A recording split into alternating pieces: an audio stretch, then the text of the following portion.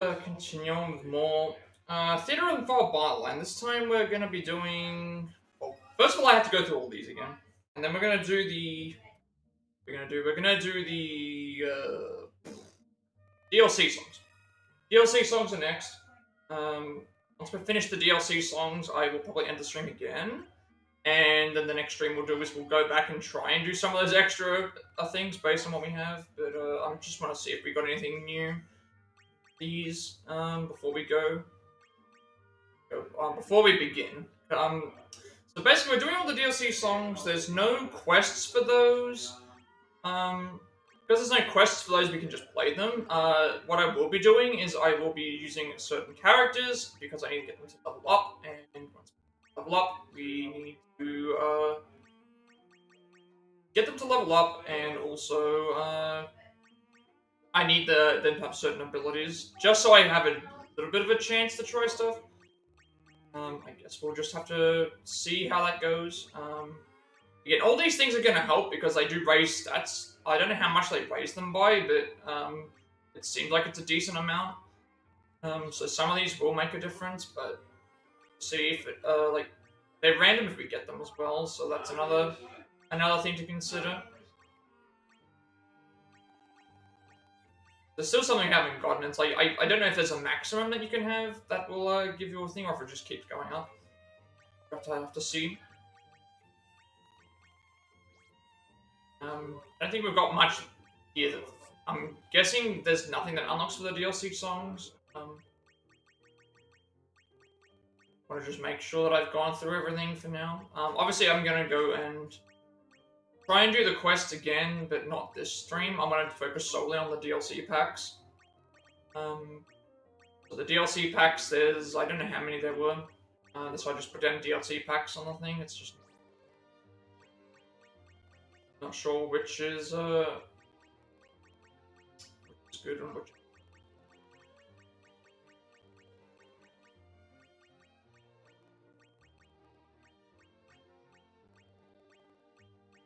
I forgot to check all these before I,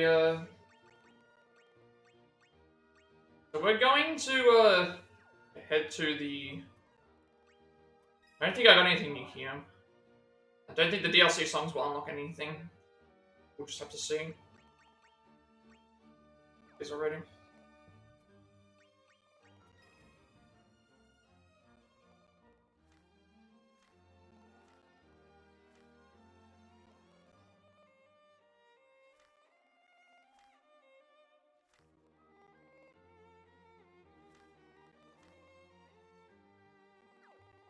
Alright, let's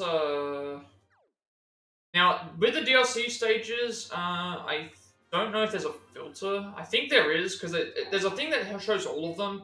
I want to try and make it so that I can check. So, we've got Final Fantasy 2, 3, 4. Okay, this is all the Final Fantasy ones. We don't want to touch these because we've already done them. Oh, there's some that we just didn't do. Oh, there's some here that we just didn't do. So I'm on...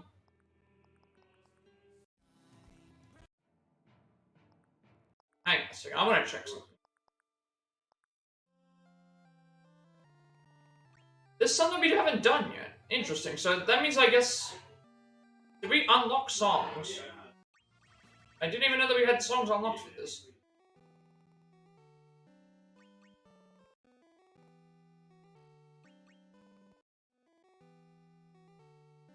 Unless it's just the... Oh, I think I know what this is. While this is going on, it's not a battle song, we can go and do like I didn't realize that these were here. So that means that, like, I guess we unlocked these themes. Because we can play them, and it just... I mean, I guess we can go and do those, we may as well. There's some here that we haven't even got, haven't even done yet. I didn't realize that these were here.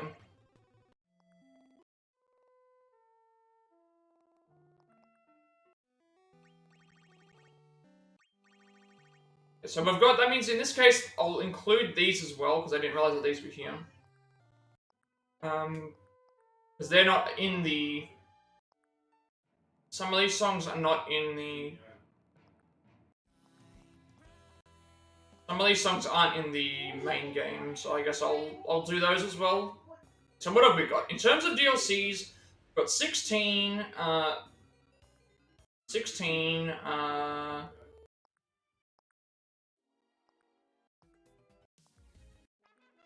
and then, like, I guess Square Enix titles is the... Square Enix titles is probably the one that's got all the DLC for everything else, so this is... I guess this is what we consider DLC. A lot... Okay, there's a lot of DLC songs. A lot of DLC songs here. Okay, so I put this down as DLC packs, but I didn't realize that there were extra songs here, so I guess what we'll do is, while we have them here, we may as well give these ones a shot. I also need to change my party. I did not realize that these were here. So... I didn't know that these were here, so we're gonna go and change everything first. So, first of all, we need to get some of these new party members up. So we want Afmal. Again, we want to get them to level 99, just so I have a bit of a better chance. We want Terra, because we definitely need that. Ace. And then I think I said I have a choice between... I've seen people use Wall, I've seen Orlando, I've seen Rosa Garland. I feel like I need to get one of these level 1 characters up. It's either gonna... I think I've seen Kefka, Mullen Garland, I've seen Kuja a couple of times. It's either gonna be Kefka, Materia... Well, Kefka or Spiritus, I'm thinking. So Kefka has Mini, but I don't know... I'm thinking Spiritus only because Spiritus will increase our magic attack power. But Materia could also be very good. It's kind of... I'm not really sure.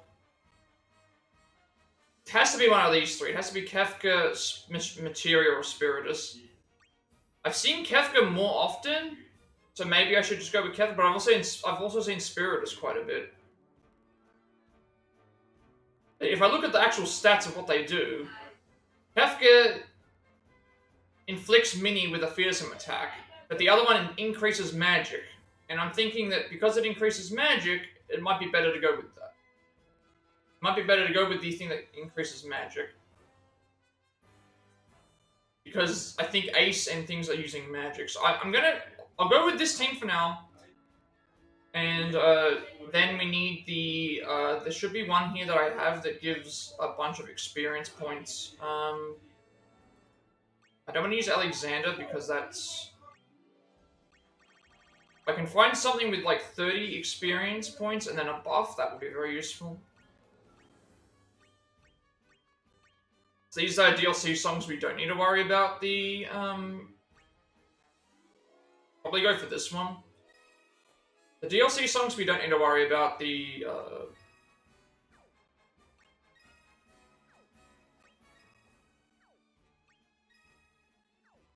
we don't need to really worry about the, there's no quests or anything we have to worry about.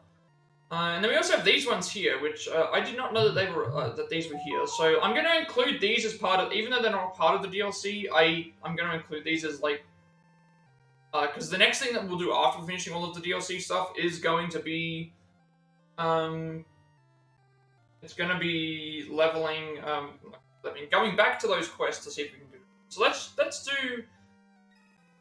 let's see how these turn out. So of course I'm going to use the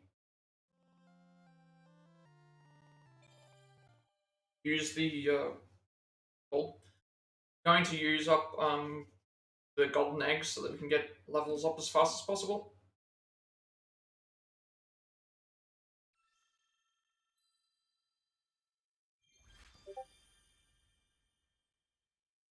Oh, this is like Guitar Hero.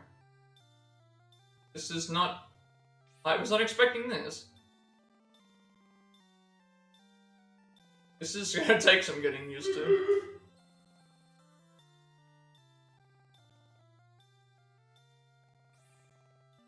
I was not expecting this. a down. I do like the. Maybe it's done like this so that we don't get. So that we can see the entire like video or something.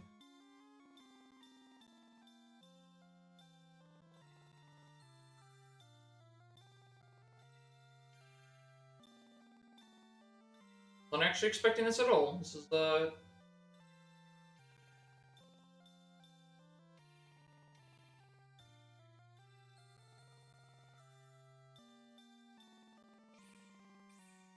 I think there's like a couple of these for each. There's a couple of these for each Fun Fantasy game, I think. So we'll give each of them a go. There's a lot of DLC, a lot of it. There's a chance we won't get through all of it today.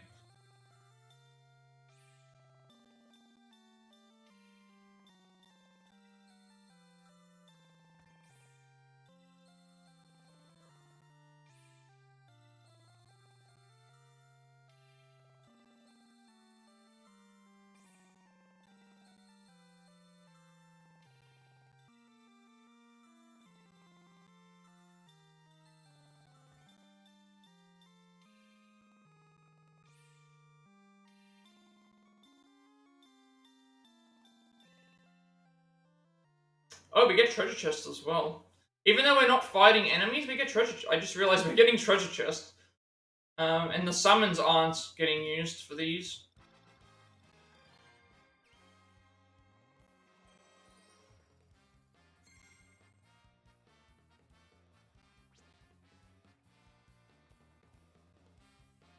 Okay, I didn't realize this is the thing as well. You can actually like change, select different songs and stuff. That's actually pretty good. Like, I guess it's because we're in the normal. Yeah, so that's the way that it is. There's no, you can't change the actual song, anything else. So, in Thunder.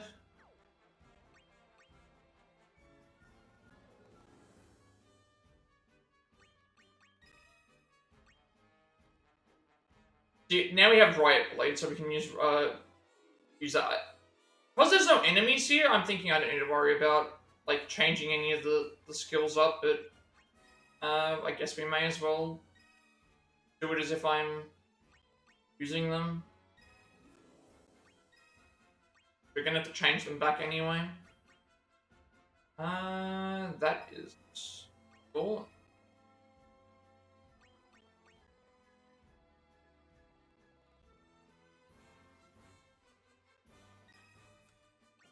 Lazara Tornado, and what does Riot Blade do again? Riot Blade is massive damage, portion to magic when a boss appears.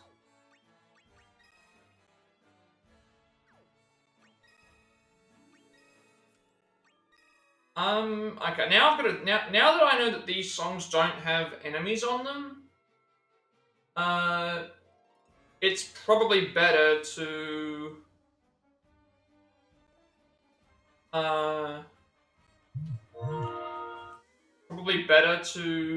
just do the, not use the summon, so that means me picking,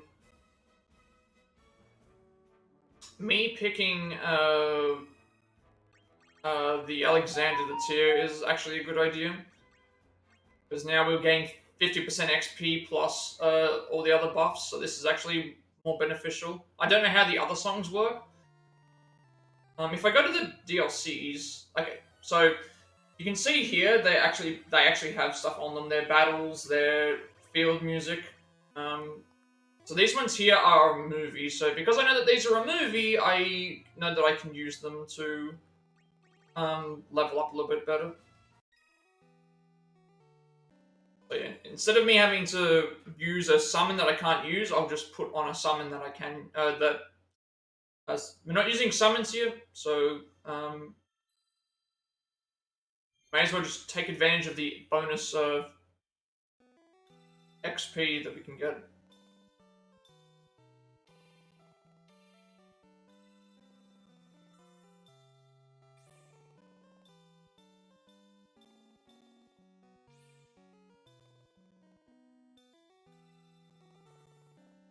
Guess that's one thing I should also mention as well, because I didn't realize this was the case. I think some of these older Final Fantasy games have at least the pixelated ones. There's like I should probably like say flashing light warning just in case it. I wasn't actually expecting that. I don't have that. I don't have things like that, but I just realized now it's like I could. Actually, now that I think about it, this is probably not a good idea for that.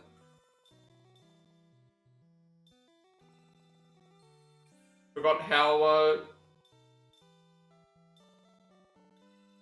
games like this used to be with the usually when you would defeat enemies and stuff, it like flash things across the screen and stuff. It's not like now where well, it's still like that now in some cases, but not. It's a little bit of a different sort of thing.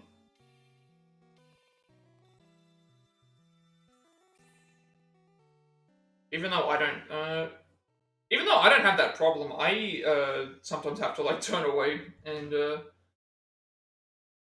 try and deal with that myself. Sometimes I'll be watching like a wrestling pay-per-view or something like that, and if there's too many flashing, like, so we need to cut cards. That's another ability we need. Sometimes looking at the entrances and stuff like that, if there's too many flashing lights, I'm like, this is actually way too much for me.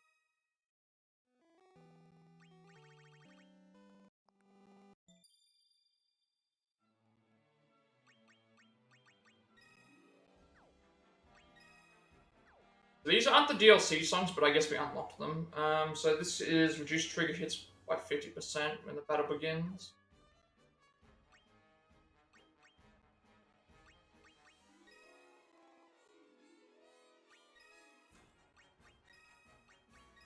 I'm starting to see why this character is considered really good, because he's getting early level magic spells.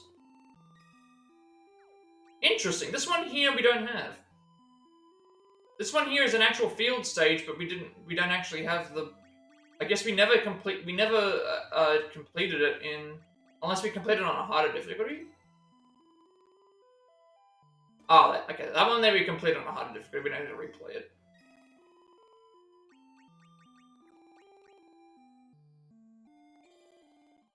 We've got 20 times 2 EXP eggs, and then we've got 50% extra on the thing. So I think we're gaining. It's like 1.5, and then times it by 2. So I think we're gaining like 3 times EXP.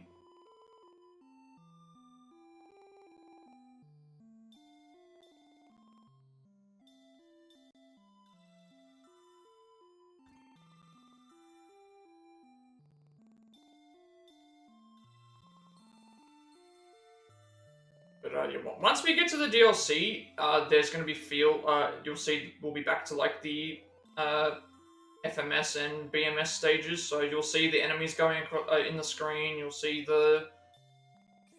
just these ones here are completely different. I didn't know that they actually existed.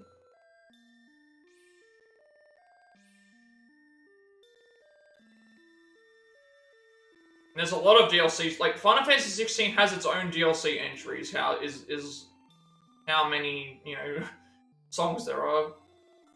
So they've definitely done a lot.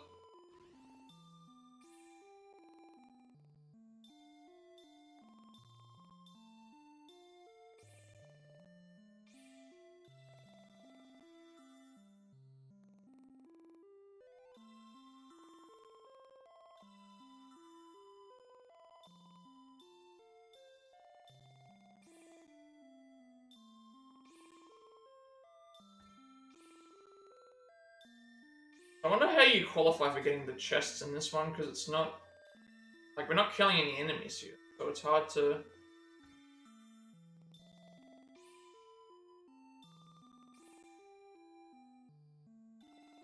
I guess this is also a good thing for anyone who missed the movies that we unlocked, because you can like check those out. But once we get out of Once we get out of 6, I feel like that should be alright. There's a little bit of a different style.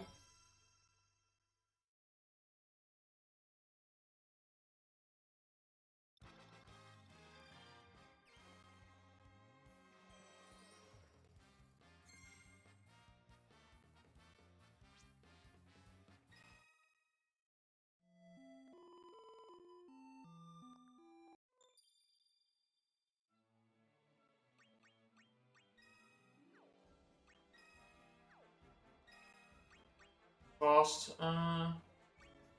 Well, again, I'm starting to see certain things now that are going to be working for us later. We've got so many songs we have to do. Hopefully, it's enough to get some of the characters up. I want to get them to 99.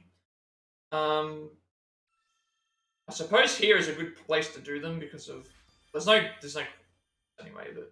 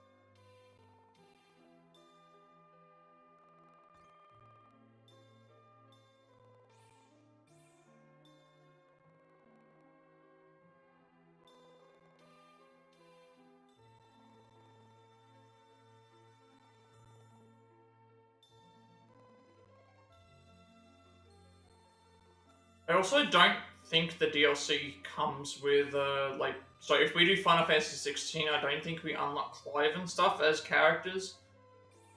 Um, I don't think that's how it works.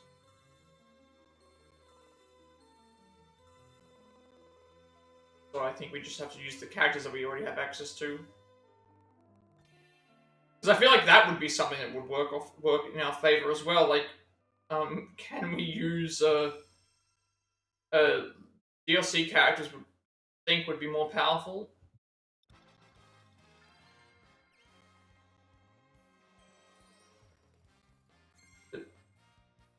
Because if that was the case, I would definitely go and use them. I would.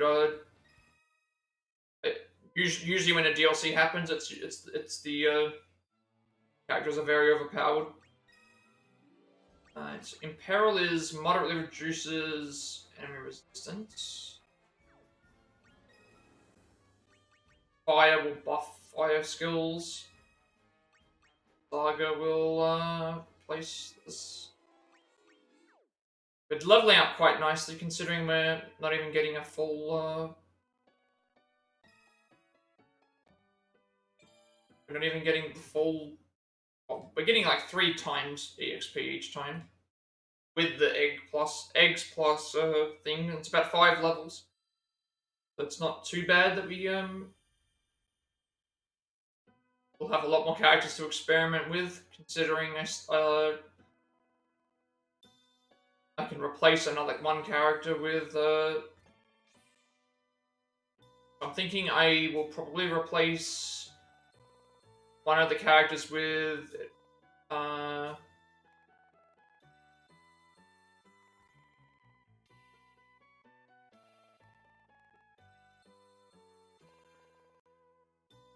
probably do use Kefka or Garland, perhaps.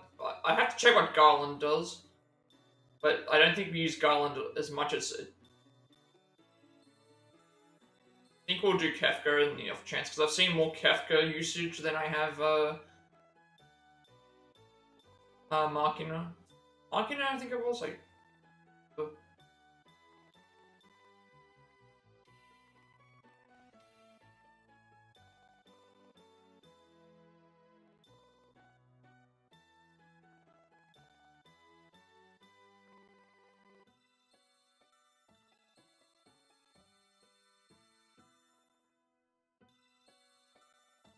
But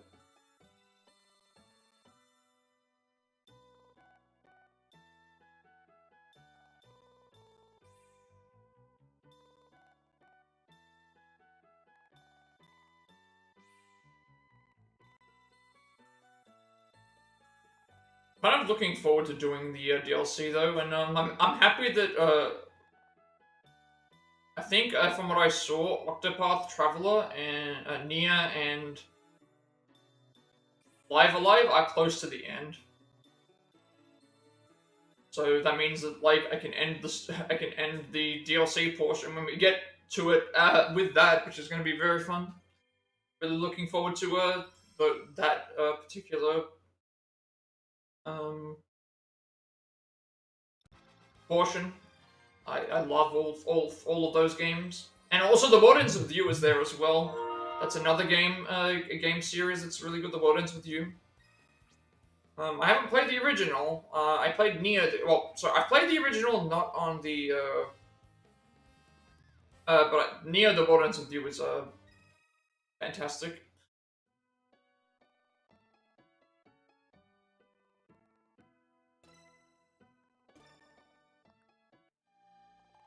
So this is for six. So we're on the last of the. We should be on the last of the Pixel ones. So probably don't have to worry too much about the as much flashing lights. But more so just transitions, if anything. Everything else is well, 7 and onwards. What is it? 7, 8, and 9 are well, 7's polygons. 8 is polygons as well. 9 is I guess 7, 8, 9 are the Polygon trilogy, and then 10 onwards is 10 onwards is the more 3D model thing. So it's a lot easier on the eyes in terms of graphic stuff. I shouldn't have to worry too much about like a ton of flashing lights.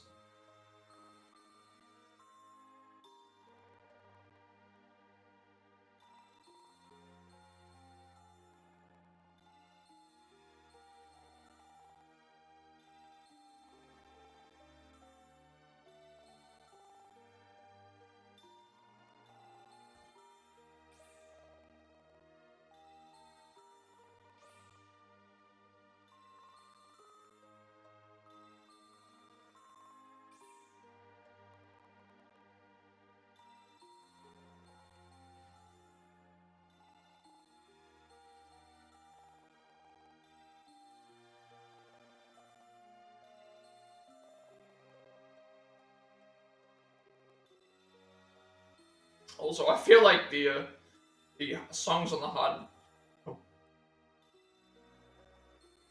Actually, you know what? The songs on this, like, because this is more like Guitar Hero, I could see people having an easier time completing these on the hardest difficulty because Guitar Hero is already kind of like this, but again, the difference between this and Guitar Hero is you're at least holding a guitar with that case.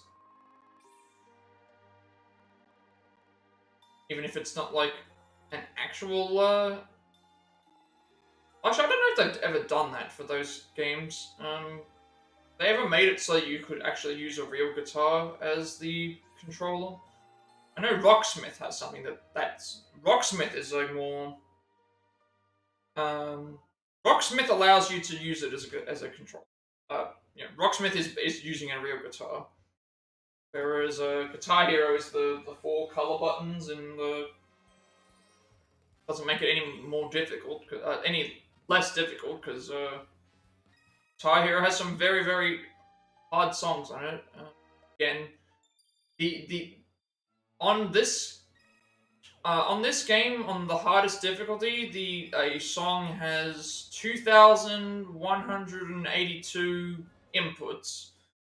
The One-Winged Angel, Advent one from was it Advent Children? The Advent Children One-Winged Angel theme has it's 6 minutes long and has 2,182 inputs on the hardest difficulty. Uh, Guitar Hero, Through the Fire and the Flames, the Dragon Force song, has on the hardest difficulty 3,200 and something, I think. Maybe like 3,289 or something like that.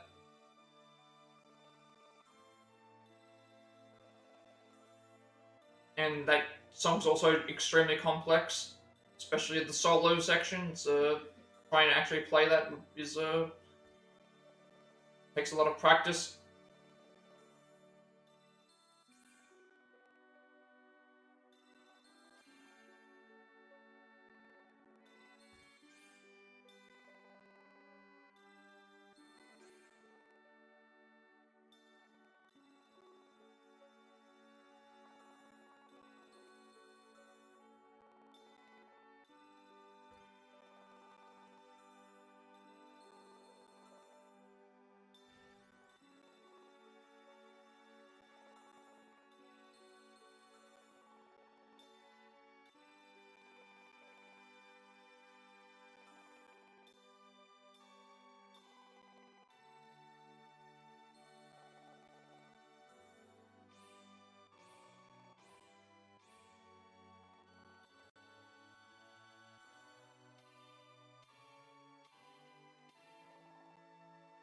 Happy after playing this that like I appreciate some more songs.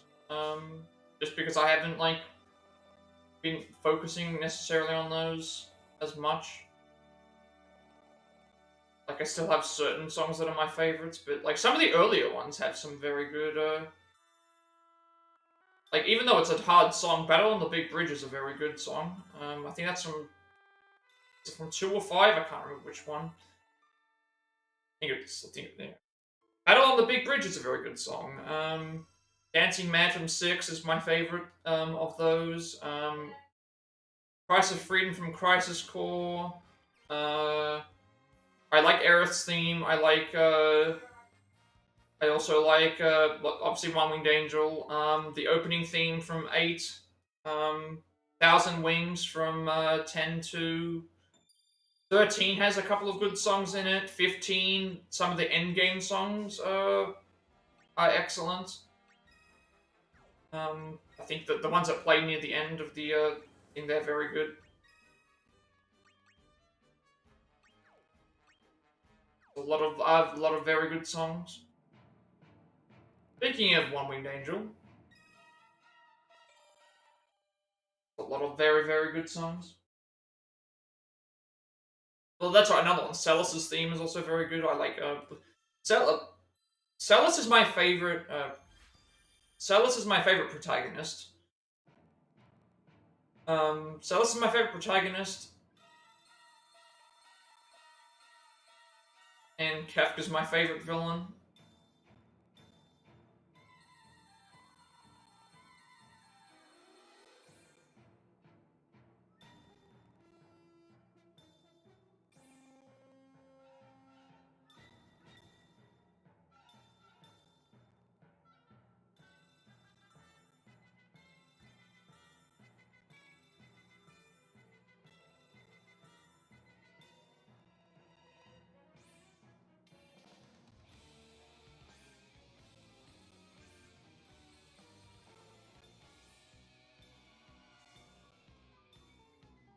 I gotta say, this is actually kind of difficult to do while the movie is playing.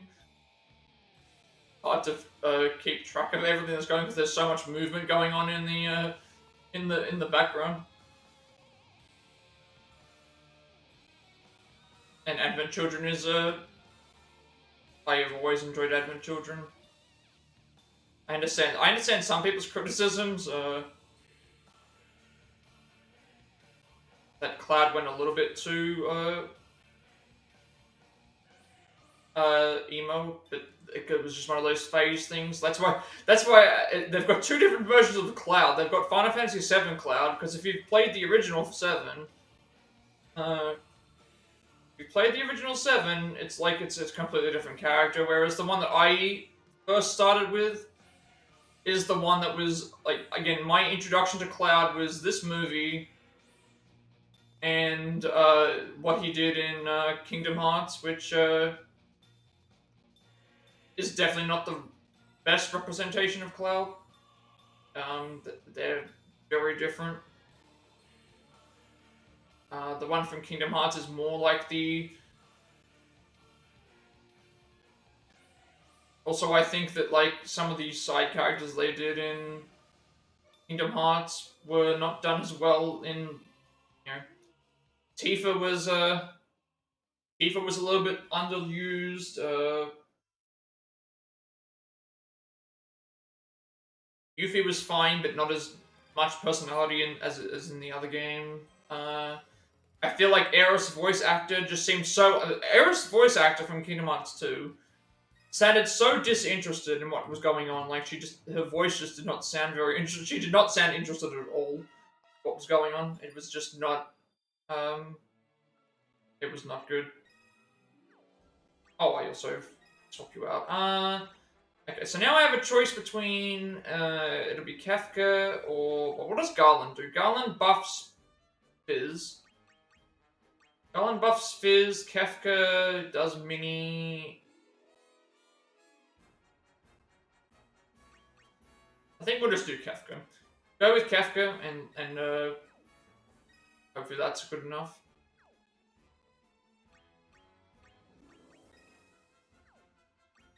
We're already level 57 with Spiritus, and we haven't even finished using all our buffs yet.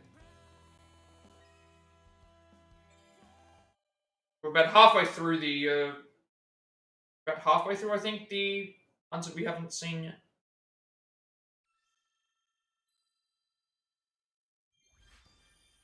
I don't remember this song.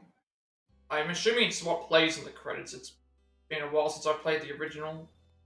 So then, since I played the remake. Wasn't even streaming at the time.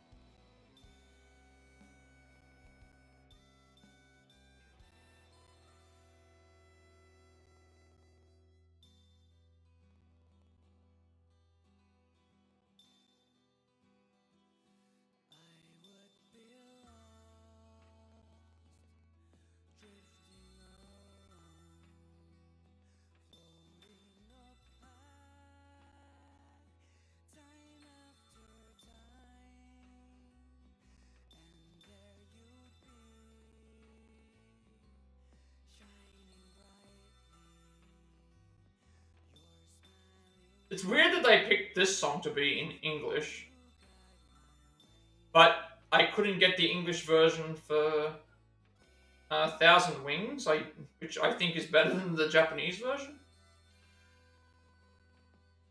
It sounds like there's more passion in it. I don't know why that's the case.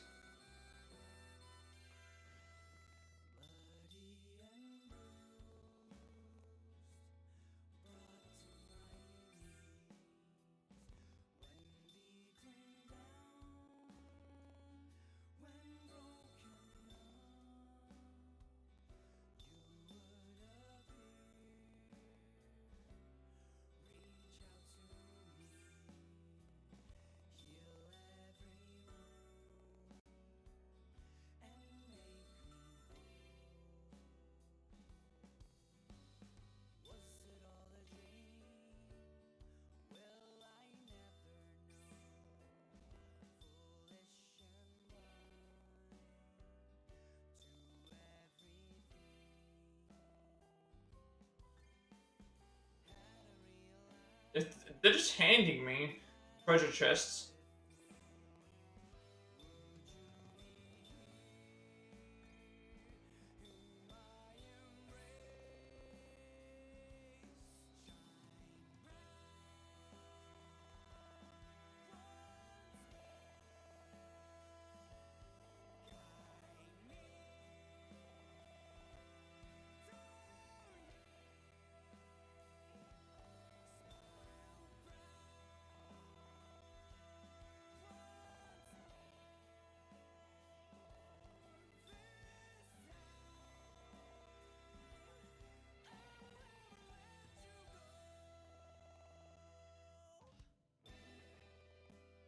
And of course, they're not gonna have the other one in either.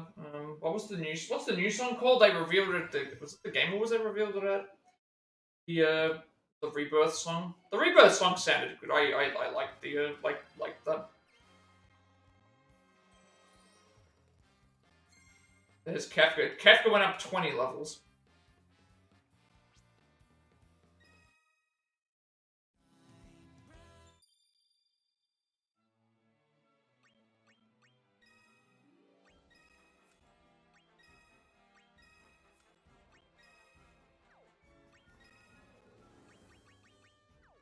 We got Tolerant Wisdom, which is something that we needed. So that multiplies damage to party leader deals with magic by 1.7.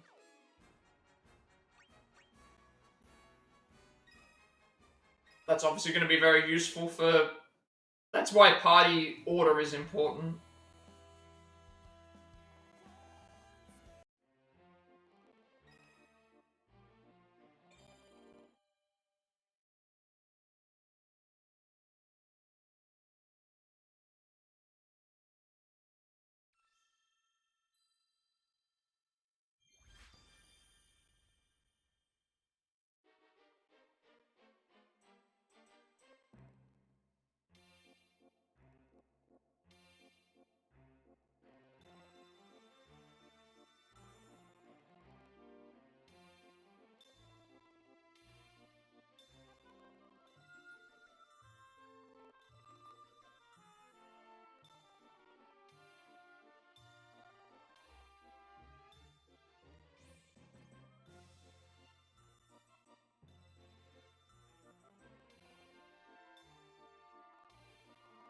This one's a little bit like watching all the movements. It's also like kind of distracting.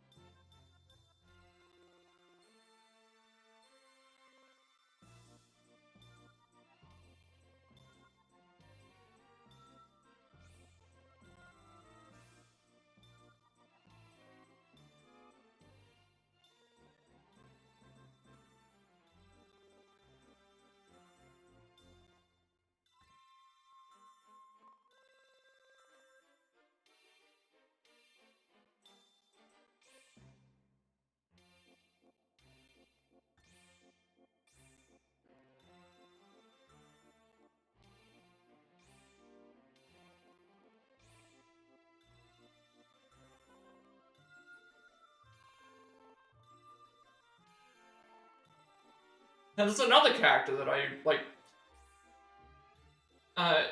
Even though I didn't really think that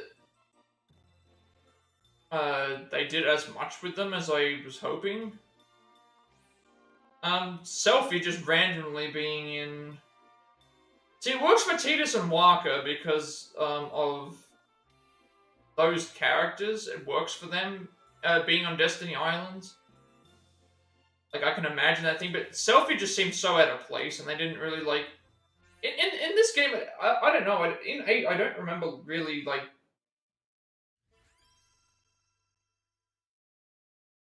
I don't think my opinion of Selfie went up after playing 8. Like, it didn't really bother me that they were there or that they weren't. Like, I just feel like it was one of those things that was just not, like, she could have been...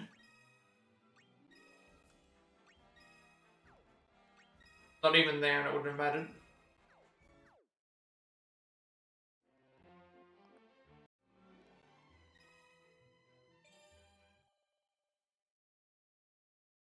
And looking forward to the DLC. So I think 16 will be first.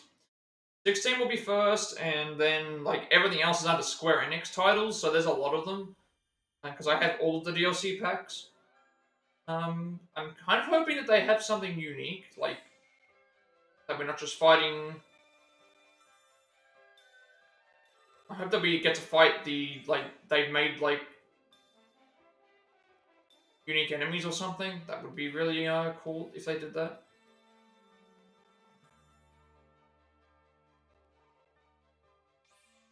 That might be a little bit too much considering you don't get any bonuses for and it doesn't look like there's anything that's listed in the DLCs.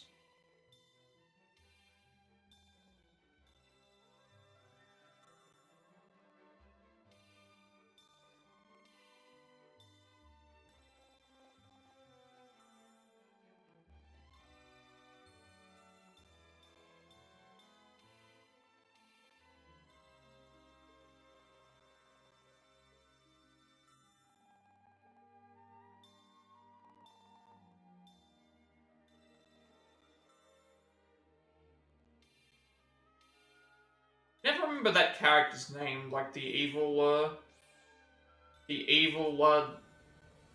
vivid looking character. I haven't played 9. I know that Necron's the villain. I know that Kuja is like the antagonist, but not like the main villain. I remember. I think it was like people were Nine's villain. The way that the end game people didn't like the way that it turned out.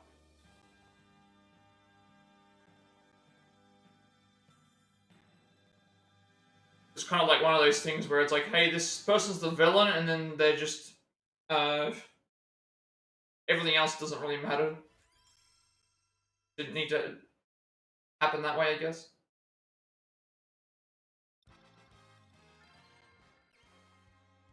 I often see Necron. Well, I think Xdeath is. I don't know if it's Xdeath or Necron that people consider worse. I know Xdeath is also the same. People don't like Xdeath either.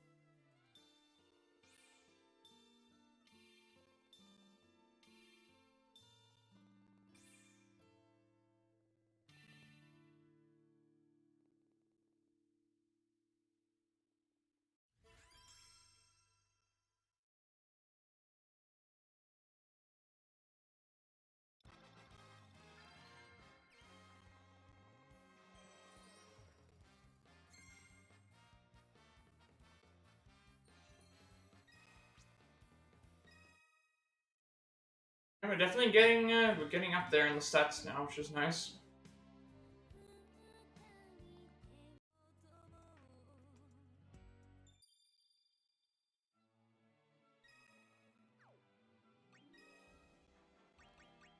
I can definitely see these being useful, like, now that I'm getting them much higher up to the thing, so I think I have made a good choice in picking these characters, I guess. Start with, at least.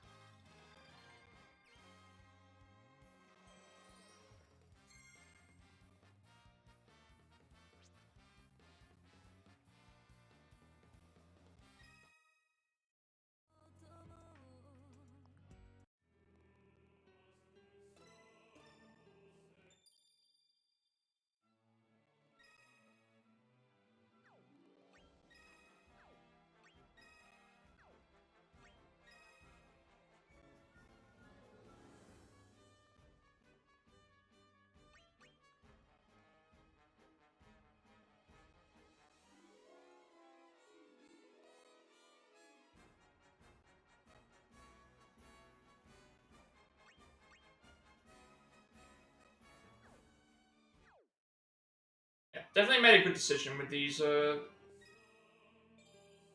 things. Keep an eye on keep an eye on the when it comes to, like, once we've got some of these ones up, we will I'll probably just put in some that I've seen sporadically throughout, but not ones that are necessary, I guess.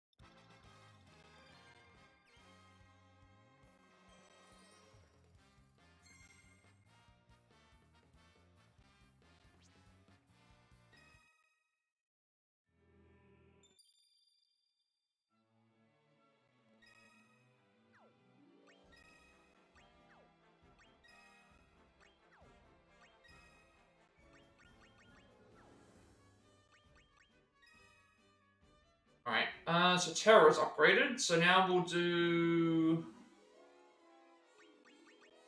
Okay, either gonna be Materia next, I think. The Materia increases the party leader's physical attack. Garland buffs the entire party.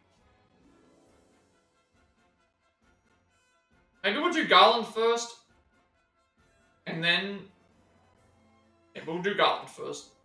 Some of these ones here are kind of like pick and choose between.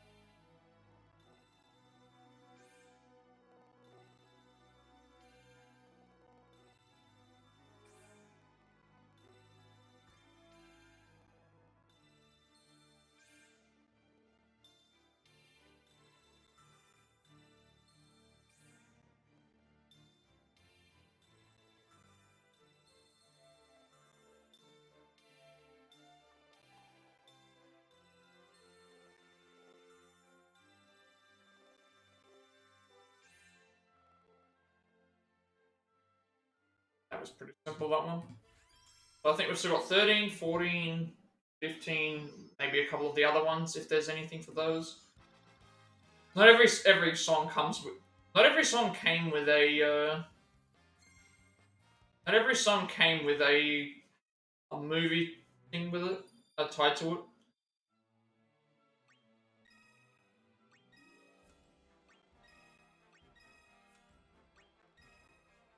Okay, Harless Angel inflicts minion deals more damage in proportion to the user's magic.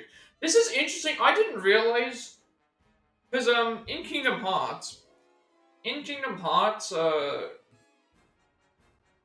Sephiroth's like ultimate move that he can do is called Heartless Angel, which puts you to 1 HP and gets rid of all of your MP if you let it go through. So I always found that interesting that that was essentially stolen from another character. Okay, who have we got left that could be of use? Kuja raises party magic, offers offensive skills. Arania is physical. I'm thinking we'll just go for Materia. I also haven't been using my buffs either because I want to make sure I save them when we actually do need them. Yeah, I know I put this down as saying that we were doing DLC songs. We will be doing those. I just didn't see that these were in here because they didn't appear in the actual main game. You can also do the DLC songs in endless mode. I figured out.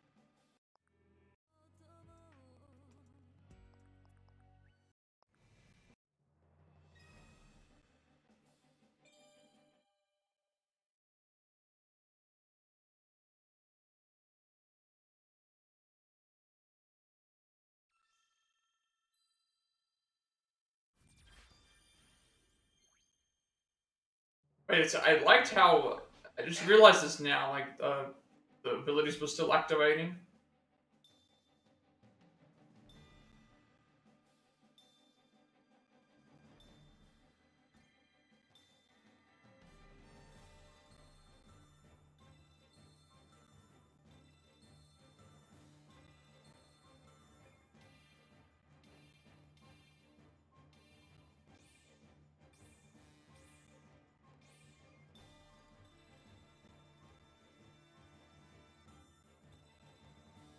Should I also be using? I just realized, like, since there's no enemies in these sections, should I just be? Should I be using the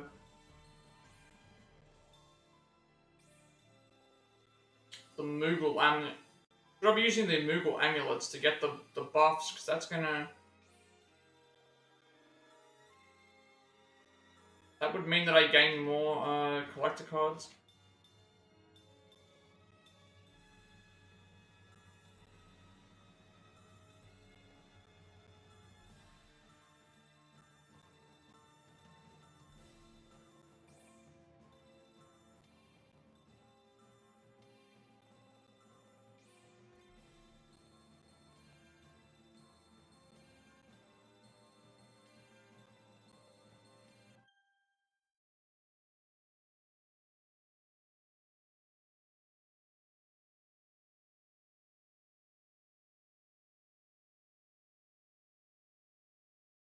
I just realized what I could have done because in these sections here, I could have done a what is it?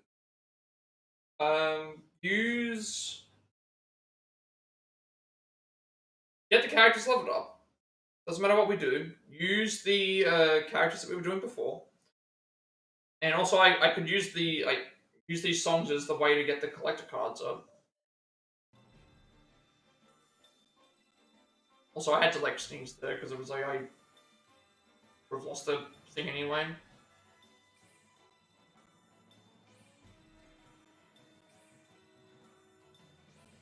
So yeah, what I probably should be doing is using the collector cards here, but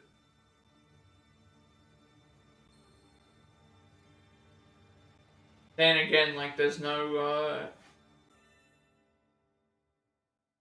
if I use that one to get more collector cards, there's a chance I don't get certain items. So maybe it's better to just leave it as it is. Like the reason I'm doing the extra buffs for the experience is because using the experience ones here doesn't matter.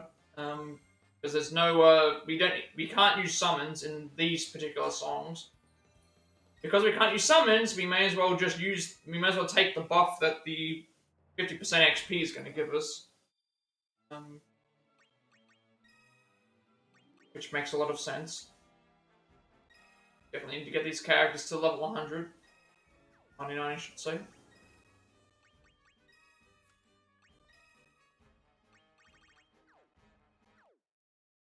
And then also, I think the other reason why I wouldn't use that is because we are gaining. If I use the one to gain more collector cards, yes, there's a chance I get those things. But if those characters don't get things, whereas here, me not using these, I've already gained several of these that I can use. Each of these increases whatever we can increase characters' HP by 200.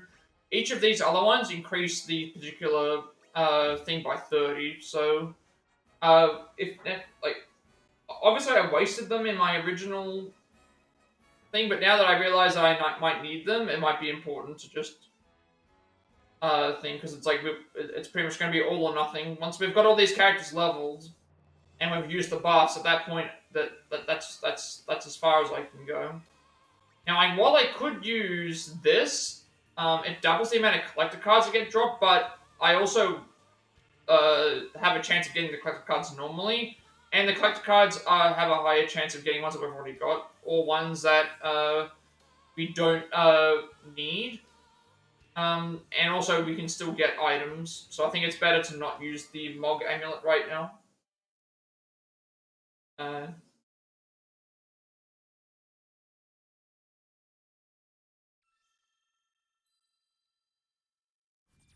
If I reach 99 of them, I might just use one, because it's like we may as well, because we can't get any more.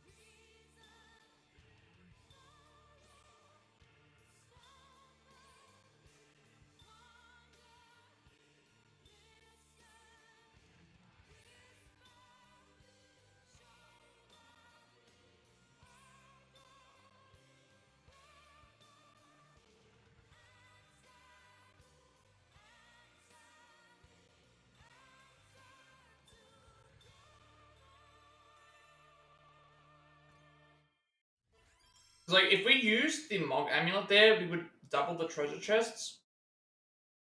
But then we also get more things. It's like, I want to get a mixture of items, because I can get a mixture of items, summons, or collector cards. So obviously, like, summons could still be good if we get something that's better. Um, as you can see, without me using any of the items there, we got two collector cards that we hadn't had before. Obviously, that's going to make a difference. And then if we get items, we can get items as well randomly from using just playing them as well.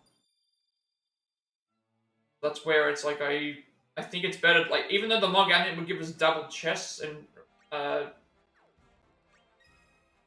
well, it doesn't give us double chests. It gives us more collector cards dropped. I'm not necessarily looking for the collector cards.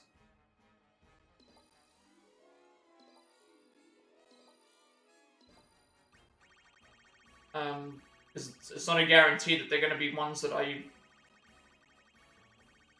want.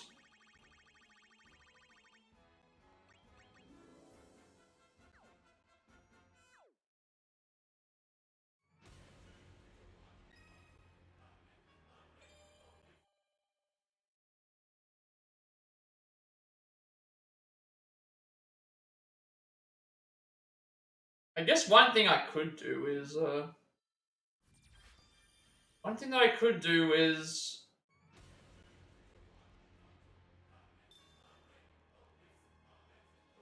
as like before we go and do the quests, I could probably go ahead and use all those to get as many cards as possible. That way, it's like we've got no other. We've given our all for everything. Like it's, we'll find a good like area to get the. That would be once we finish all these DLC songs, we have all the characters that we want to use. The only thing at that point will be making sure, seeing what teams we can make,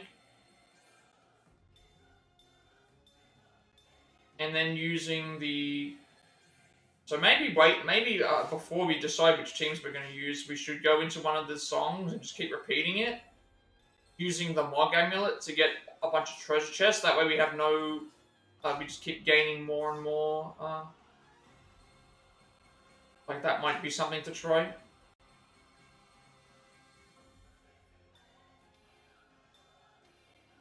Then that means we have all those chests that could give us the collector cards and the boosts.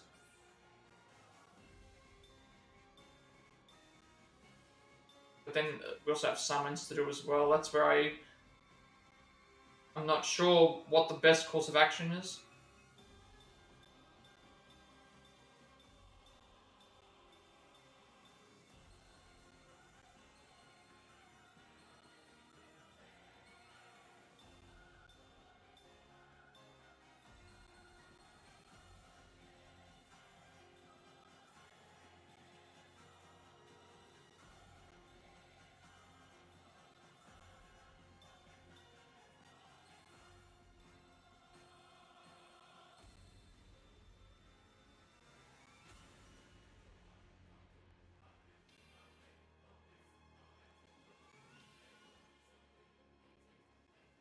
Yeah, once we've done the DLC songs, we'll have all the collectibles we could have grabbed at that point in time. So then we'd only need. I'm hitting left. Going on here.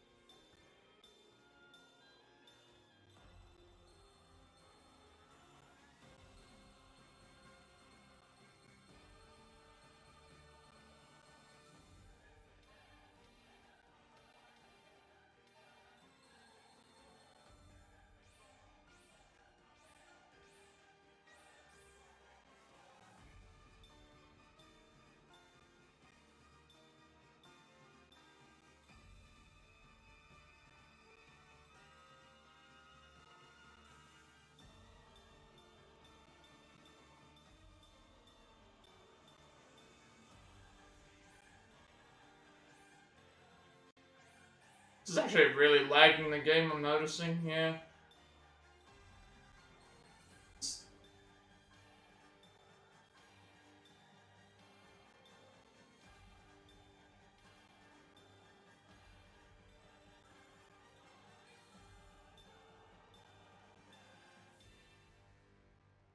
Notice that now, the game's lagging, it couldn't handle it.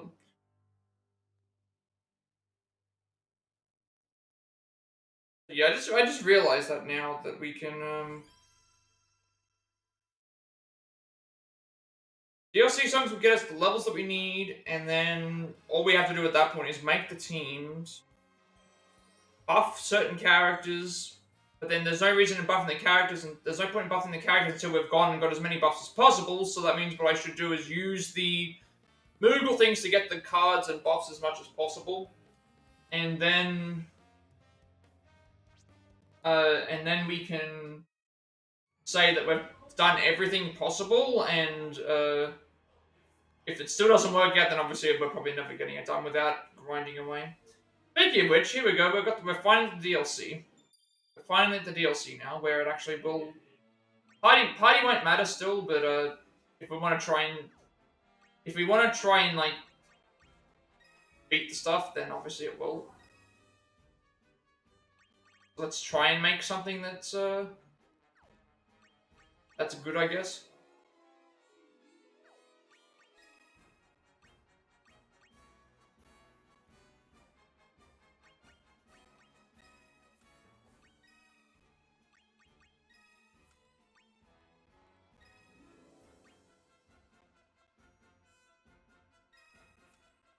Finally at the DLC.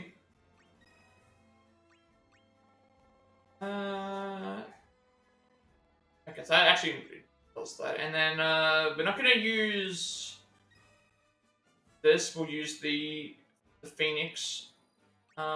It still gives us the damage, the experience boost, but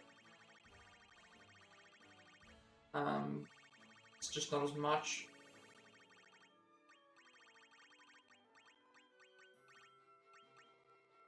Also, this increases item drop rate. Alright, we'll just go with this for now. Like, I'm not, the buffs again, we've kept a lot of them as well. Yeah. There's still gonna be a chance we might get through because I don't have Provoke anymore, but, what can you do? I was trying out all these different things, and I already wasted a lot of the boosts that I had, so, guess we'll just have to go with what it is. Now we're finally at the DLC. One of the DLCs. So all of these are Final Fantasy 16 songs.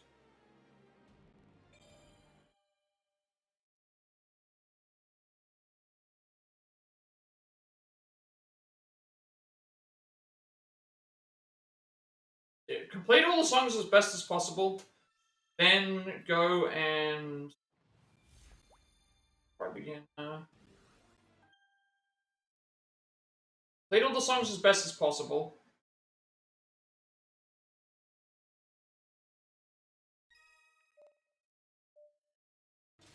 Then we'll go ahead and grind the Mog amulets out so that we have as many buffs for our characters as buffs for the summons, buffs to damage on the enemies.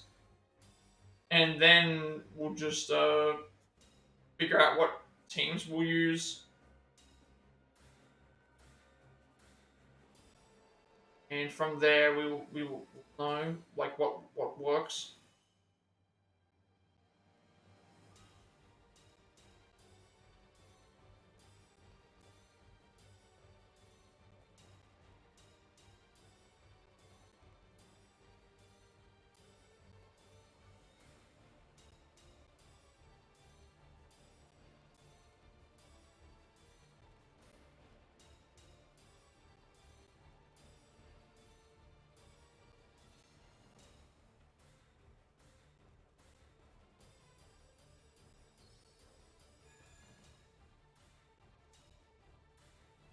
We have like 80 something Mog amulets, so we're gonna use the Mog amulets. We may as well.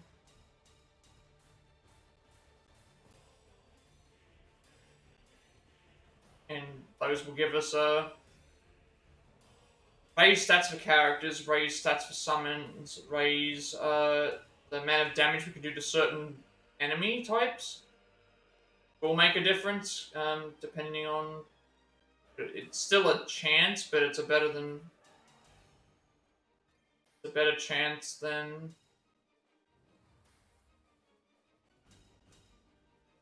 What we had before, and that way we can say we've done absolutely everything possible.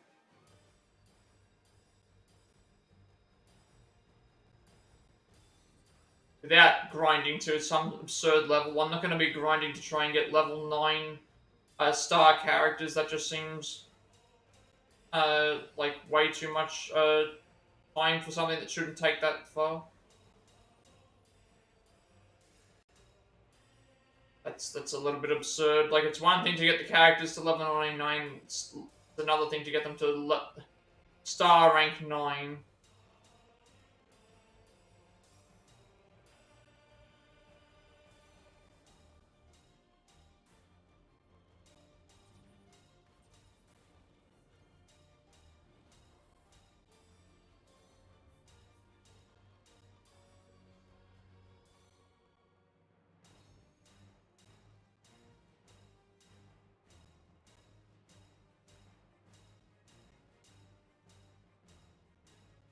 But apparently with the chests, there is one level that you can do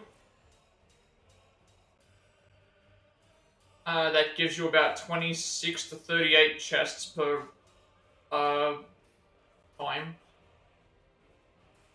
So if that's the case, that's going to be very, very lucrative.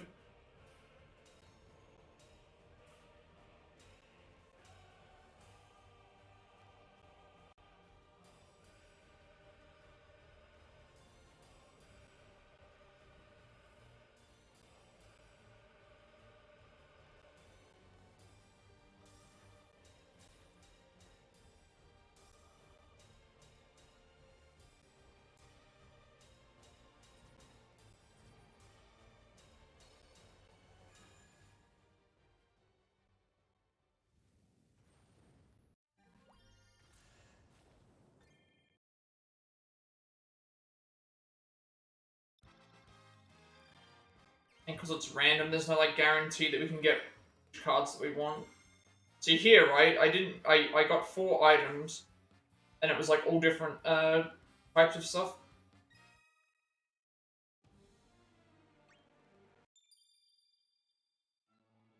Whereas I can put the collector card one on it, and it'll give us a slightly higher.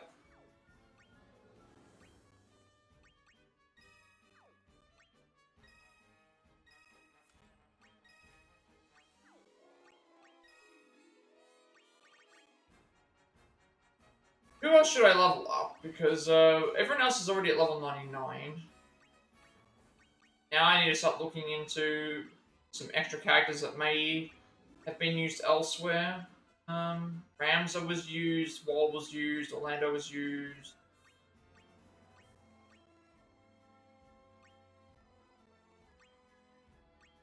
Ruja was.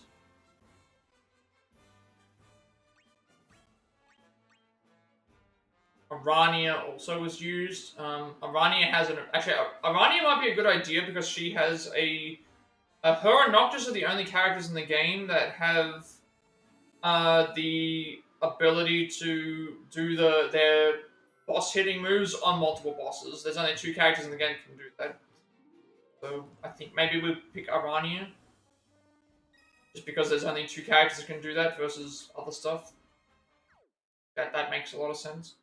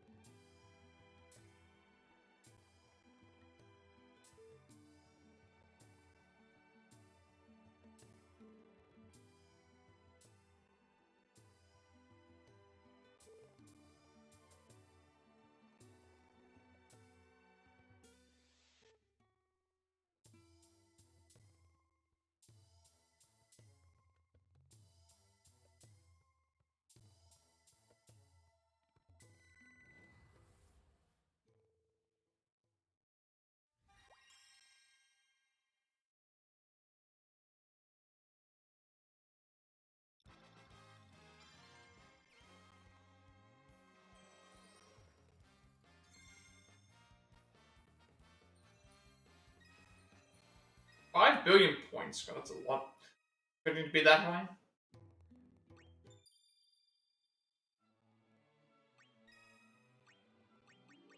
Yeah. Good.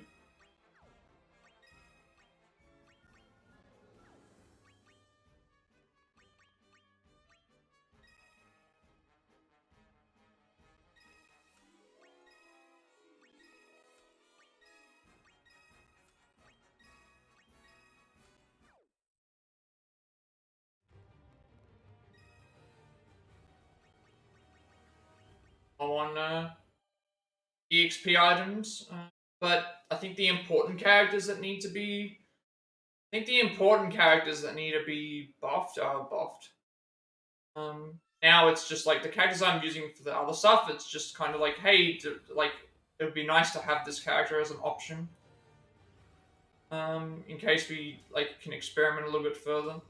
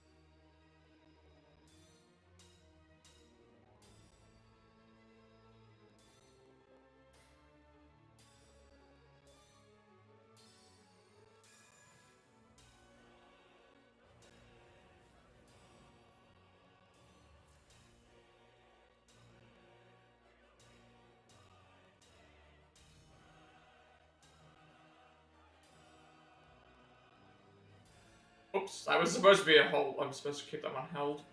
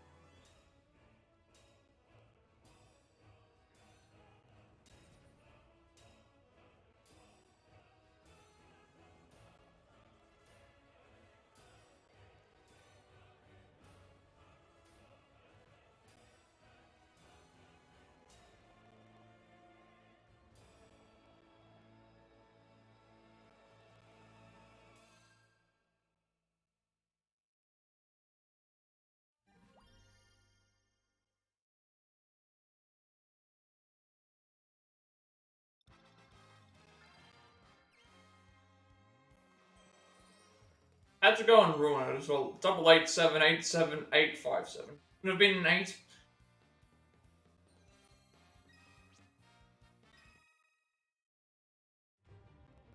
Did come close to all 7s, I think, at one point as well. I don't even know if that's entirely possible. The deranged soul is multiplies damage the party deals with physical ability. So I made a good choice by having Garland in because this is a good ability. I think someone else might have that as well.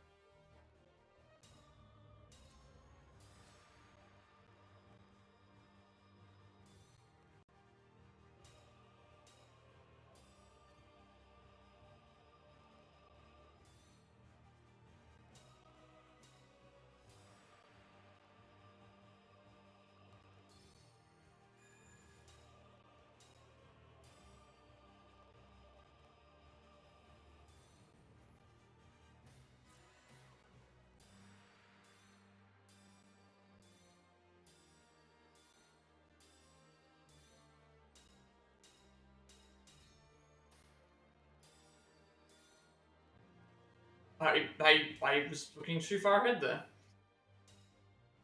I was looking at the and I saw the arrow, but for some reason was like I had to push the arrow now, but it was like no, there was another button.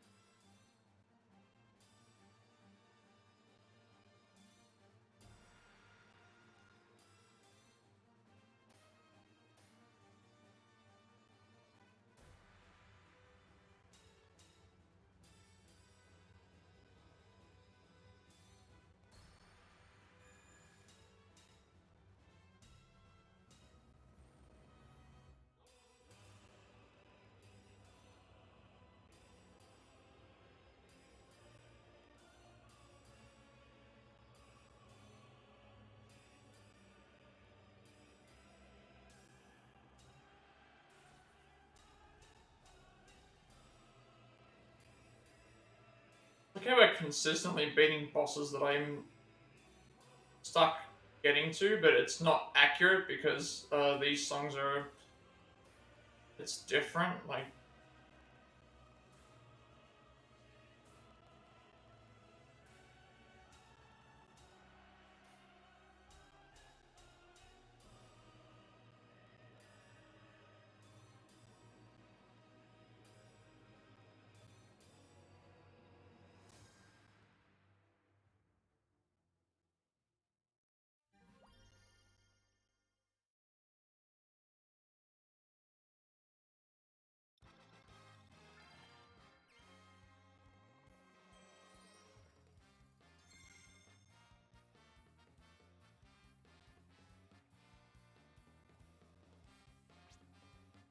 even at a 2.6, we're only gaining like one less level.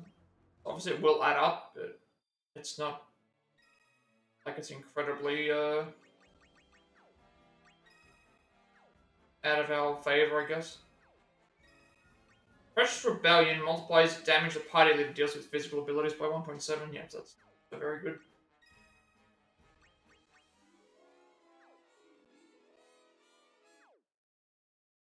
I did make a good choice with that one as well.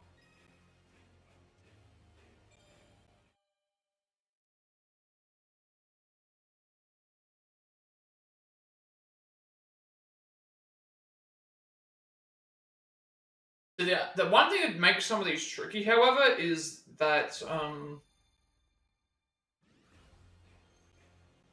sometimes you can have the team that works, but the composition of the song is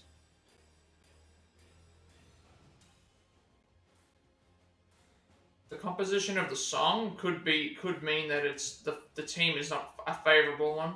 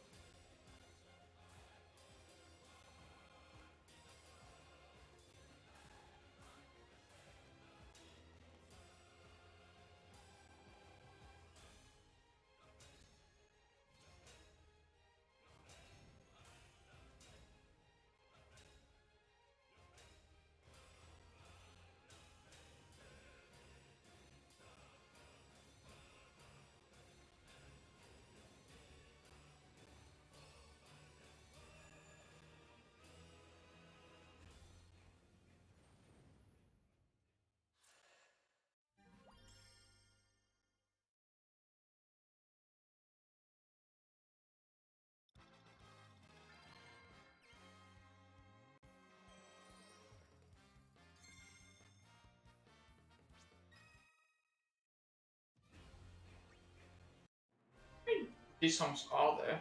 11? 11. Okay, there's 11 songs in 16. Then a couple of other ones.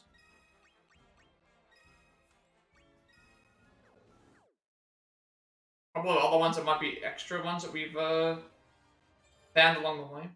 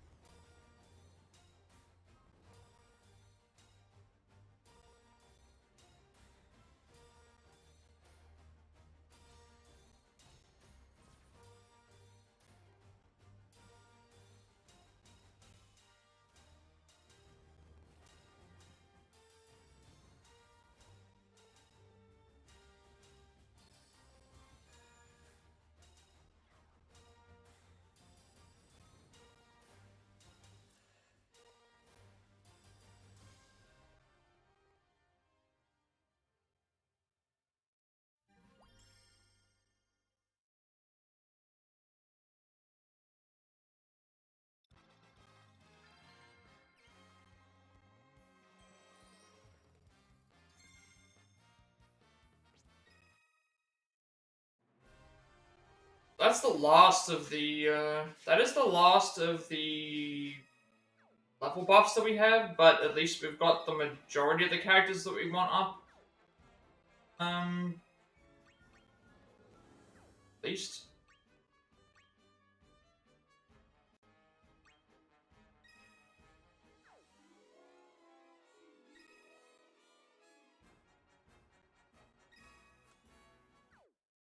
Yeah, so from now it's like just gonna be slower.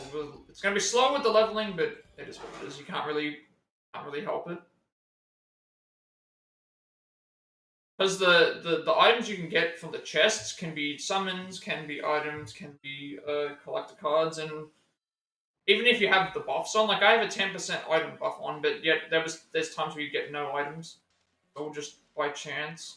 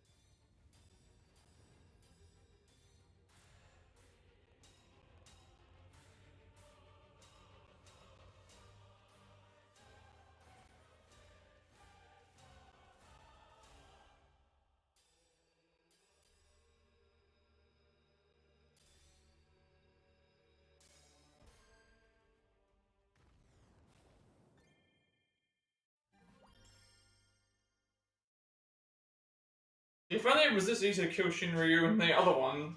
The thing was like the DLCs. It seems like they've made it really easy to do that. But it's like can't just translate that over to the other game. Unfortunately, you can't translate it over to the other game. The missions quests.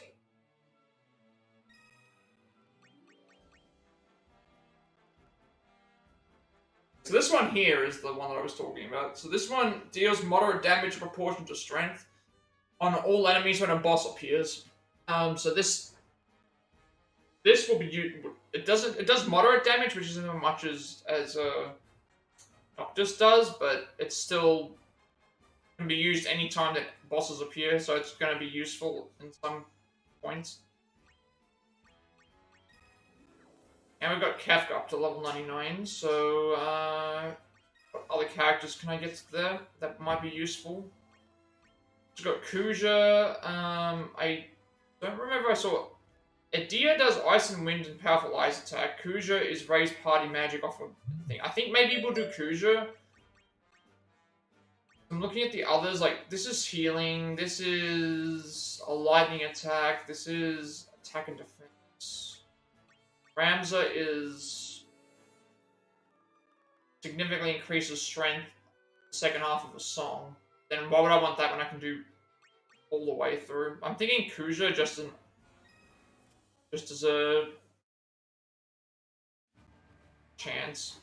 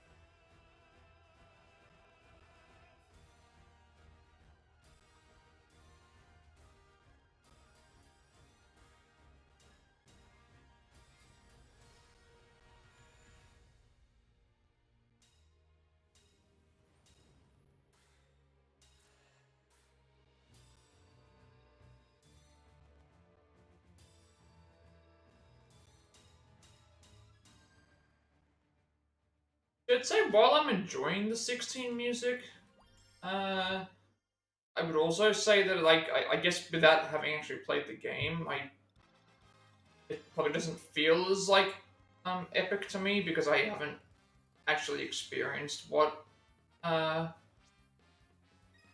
made the game like where they're from, and I haven't heard like enough, I guess. Like, it's not that it's bad. It is an enjoyable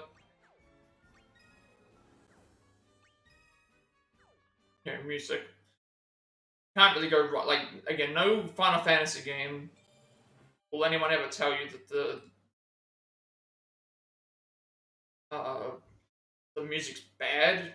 Usually pretty consistent, but just some are better than better and more memorable than others are. But just one of those things. It's a consistent like, even the 8-bit ones, the pixel remasters and stuff like that. Like, they still have content there that's gonna be that people are gonna enjoy.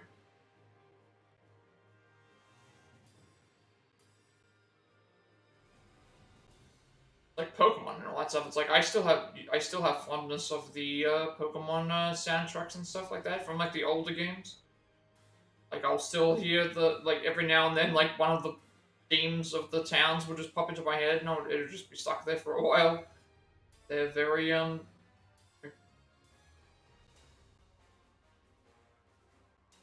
some ways being basic is best.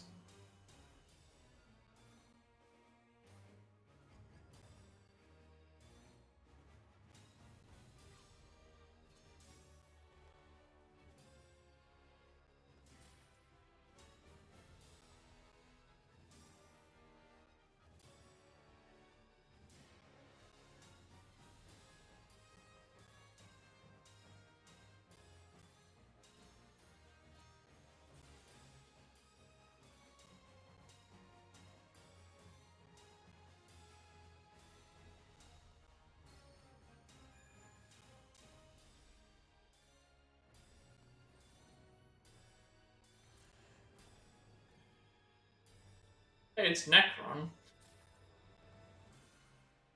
Probably be able to defeat him here, right? And we'll be able to beat him, and then it'll feel like we've had this great achievement. But it's how it works.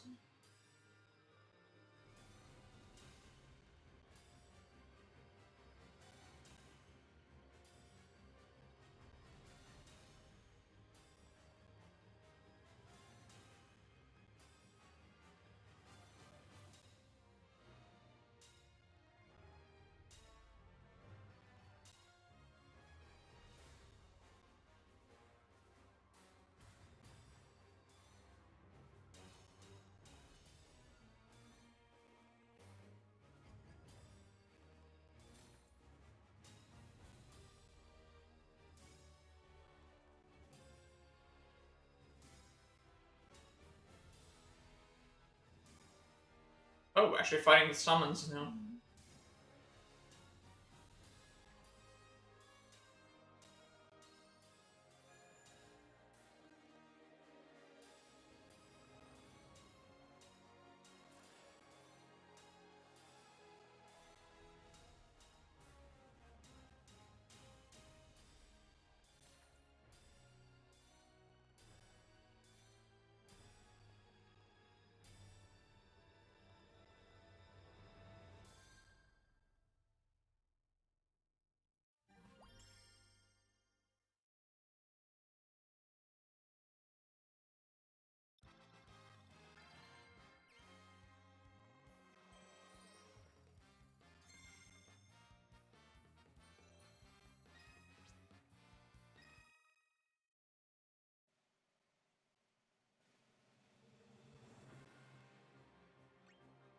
Okay, last last song for 16. Last song for 16, and then we can we go back for a couple of other we'd go back for a couple of other things, but we're nearly done 16.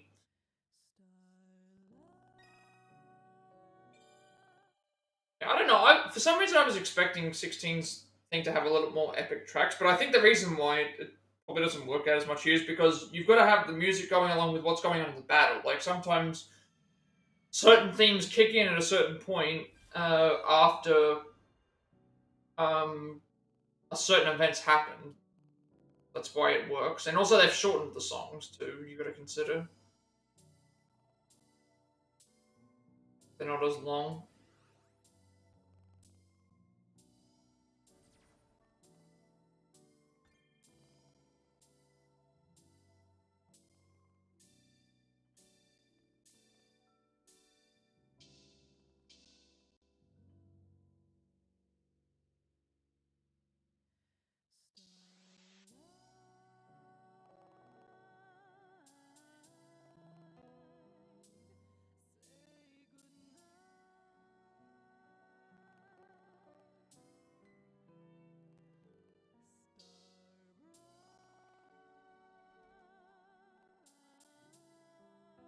Really, that was a bad.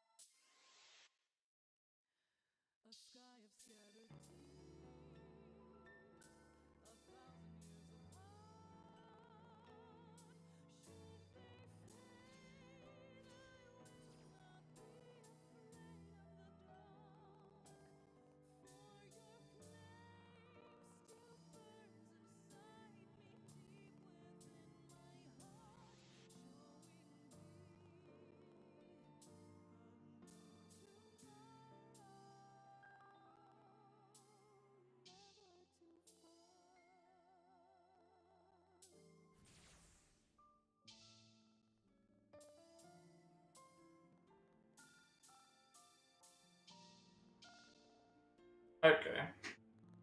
There's something wrong with my this analog stick now. I'm noticing the left analog stick of this one is now also. I'm noticing it's not registering the left button when I do it.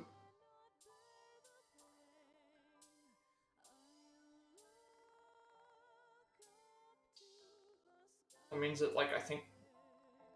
I don't know. Yeah, when I can't remember which ones go with what.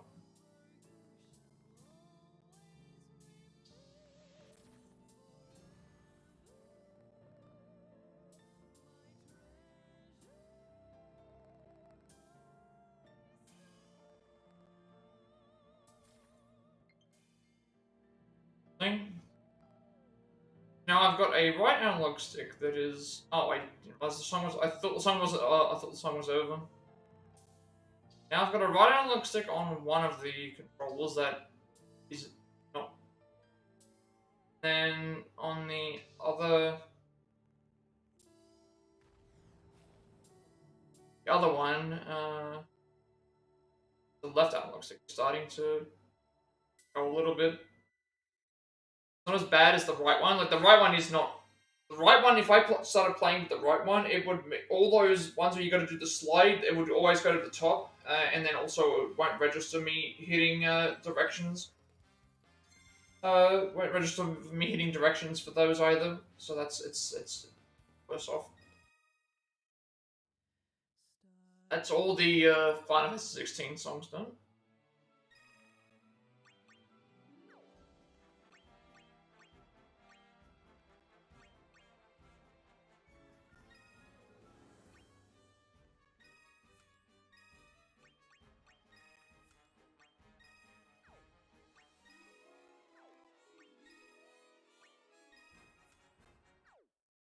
Now, I think there's a couple more. Might be a couple more that we have to do with the movie. We'll go back to the old style, and then we have all the Square Enix titles, which is all the DLCs. There's a lot of songs there. I don't know how many there are off the top of my head, but I scrolled them down. I scrolled down them very quickly just before we started, and it's like, yeah, there's a lot.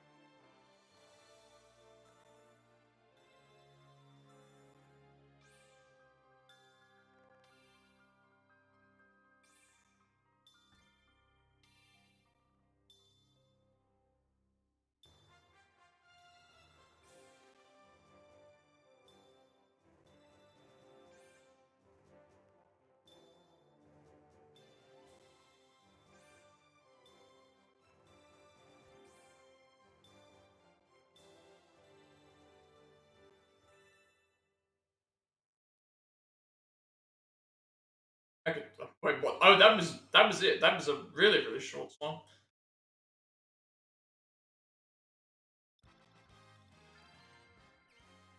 I was just starting to get into it. It's like that's that's the end. I like how you can separate it in between like oh tower and theme music. It's like that's got like different categories and stuff.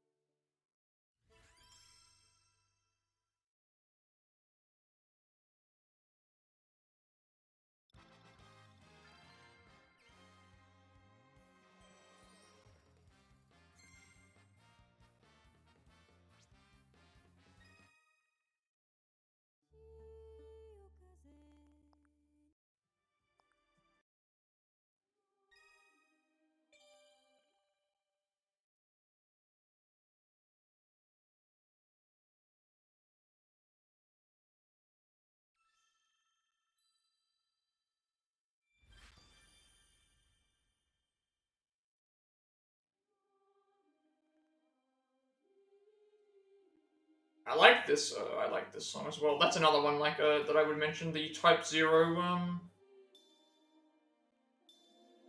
Type Zero opening theme. Um, Especially if you watch it like the actual opening, like it fits really well, I would say. And I think there's like a like midway, a random midway through, they have like another cutscene, similar thing where it's also very good. Not a lot of people have played Type Zero, I don't think.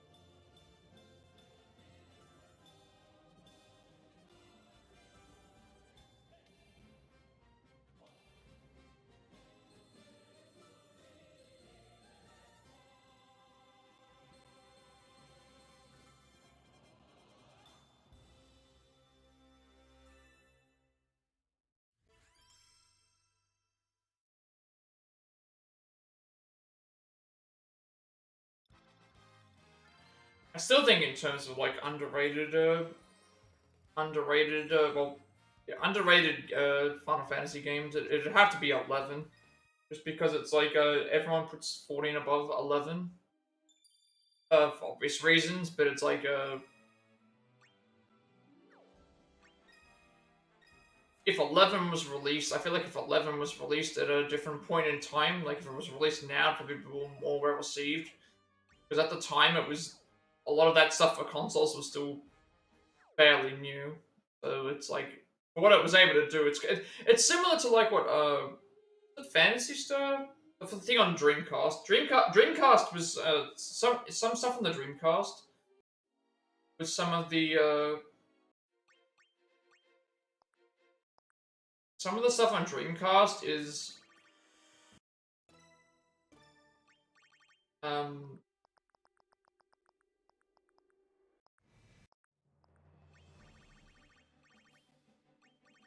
I have to check something. Some of the stuff on Dreamcast was really innovative for the time. Um, got some of these. People, people forget about how innovative some of the things the Dreamcast was able to do. Obviously, it was like released in a period of time when it was hard to do a lot of that stuff, but the fact that they were able to do it was, I think the Dreamcast had like the first console like online MMO multiplayer kind of thing. I think it was Fantasy Star Online or something like that. I think it was. I believe that was like the first of its kind for a console, um, and it was on the Dreamcast of all things.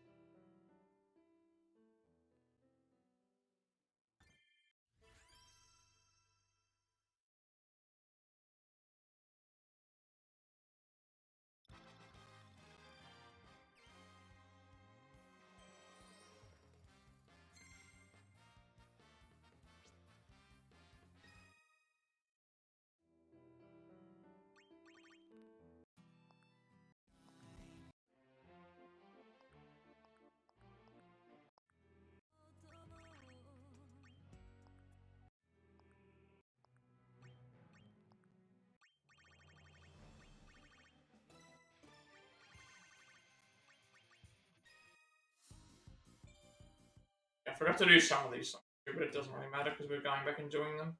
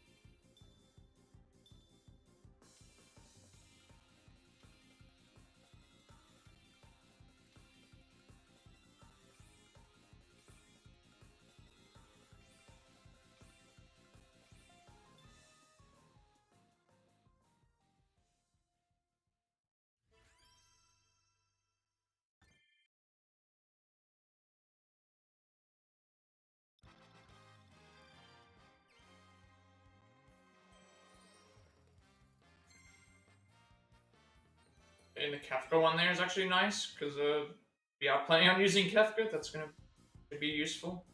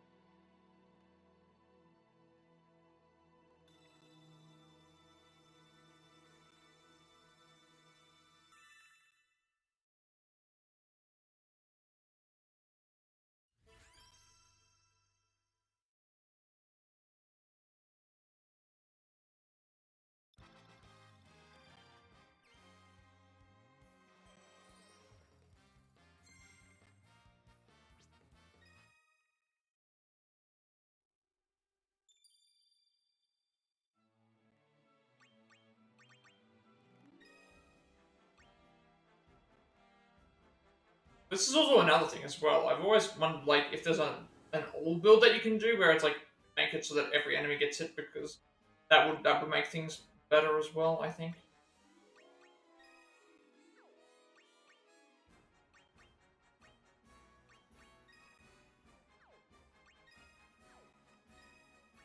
It increases summon gauge.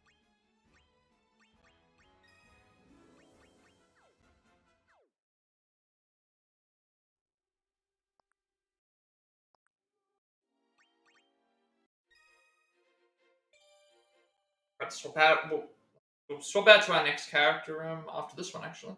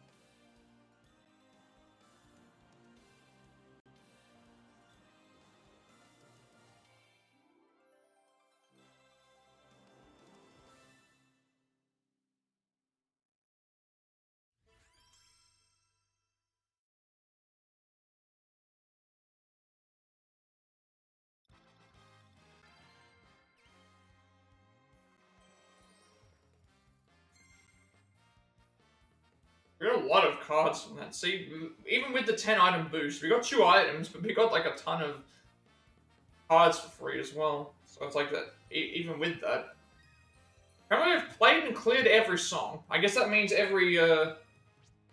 played and cleared every song in the main game. Obviously the DLC songs are separate. Haven't done those yet.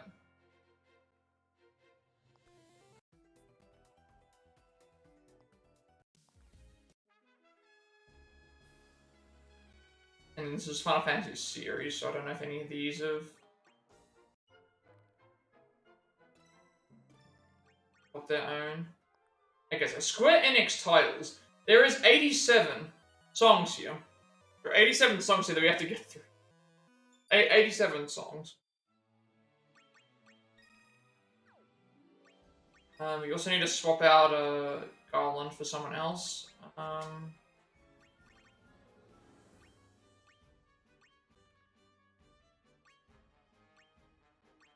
think now that I've covered like the ones that I most definitely need, I will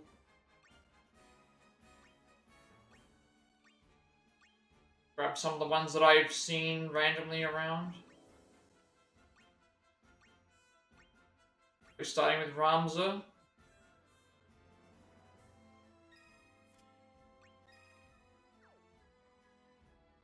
At this point, I think I've already leveled up everything that I would need to use. Okay, so this is the Final Fantasy Legend. I have no idea what this actually is. Some of these are going to be completely new to me. I'm not, I didn't play any of the Pixel remasters when they first came out.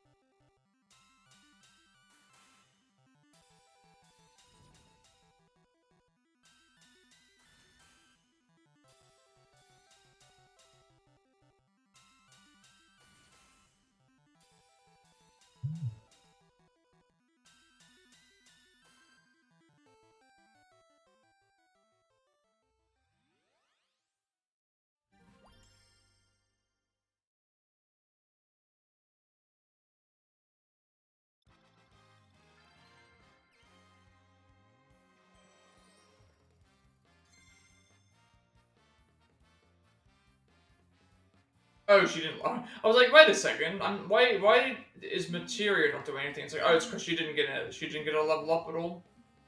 That's why. What was going on there? I think that's the first time I've noticed where someone hasn't got a level up for some reason. Just them being by themselves.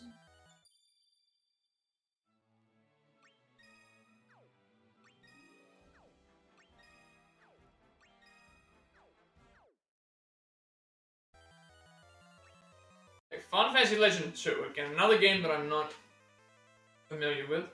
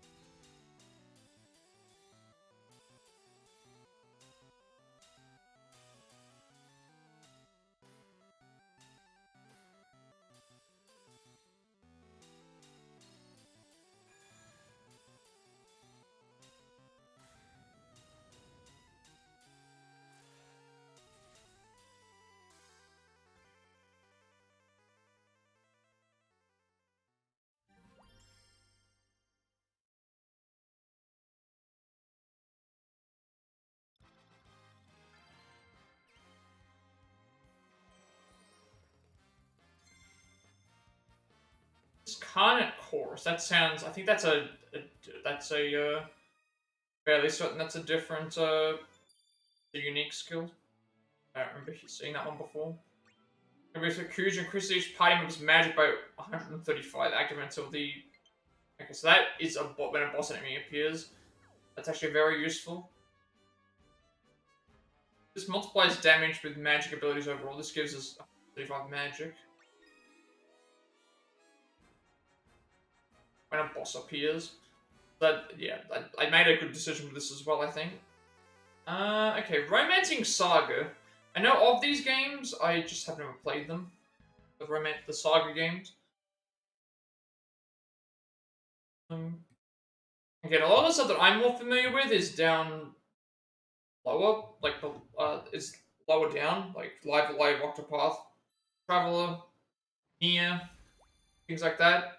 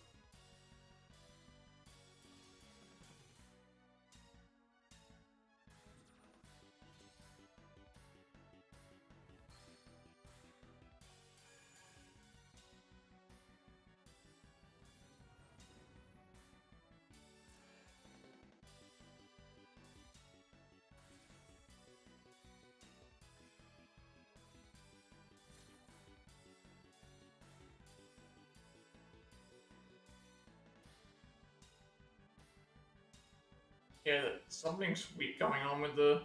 If I push left, it doesn't register on this now.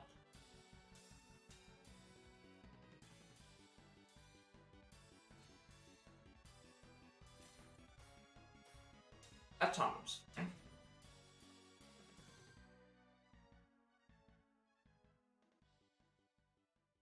These are old Joy-Cons. That's the other thing to consider. The Joy-Cons are like old and they forgot to swap out material.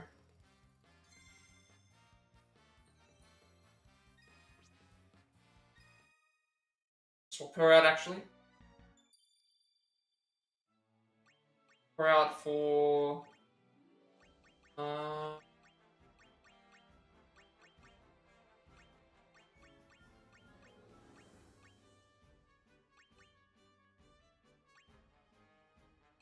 probably.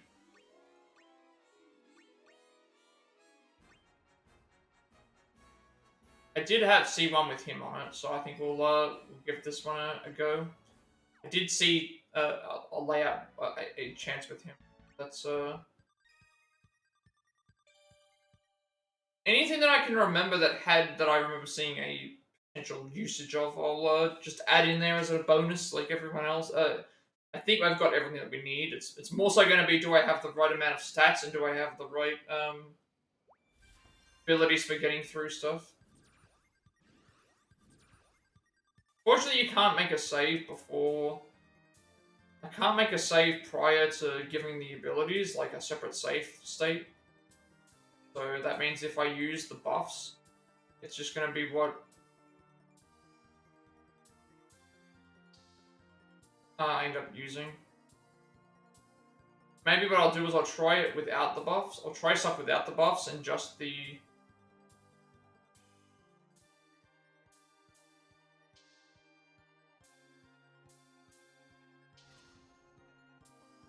I try stuff without the buffs.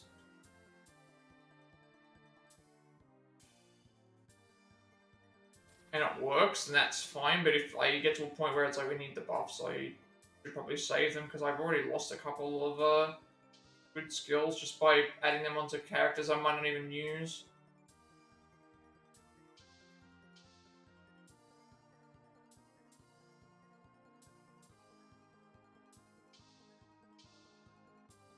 was trying to test things to see.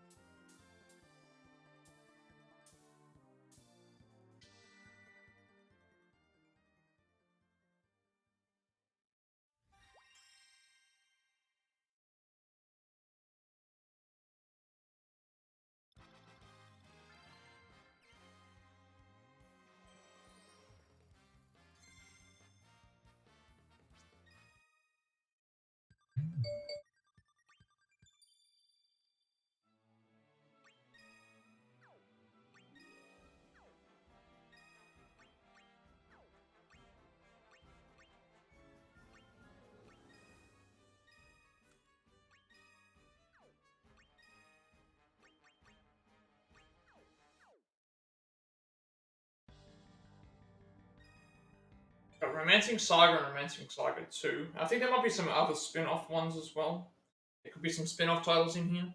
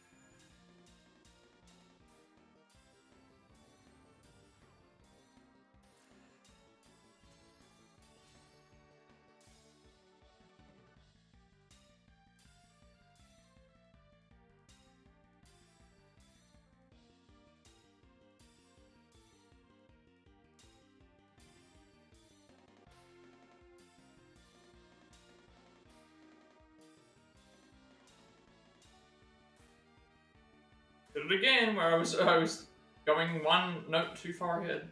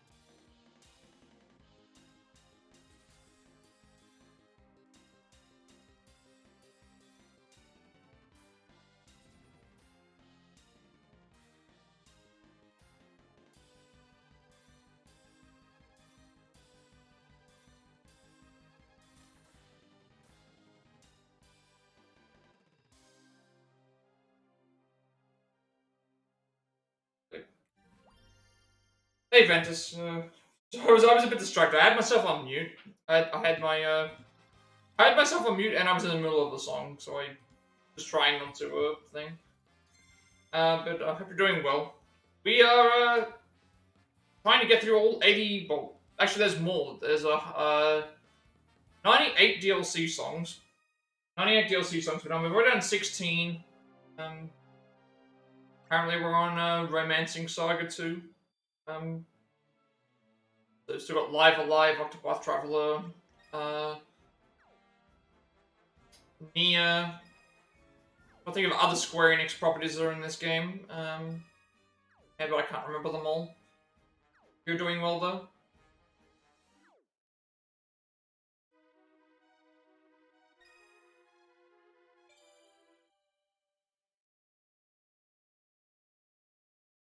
Also, we ended up getting most of the characters I want at level 99 for the remaining quests are at level 99. So now I'm just trying to get other characters up to level thing as a just in case, like if they use one time maybe. Um, Obviously, like I'll once I've gone through the DLC songs, then the next thing to do is we're gonna do some treasure. We have to do treasure chest like grinding. We can get about 26 to 38 treasure chests in one song. But use that to try and get some boosted stats up, and from there we'll give the other songs a try. And if absolutely necessary, just use the boosted stats if of what we can do. See if it makes any difference.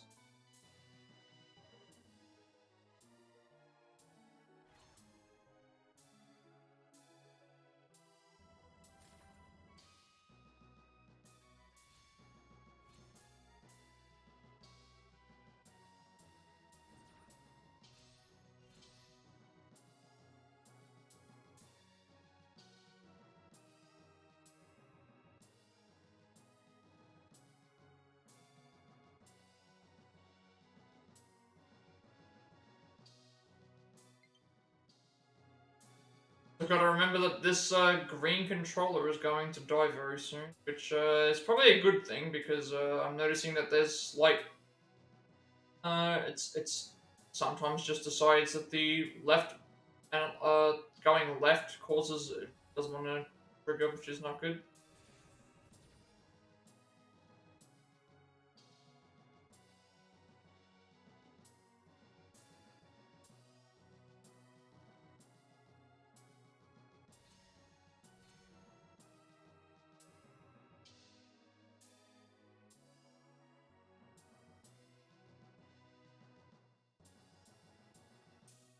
But I should also, I suppose I should also thank you for sticking around in the stream so often. I see you quite often. Nice to have someone around to talk to and stuff. Also, it means that I usually means that I can usually means I can raid other channels and stuff. Or at least I can. That way, it's not just me. I greatly appreciate it. All the support.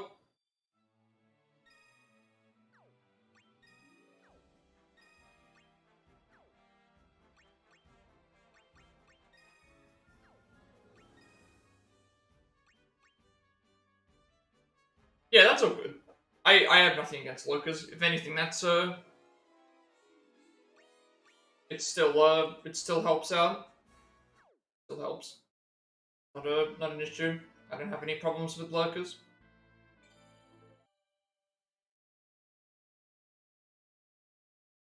Hopefully you can relax after having a busy day.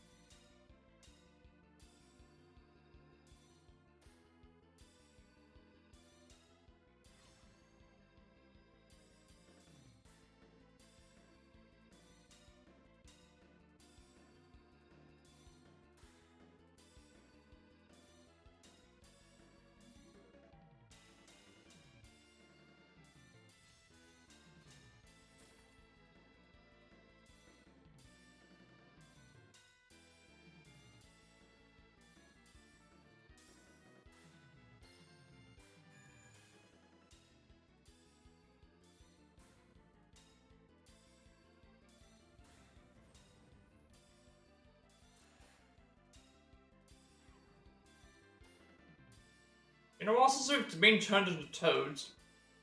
Say that, that's...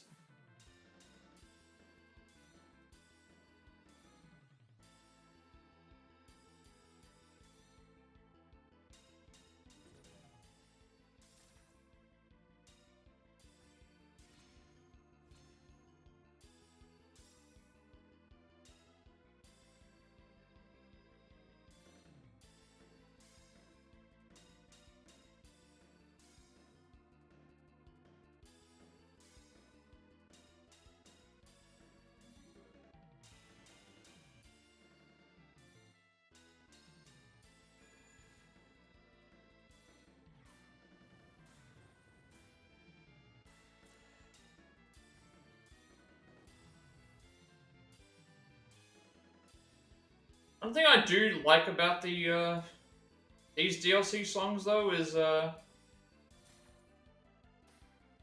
even though it's not accurate to what the bosses are like in the quests, you just get to destroy the bosses. Like, it's just one of those things.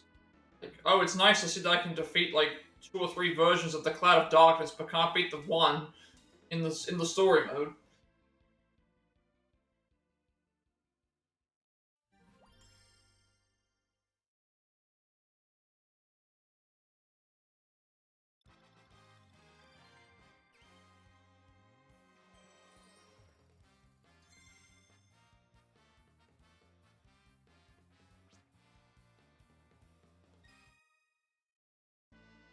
I also don't think that. I also do not think that anyone could beat some of these songs in supreme difficulty.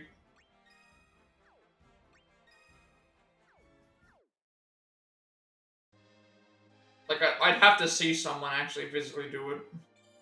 I'd have to see someone who can physically do it, and then I'd ask them how on earth would they how on earth are you able to do this in a way that doesn't require like near like perfect reflexes.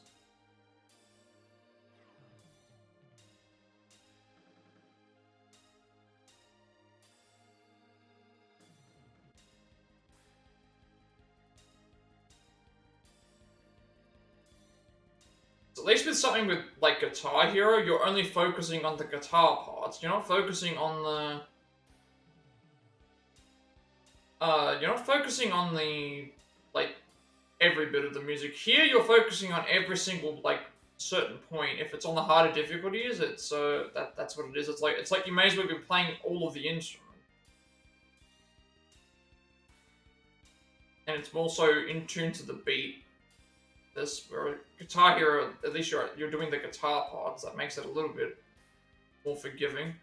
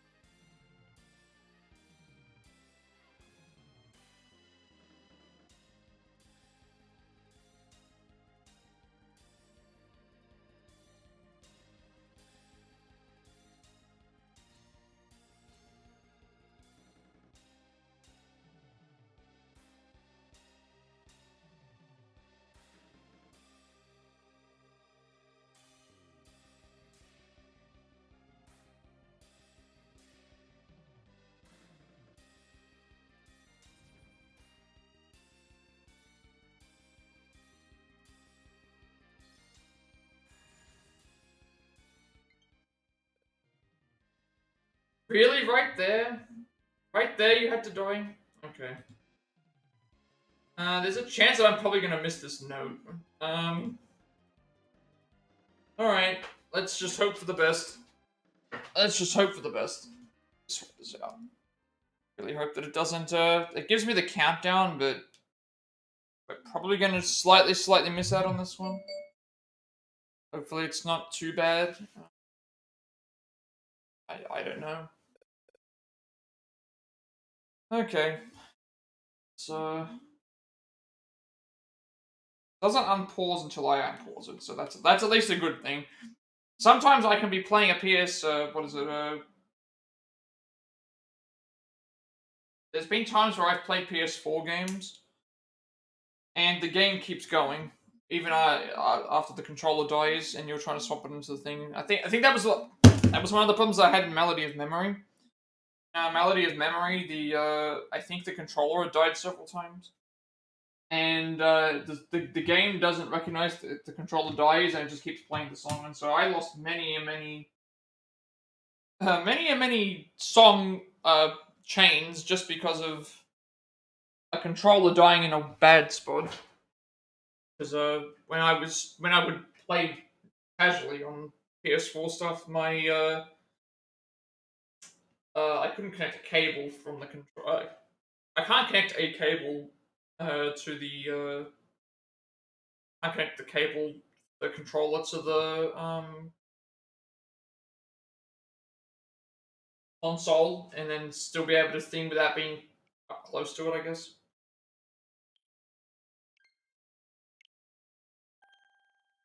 Yeah, this there's a chance that we're gonna miss this. I mean, it doesn't mean anything. It's not a I'm not doing any quests, but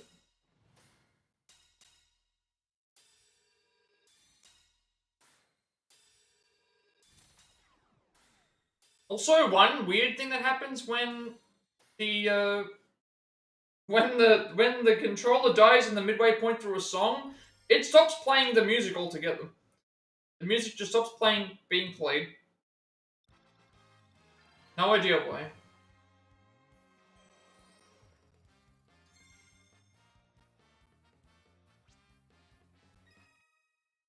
But I know for some people lose that. Some people have save corruptions, file like wipes, or things and all that stuff. I tend to have like points with what is it? Usually it's controllers dying in inopportune times, especially when I'm doing something where we have to gain a combo or something like that. Ramsey increases strength of magic by 300, the halfway. That's really good. I can see why someone used her because it's 300 magic and strength of half. That is a big.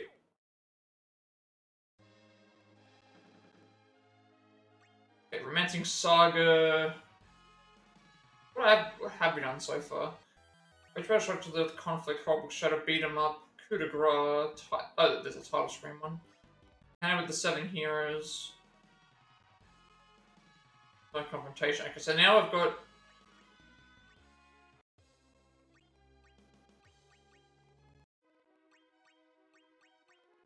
I've never played the Romancing Saga games.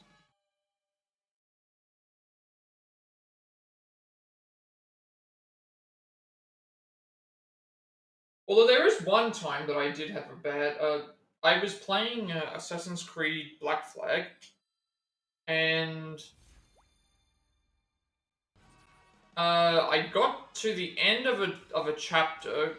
The trophy showed up on the screen. I then completed like the outside chapter. The trophy appeared on the screen, and then the game had saved. And then I think my console froze or turned off, and then I went back into the trophy list to make sure everything was okay, and the trophies had disappeared. Even though I'd seen them pop up visually on the screen, which I thought was impossible, that once it was on the thing, it was already on the server, like you'd completed it.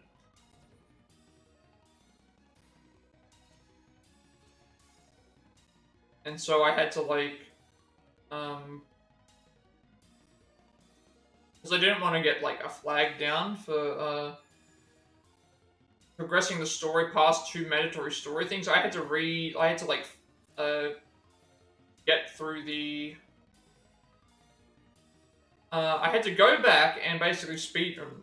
Essentially, you had to speedrun all the way back to that point just so that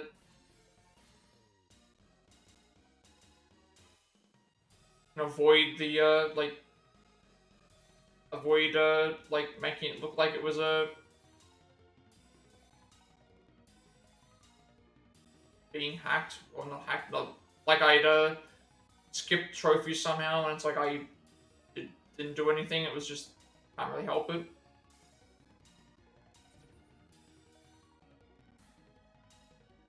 I usually avoid a lot of. At first, I thought the reason I avoided a lot of the. It seemed like a lot of PS3 game collectibles during that time. Like the Lego games are infamous for it. People have gotten to like 99.9% and completed everything for them. And there'd be like one thing that glitched, and I feel like I always avoided those problems. And I thought it was because I thought it might have been because of the version. I thought it might have been like because a lot of the complaints that I was seeing were from was from like the US, and I thought maybe it had to do with the version. Like maybe is the EU version just more stable when it comes to all that stuff? Is that way? But I really don't think that's the case at all.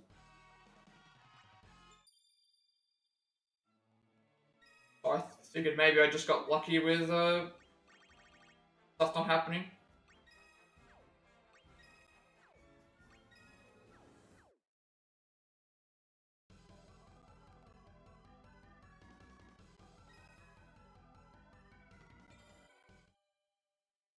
I feel like 4 of these games.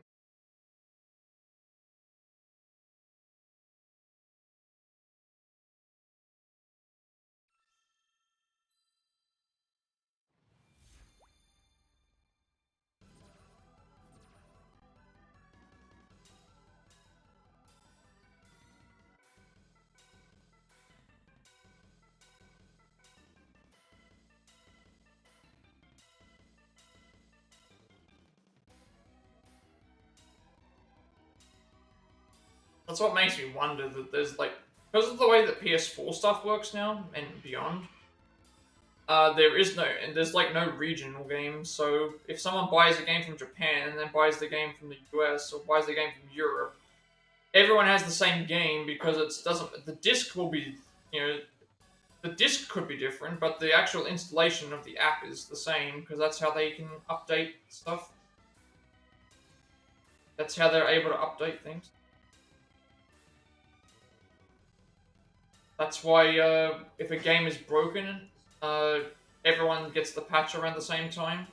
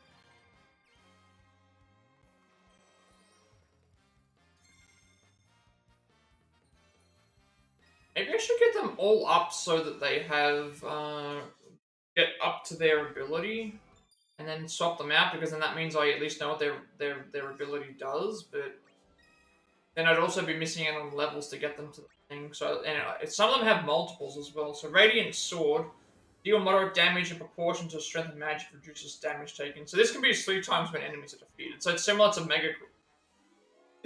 It's similar to Mega Grenade, although I think Mega Grenade hits everyone.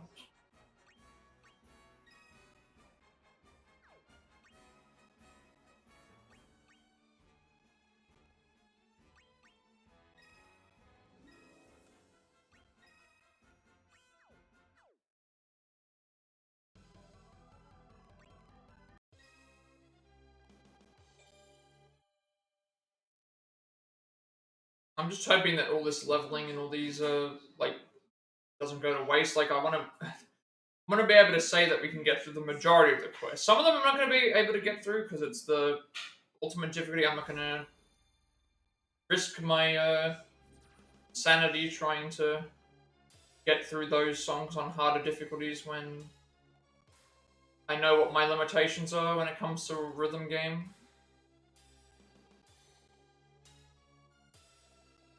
I guarantee there's someone out there that's done like, hey, I'm gonna do like those songs, but I'm gonna use like a dance mat or something like that. Someone will have done it.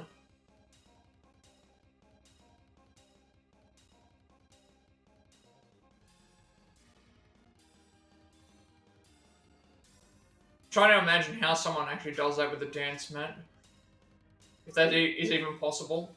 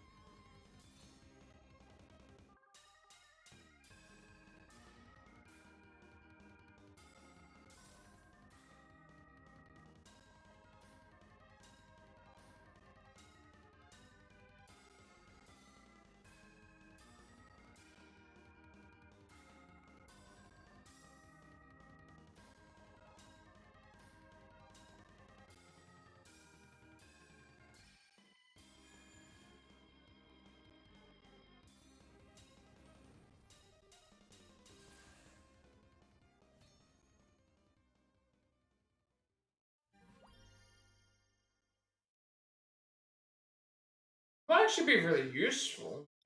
Every time we defeat 4 enemies, we can hit everyone with a move, and if we have another character that's similar to that, that means that we can also add to that, and that would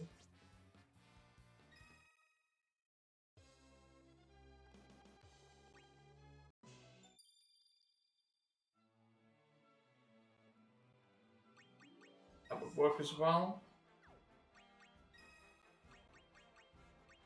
Then I still need the other, like, it's a matter of figuring out who would go where. Why did I swap back to you? I swapped back to this because I guess don't need to. I could have gone and kept going for the... Maybe I should have just kept using the other one to get the extra percentage of EXP, but at this point I don't think it matters. Like, we're not gonna... At this point it doesn't matter because we're not, like, the characters I need level 99 are pretty much already there.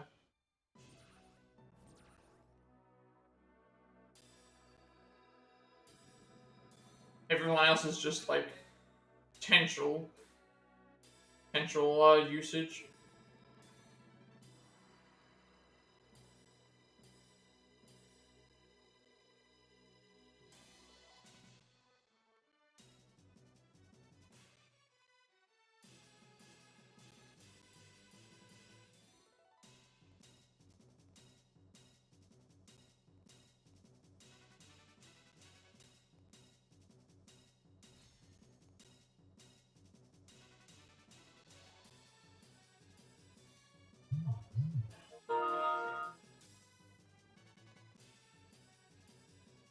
I, for some reason, thought I saw an arrow.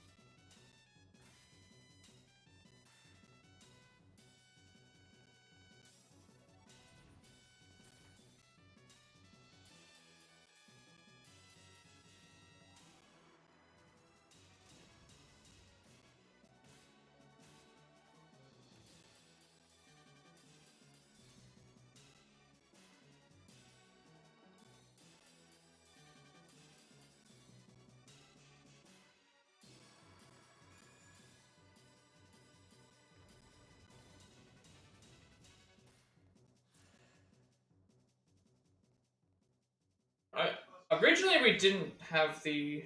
Originally I was using the other character, but then I think the reason I was doing it here is because we in that other one we couldn't battle anything. This one here we can, so obviously that's why I picked this. It makes more sense to pick something that we can actually use. Because if we defeat the enemy, then we get more treasure chests. And the more treasure chests we get, the higher chance we have to get items that are going to be useful. Maybe it activates the last ability of the party.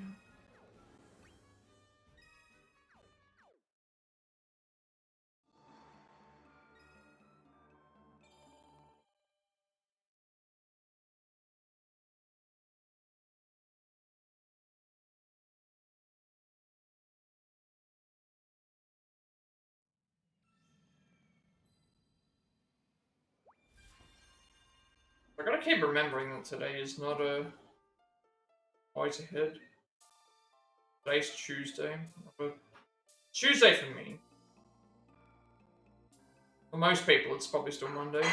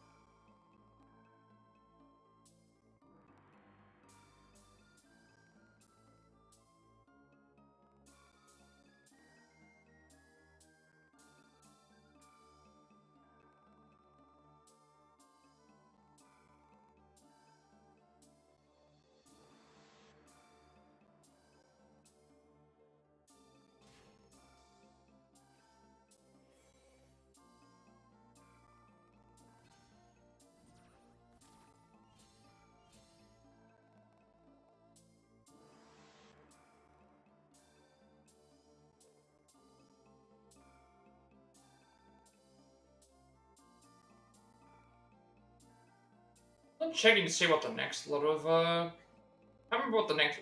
I think Saga Frontier might have been the last Saga game that we have to worry about. I don't know what's after this. I think they're going by order in terms of like when they came out, because I think for some reason I feel like these games are much older than like these. I think these are like prior to like uh PS1 and stuff. I guess that's what I would say my era is. A lot of stuff pre 96 ish, at least in terms of like console owning, outside of like Game Boy and stuff. Those are those aren't really my wheelhouse. Like I never owned an NES or an SNES. I know all the games that were on there. I never owned like anything like those. I was always a PlayStation uh kid. Even when like I was the person who had the PlayStation when everyone else had the Nintendo 64. That was that's my like history, I guess. Everyone that I knew more people that had 64s. I think I felt like I was the only one who had a PlayStation, but that's probably why I have such a strong I wouldn't say like I have a strong dislike. Crash and Spyro to me are more the type of games that I prefer. I will say that Mario, I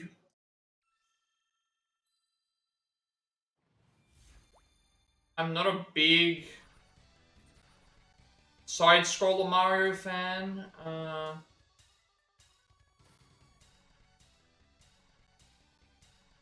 And like the 64 games aren't my thing either. Like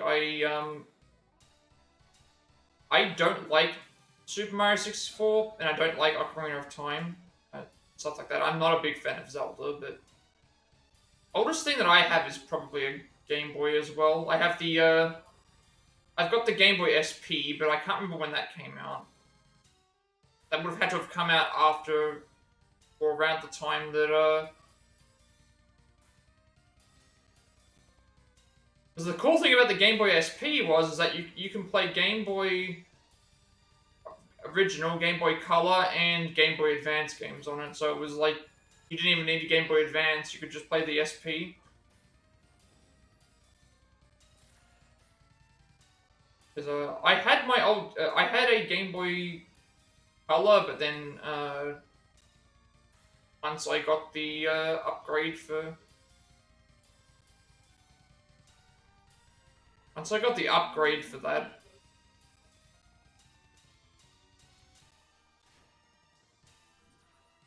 you didn't really need it. Sister still got her Game Boy Advance. That still work. That's still around.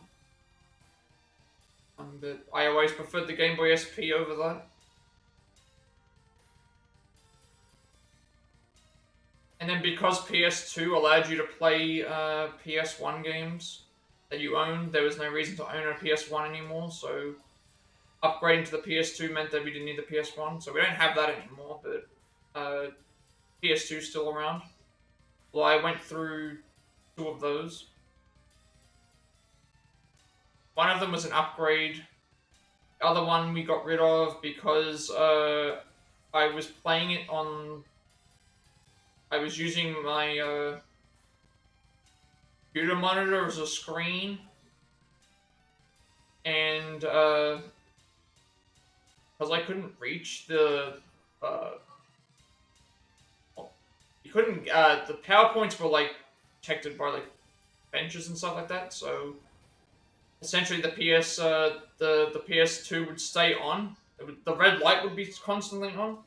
And because the red light was constantly on, eventually that means that it was going to die. It just went flat. It just decided not to turn on anymore. So we had to get the upgrade for that.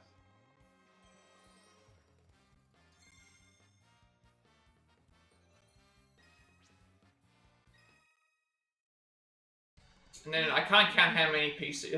I've gone through so many PCs over the so many PCs over the years because that's just in general just a thing that you get upgraded.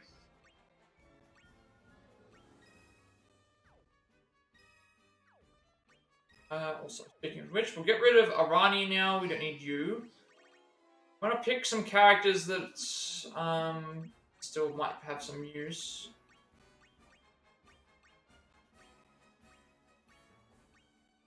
Betray Orlando. Or I feel like that's not great though. Cloud of Darkness. Cast 3 different high-level elemental spells. Drastically increases magic. That's him though by himself.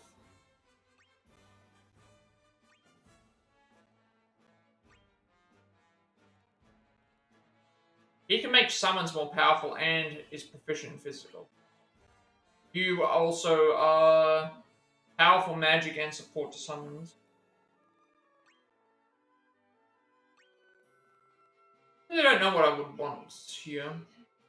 I feel like I should just go with what I've seen in builds rather than just random characters, but I don't think I've seen Cecil anywhere. I don't think I saw Machina.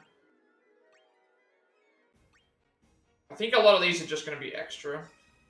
There's going to be extra characters to have as an off chance that we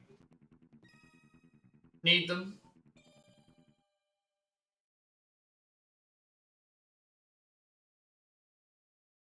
In terms of like Nintendo consoles,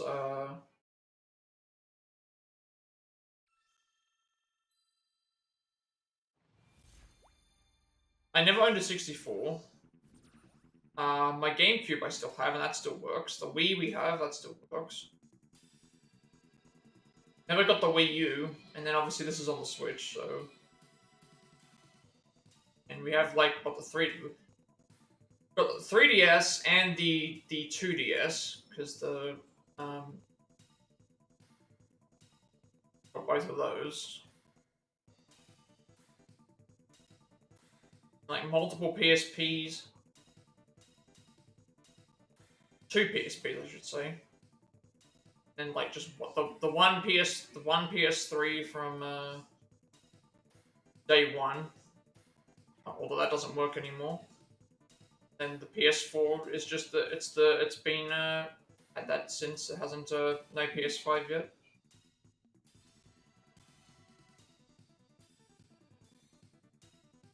Yeah, I've got a modded Wii as well. 3DS isn't modded, but that's mainly because there's not really any need to mod a 3DS. I've got several DS. We have two DS, Nintendo DSs as well. Those ones are modded, but I also have like all of the. I've also got the.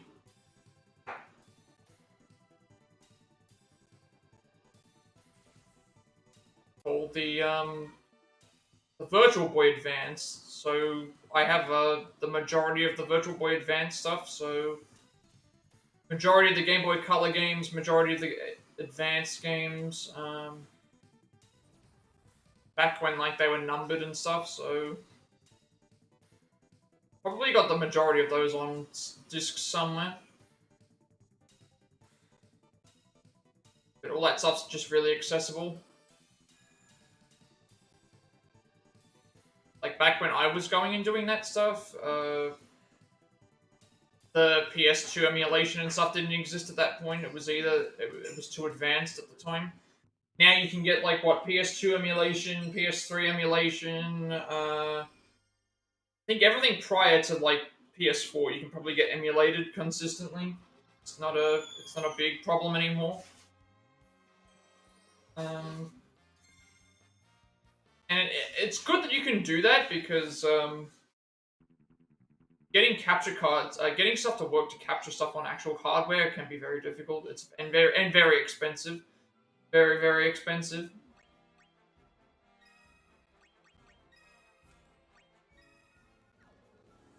Like if you think a capture card is expensive, or in general, like there's some to capture like a PSP, you have to have a certain model, which then requires a certain way to capture the content, which then I think 3DS is the same. To actually capture a 3DS without using an emulator and stuff, you have to. It was a 3DS. Might be maybe it's normal DS. I can't remember off the top of my head.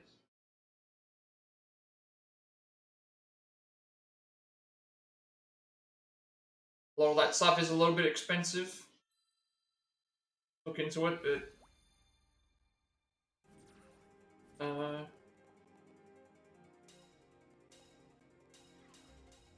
and then even like when it comes to people speedrunning, like if you're running on original hardware, for example, for things you have to buy.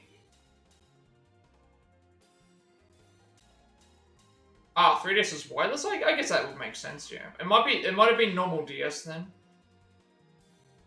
I think normal DS required you to have a normal DS required you to have a plug-in, a connection, a direct cable connection to be able to actually emulate it. Not emulate it. Stream it without on original hardware, I guess you would say. Like it's not just as simple as buying a capture card and using it. It's the same thing with like Super Nintendo and things like this. You have to have certain peripherals to be able to do it correctly.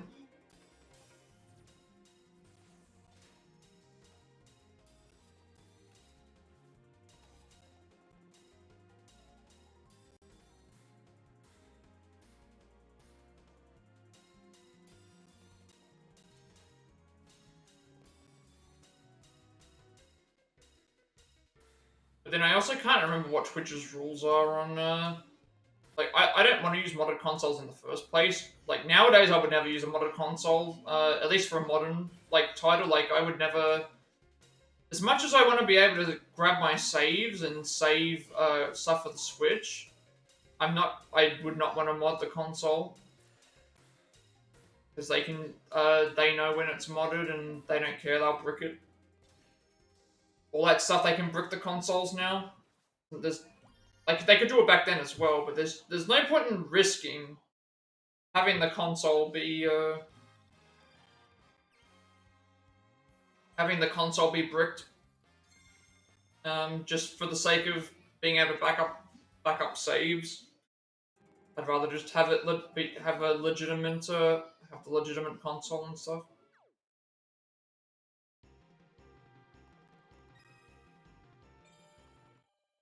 Plus, I think doesn't Twitch have some sort of rule against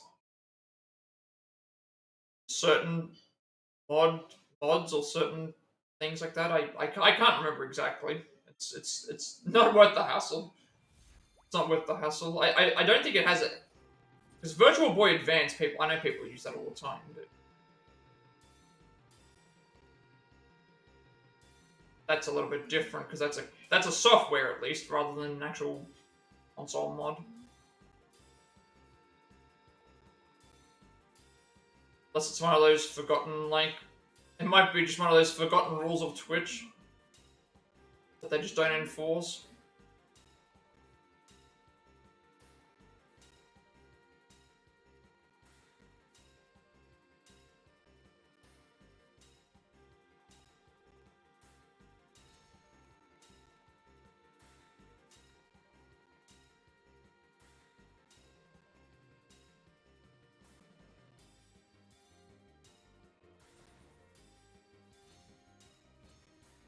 Because I guess the thing is like, there's no way for them to know if you were doing it or not, because it's not like you have advertised that Virtual Boy Advance is up. You can have it full screen and no one would know the difference. And people capture consoles that are much older than the Game Boy is. They're playing on original hardware and stuff.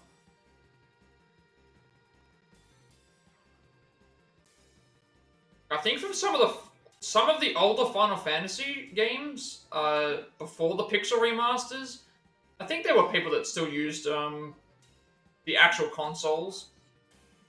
Those. I know for 7, there are people that still buy PS1s, and there are still people that buy PS1s and copies of the game every so many years. But Final Fantasy VII has like one of the more complicated leaderboards in speedruns. There's so many different versions and different consoles you can run on. To a point where certain consoles are faster than others. Certain PS1 consoles are faster than other PS1 consoles just because of where they were built and what region. Because HAL and NTSC discs play differently and save different times elsewhere. It's a really complicated system.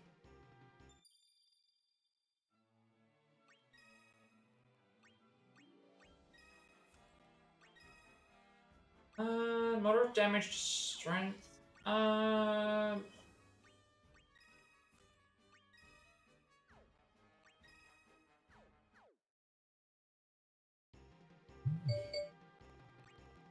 Still in the Saga games.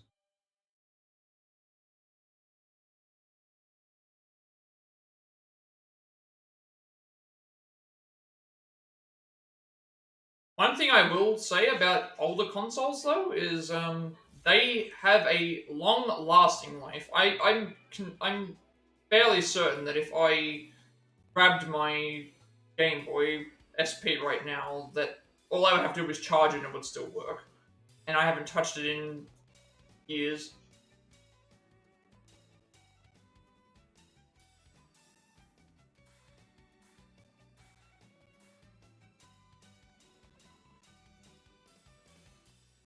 I think what degrades in those is not the console; it's the actual cartridges. The cartridges themselves, if they've been rattled around too much or things like that, stuff can just stop working.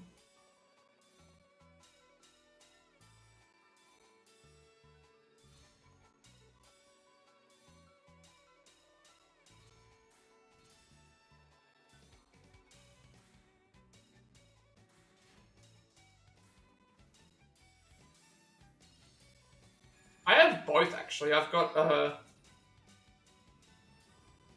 one of the like the fat. It's like the brickier, the brickier white one. I have one of those. Uh, we got one of those from someone who wasn't using it anymore, but it was still in good condition. That still works. And then I've got the black DS Lite, which yeah, that should still work. And then two 3DSs, the normal 3DS, and then the 2DS that they released. Because I have a hard time with the 3D. I want to have it turned off. 3D is hard on my eyes. Looking at it for too long.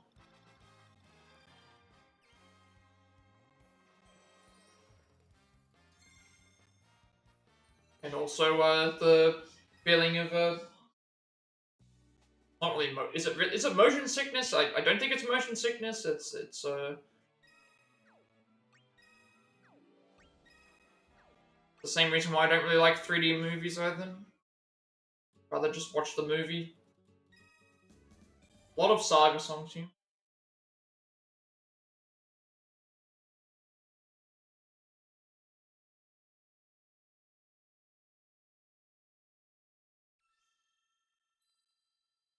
Ready for battles? Do you mean, are you talking about something like Pokemon, for example? What type of battles are you talking about? I'm assuming that it's Pokemon, because, whenever I think of battles in terms of a video game, it would have to be Pokemon. That's the first thing that comes to my mind.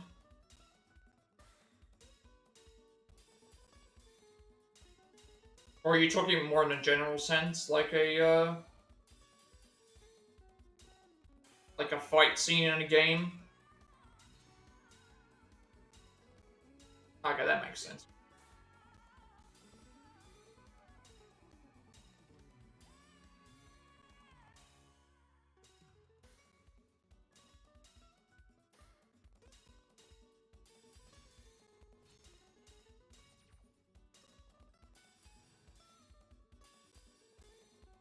Oh, you have Bravely Default?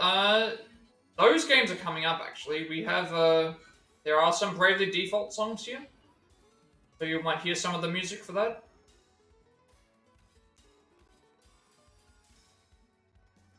We haven't reached Bravely Default yet, but those are coming up. I believe they have songs for both 1 and 2 on that, so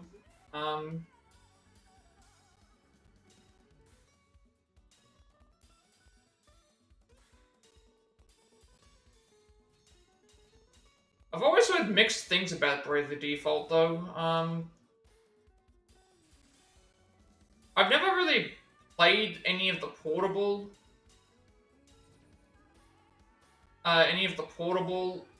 Final Fantasy-esque games, like Tactics and things like that. So it's a bit hard to know about,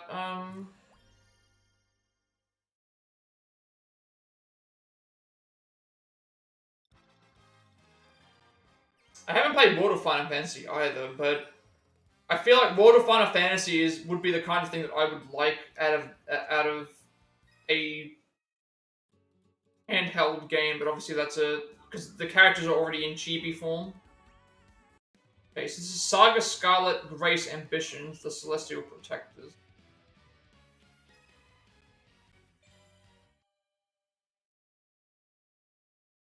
Although I think Bravely Default, I think the first game was very well received, but the second one I don't recall people really talking about it much.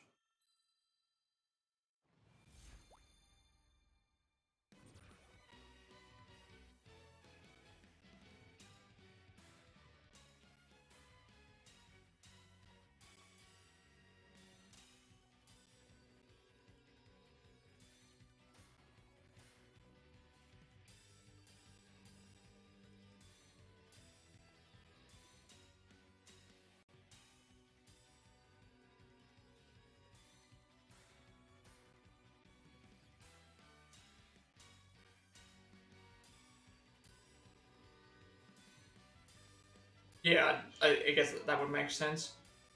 See, I think that might be. I think that might have been like their attempt to make something like Final Fantasy, but not Final Fantasy. Okay, no problem. I'll be back. I'll still be here when you get back.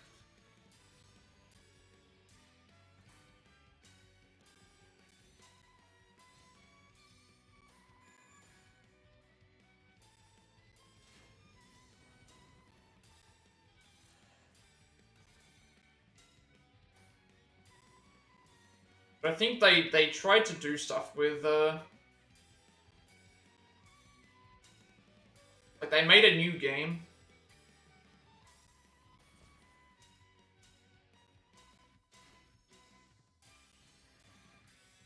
and then like the issue that you have is how do you you know capitalize on a great because again the whole point of a sequel is typically supposed to be how do you make the sequel better than the original, but without making the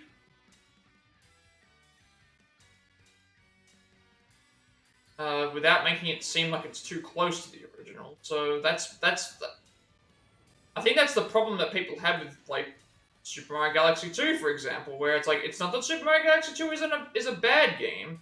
It's that it's too similar to Super Mario Galaxy 1, and people were disappointed that it was basically Super Mario Galaxy 1 just thing, but how do you make it different?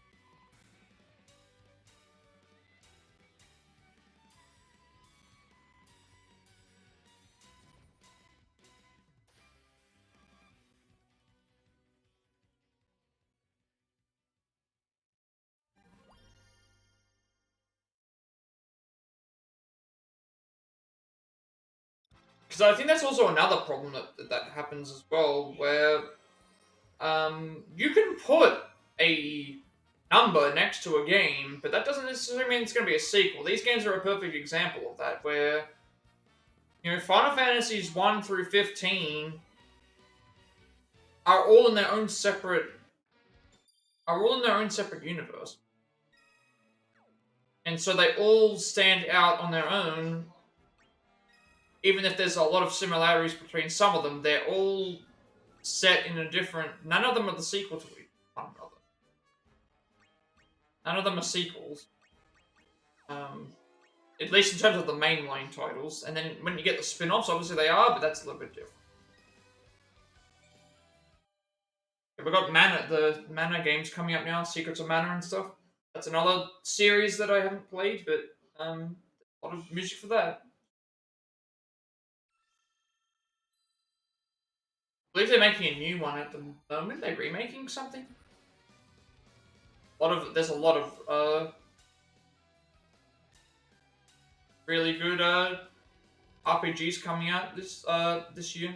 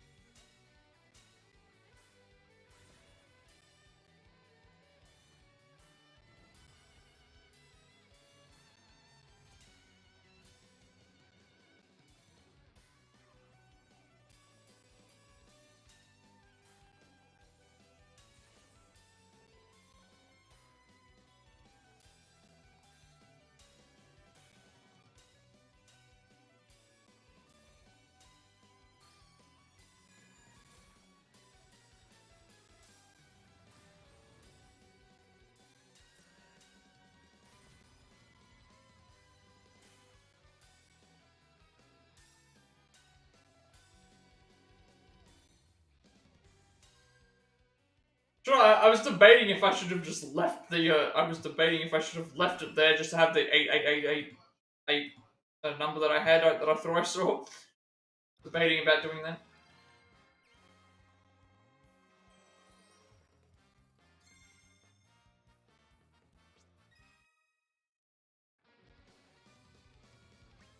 Okay, in search of the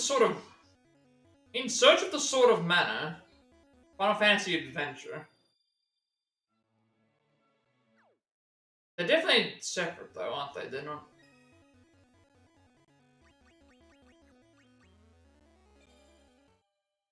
Definitely separate. These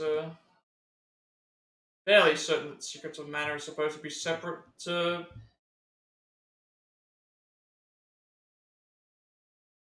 Final Fantasy stuff. It's a completely separate series.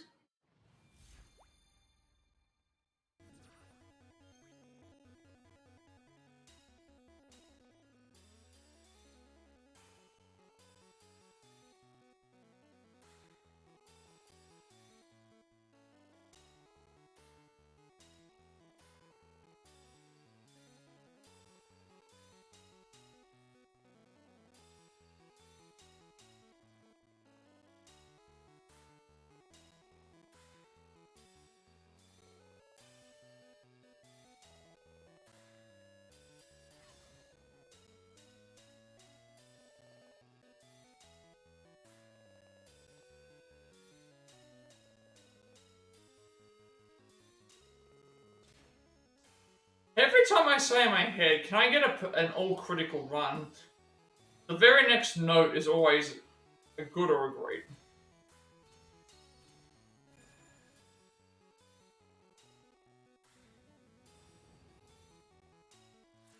Whereas with the Melody of Memory game, I felt like it wasn't like that. It was like, it was just, you would just get into it and you would think, maybe the only reason I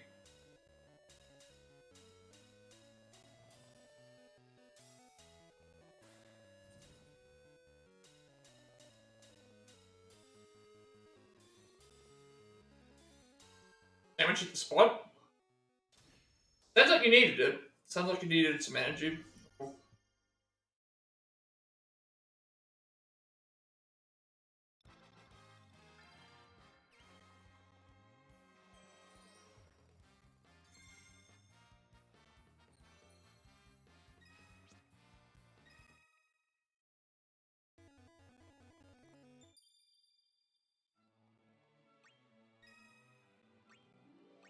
Lightning Stab can only be used by Orlando, deal high damage in proportion to use strength and fixed silence when the party uses 18 abilities.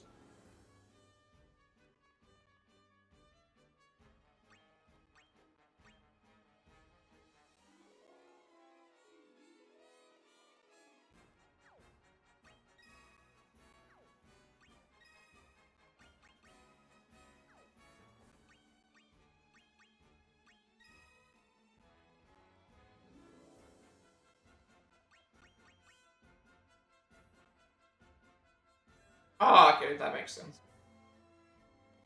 I can't say I have that feeling. I get the feeling of my feeling that I get is like if I'm feeling thirsty, for example, but I usually feel like I'm full, and I'm like I don't want to drink water because I don't want to drink something because I feel like I'm full, and I would be like not I wouldn't feel good afterwards, or even with eating, it's the same thing as well, where it's like I can feel like oh I want to eat something, but then it's like oh I don't really feel like one of those mind and body things. I don't know. I can't say that that's like something that I deal with all the time. I think like I could go a whole stream without taking a break or like doing anything, but that's just because I feel like I know.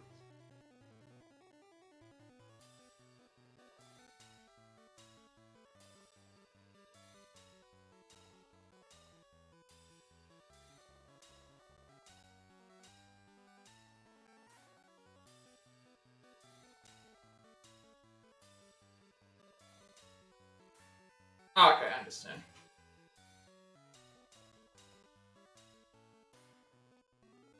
At the end of the day, like, the only person who can, like, understand, your thing is yourself and, like, doctors and stuff like that. But even then, sometimes it's complicated.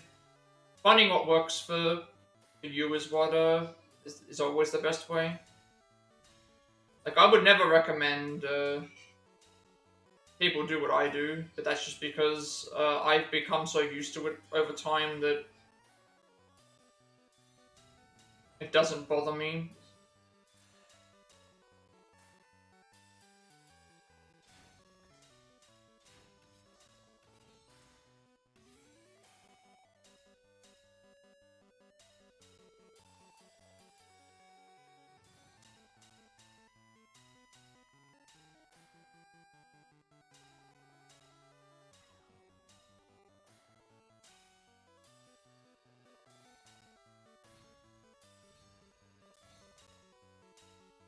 Then I also would say that a lot of the way that,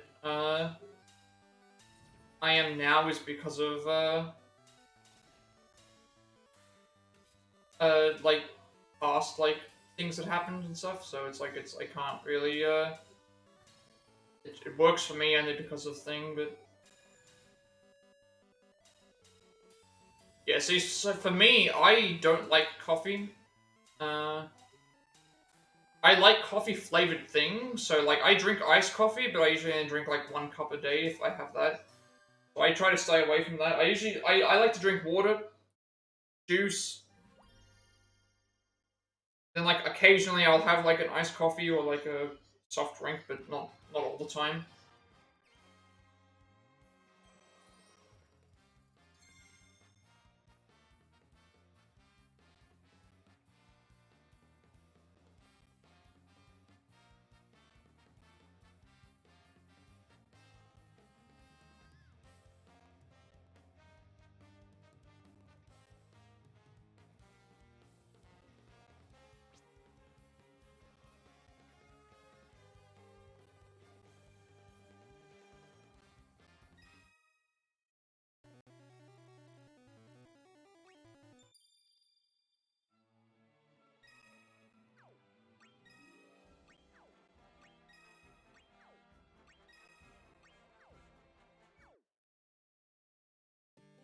But yeah, caffeine will help you wake up, but it'll help you wake up, but then it'll also, drinking too much of it will keep you up for too long as well.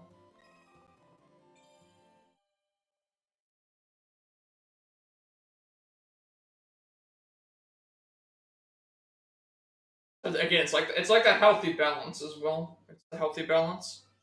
Sometimes it also depends on when you drink it as well. Um,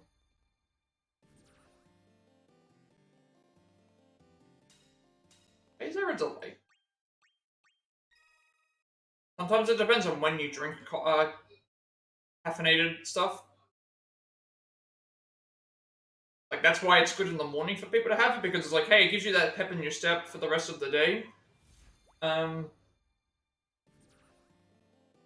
but then, like, making sure you don't drink it before. Hang on a sec. I'm gonna fix the. There's a slight delay in the. There's a slight delay on my game. I'm noticing. Just gonna take the. Gonna take the thing out.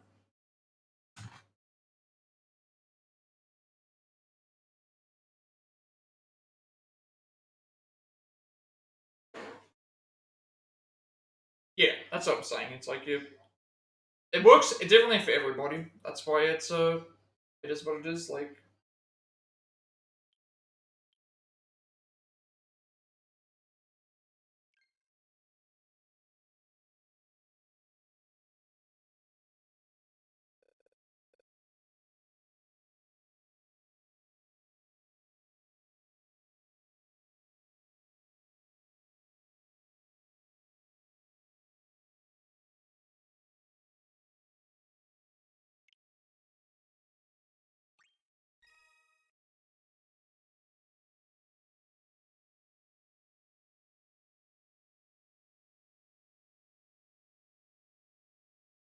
also not sure how effective it is, but have you tried tea? tea instead of coffee. Like I'm not a obviously like I'm not a medical expert, so I wouldn't know if that was a thing. But tea is also caffeinated, if so.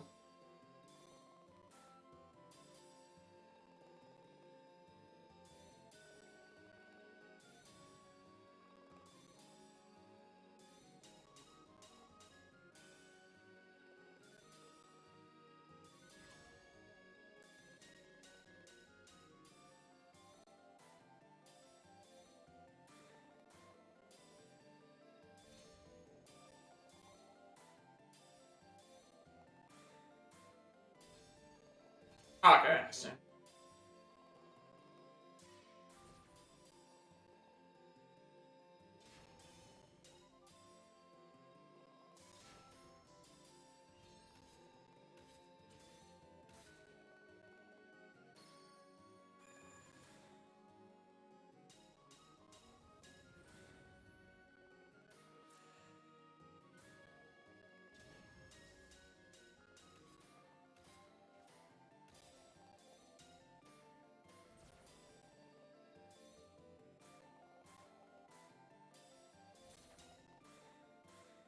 All these things like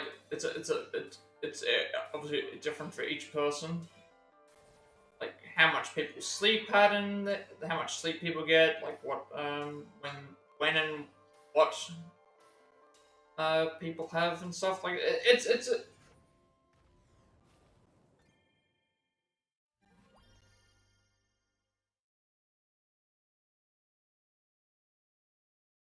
I also don't like that's the other thing. I don't like warm or like hot drinks. I've never liked those.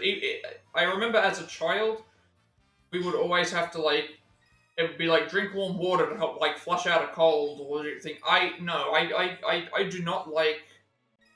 I do not like warm beverages. I've never liked warm beverages at all. Um, Been one of those things. And like if I'm feeling thirsty, I'll just go and have like some water, or I'll go and like or sometimes even if I'm feeling hungry but I don't feel like eating, I'll have like a drink of water. It helps. But then again, I don't like I don't drink either. Like I don't drink alcohol or anything like that. So that's another thing. Like it's just never been something that I've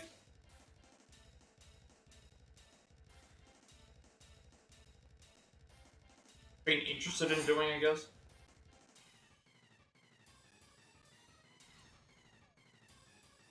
I know some people with water, like out of the tap, for example, it's they can taste the um I say is it chlorine? They can taste the chemicals in the water or whatever, and it's like for them it's harder to drink thing. I sometimes there's nothing better than a fresh glass of water, like on a warm day or something like that. It's just so I can't stand drinking bottled water. I just can't stand drinking bottled water at all.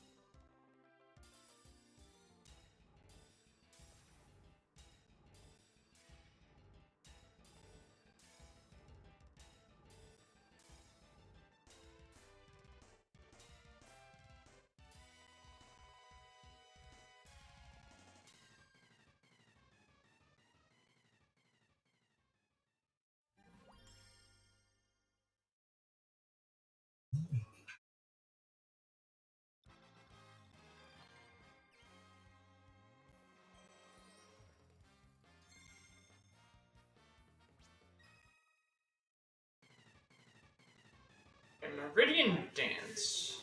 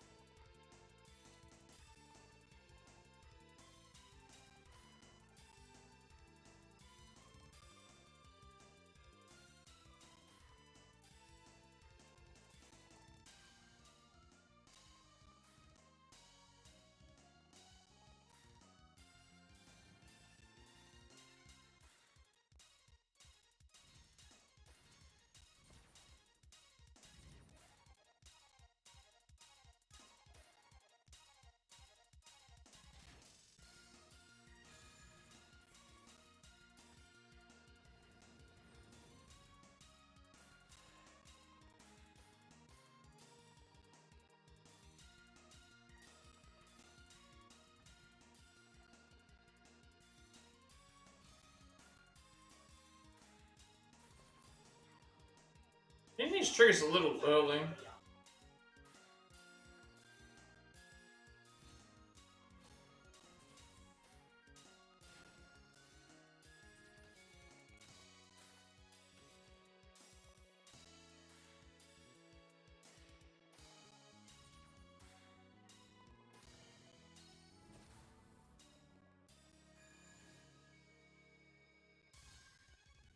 I want to get into different songs. I want to get into. I'm doing them in the order that they are in because the way that it is. I want to. I want to do them in the order that they appeared because of the thing, but at the same time, it's like I want to get into some songs that I'm more familiar with. Like, I'm not that well versed with. I would say in the last few years is when I started becoming more invested in RPG games, only because I need something to like hold my attention and uh,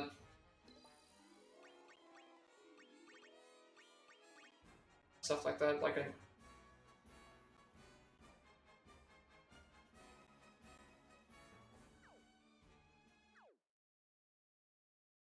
I mean, even though my first game was Pokeball, my first game that not my first game, but like Pokemon is something that I played a lot of, but I don't consider that an RPG in the same sense as like a fun fantasy game. I think as time's gone on, I've gone to appreciate more RPGs, mainly because one, they have a lot of content, but also like these HD 2D games that they've been releasing in the last couple of years have been very consistent. Um,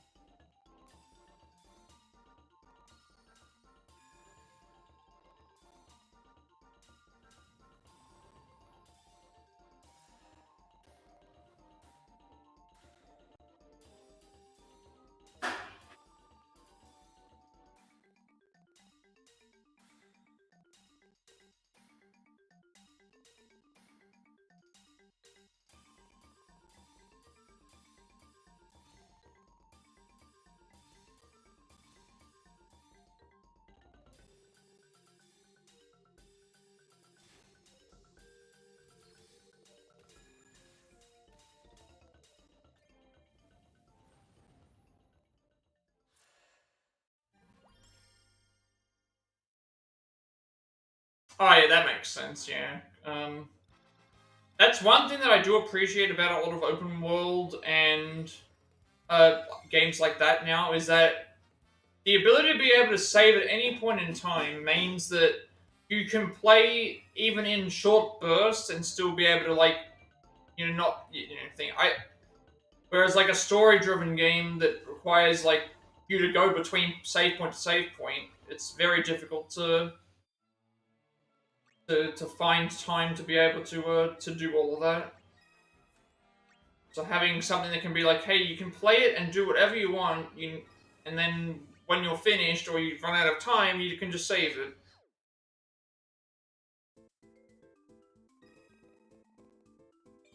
Like auto saves and things like that have really made things a lot more accessible.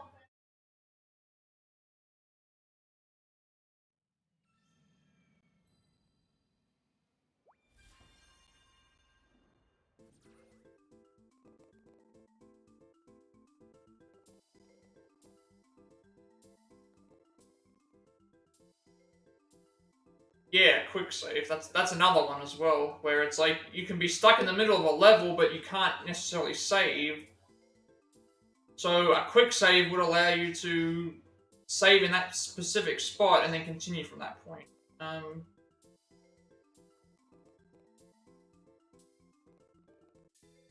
but then again, I think also that also means with usually with PC games in general, they allow you to do something like that. It's one of those weird things.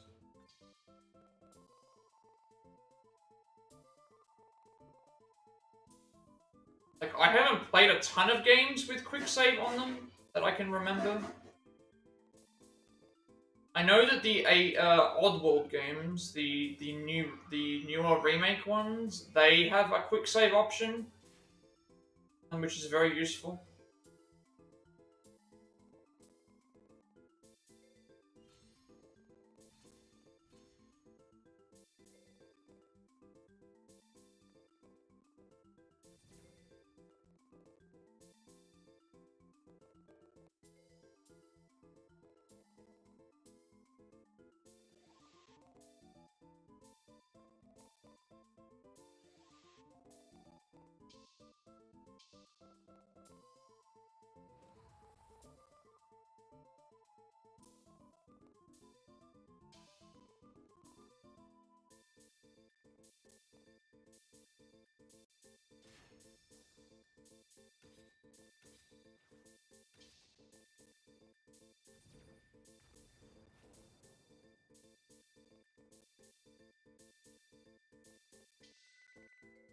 So that's the thing. Like with RPG games, if you're gonna make a long RPG, um, like the Persona games, you can save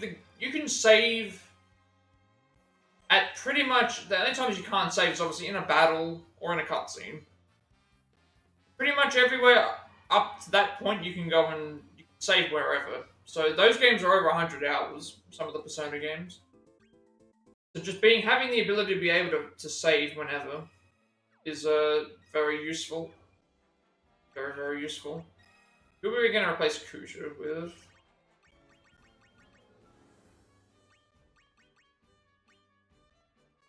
Bruiser, I guess.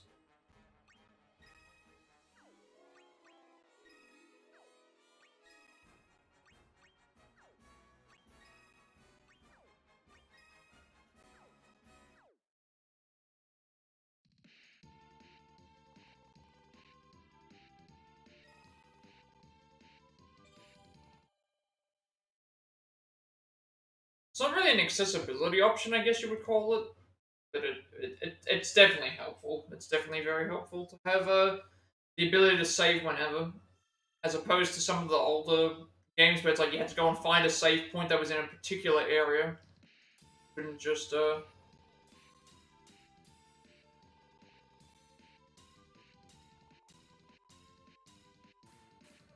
That's why I think portable games are also very good as well, because you don't even really need that. You can just the PSP you could just turn it off. You could turn the power off, but the game could stay in, so you didn't have to worry about um. You didn't even have to save. At that point, you could just turn it off when you were finished and leave the game in, and it would still be up and running, and it wouldn't lose any progress. Same thing for like the DS systems. You just close the system and it's still there, and it goes into like the sleep mode.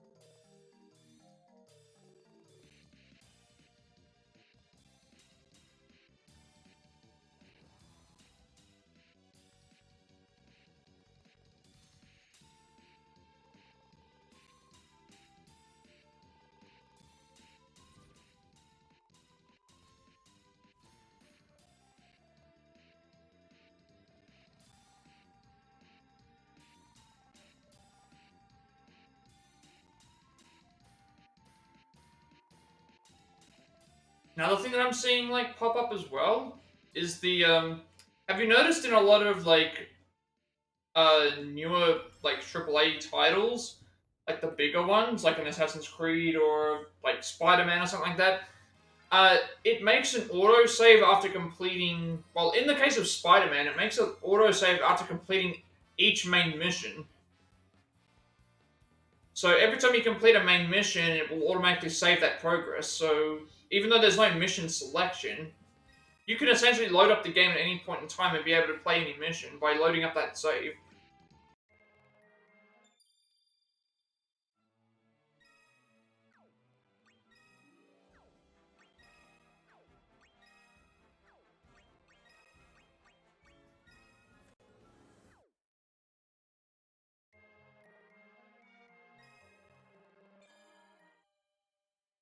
So they've definitely added a lot of extra stuff.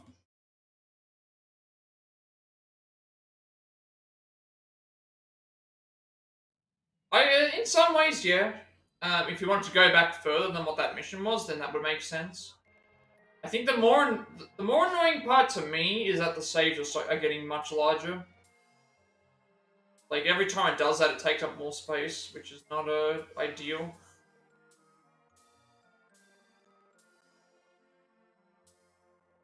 Like if I had a preference between allowing you to select a mission or save every time the thing, I'd prefer the mission selection because that doesn't take up space, like save space.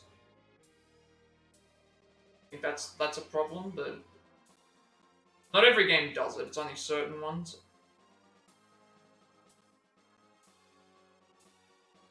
Or at least if they're going to do that, make the saves smaller if possible.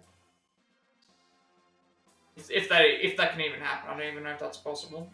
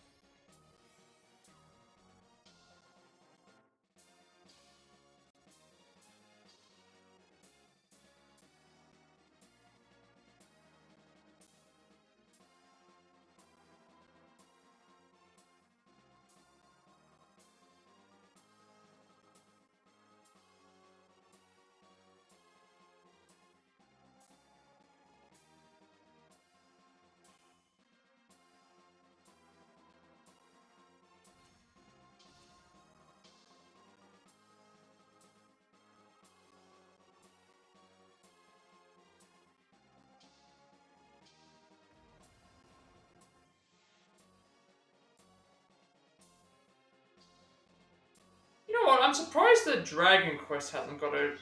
I don't know if Dragon Quest has a rhythm game. That would be kind of interesting, because there's a lot of Dragon Quest titles. Because I feel like I don't hear people talk about the Dragon Quest soundtrack. Like, I think of, when I think of Dragon Quest, I think more of the art style, just because it's Akira Toriyama and stuff. I think of that a lot more often than I do, I think it's like, I look at the art style and that's what I think of rather than the music, but I'm sure there's great music in Dragon Quest as well. But I don't think that's Sega. As far as I know, I don't think it's Sega.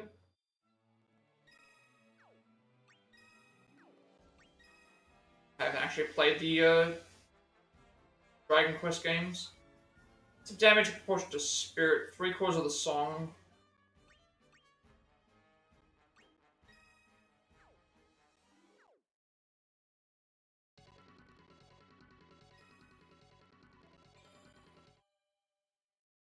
Like, what have they done in terms of rhythm games for popular franchises? You've got, they've done Final Fantasy of this.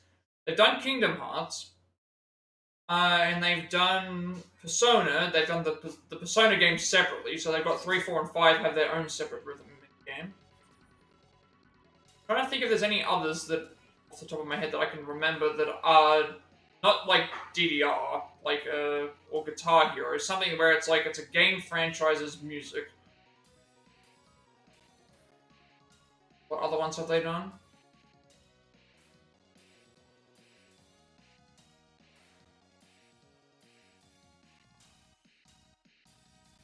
Like, in general, Persona one could be interesting, but that's also, it's been, the single ones have already been done. I can't think off the top of my head of any other ones. Pokemon, would Pokemon work? I guess Pokemon would work if they did it. Pokemon music, actually no, Pokemon one would work. They could do a Pokemon rhythm game with the music.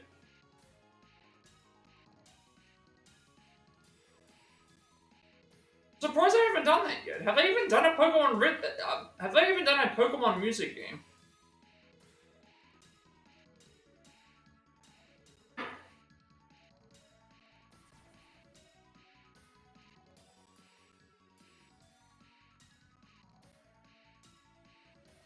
Maybe that's what they should do. Obviously, it's not a Square Enix, but a Pokemon rhythm game sounds like it would be interesting.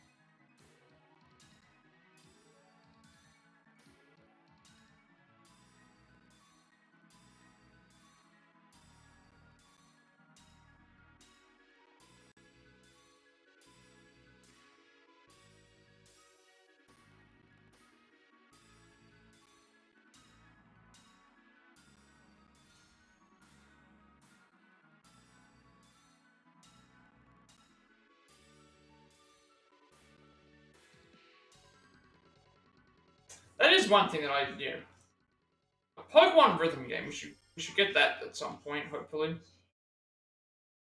There's also one other thing that I wanted as well. I want there to be a fighting game where it would be really difficult to do because how do you do it? But like Smash was able, I'm not sure how it was possible, but like Smash was able to do something similar. But I would like there to be a fighting game with like a representative or two from like each of the major franchises, and have them be have that be a like it would require someone to independently make the game, but like have a representative or two from every major like fighting game franchise.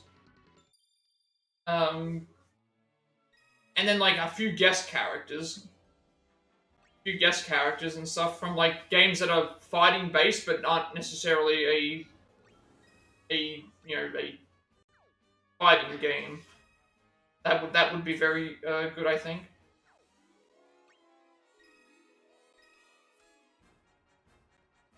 Because the weird thing is like that there's been some successful crossover ones like Marvel vs. Capcom, but then there's stuff like Street Fighter Cross Tekken where um they still haven't released the other version. I think they were supposed to do Tekken Cross Street Fighter, and that's still in development. It hasn't been released.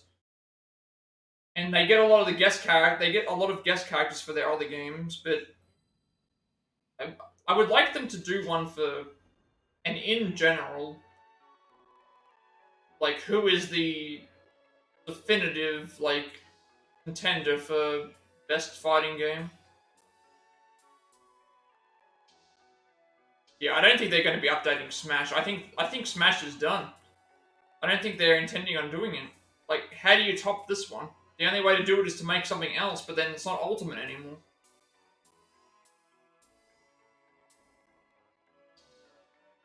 Honestly, what they should have done is they should have just kept updating with characters. Can't call something Ultimate and then have it be an end. People look at the popularity polls and everyone voting for stuff. Like, it's insane about how many people play Smash and want certain characters in. Like, why would you want to stop that? Keep updating it. Keep adding new content.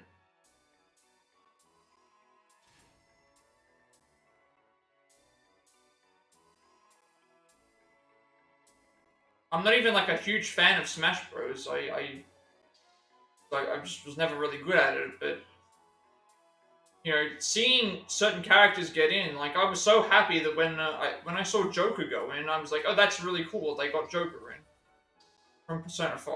I was really happy that he got in.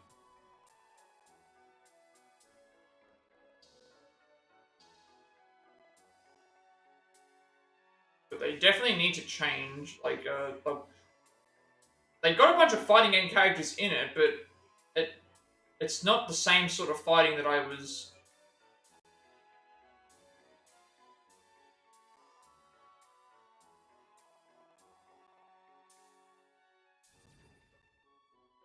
Yeah, I'm not very good at fighting games, but that doesn't mean I can't appreciate like a good fighting game. Like I have Street Fighter 6. I want to get Mortal Kombat eventually. Tekken, the same thing. I enjoy fighting games. I don't care how badly I am at them. I do enjoy playing fighting games. I'm waiting for Persona 4 Arena. Um, I need to get that.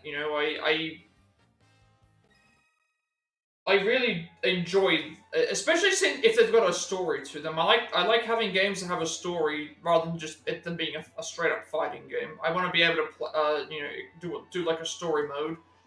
Um, that's why I really like Darkness Nova. That's why I really like Mortal Kombat Deception.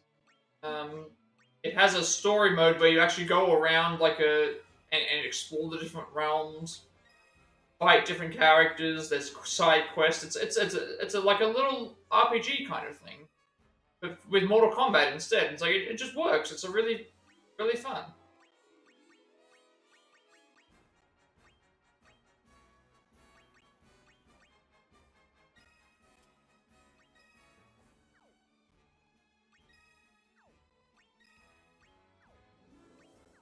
not dedicated enough to continue playing a fighting game competitively or anything like that. But to just like Dragon Ball Fighters, I love Dragon Ball Fighters. That was a fantastic game. Am I any good at it? No, but I loved I loved that game. They did so much. It's a shame that they stopped supporting DLC. I feel like again that's something that they could have made another one of those if they really wanted to.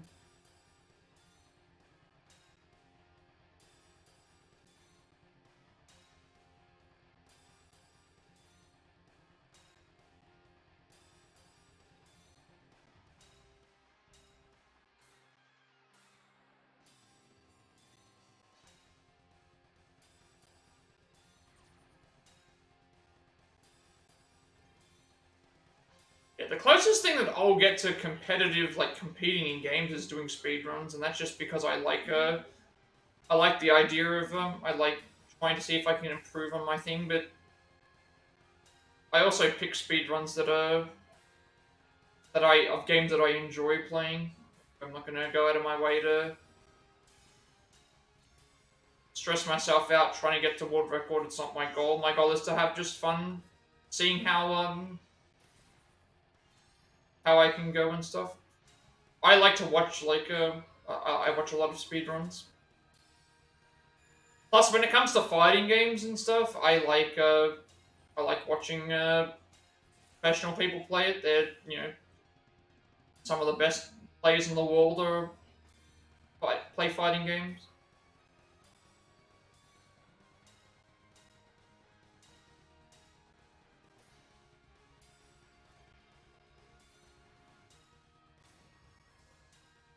And I always found it like really cool that a lot of the professional players don't even use controllers. They use the fight boxes, with the joystick and the buttons. That's the way that they know how to play, and it's nice to see arcade style gaming still being utilized.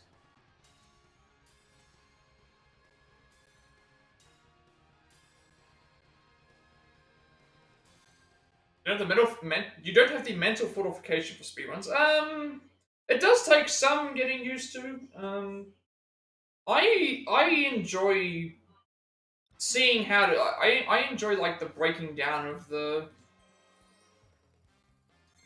Like, there's nothing more satisfying than seeing a something that you were stuck on in a game be beaten in such an easy way in a speed run. Like it's one of those things where it's like I suffered for so long um, on certain areas. How did they do it? How do they do it really fast and in a satisfying way?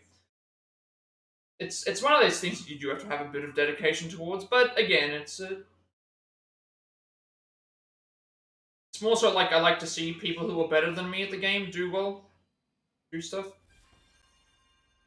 What makes it fun? Like I don't have the drive to uh be competitive in that field. That's not what I'm trying to do. I want to do them for fun.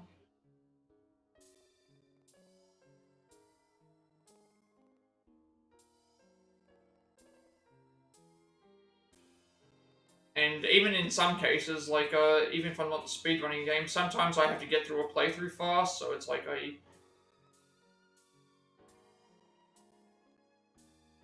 it's hard enough for me to do. It's hard enough for me to do the speedruns that the trophies sometimes ask you to do, let alone competing against actual people who are dedicated to it.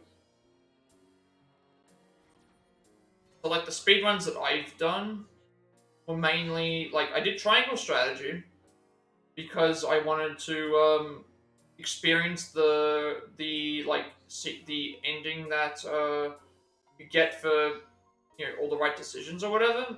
I wanted to do that, and then Octopath Traveler, I never reached the secret boss, so I figured okay, I want to try and give that a shot. And then Live Alive, I'm learning right now. That's because I never actually finished the game, and I wanted to see if I could get to the end. Um, that way.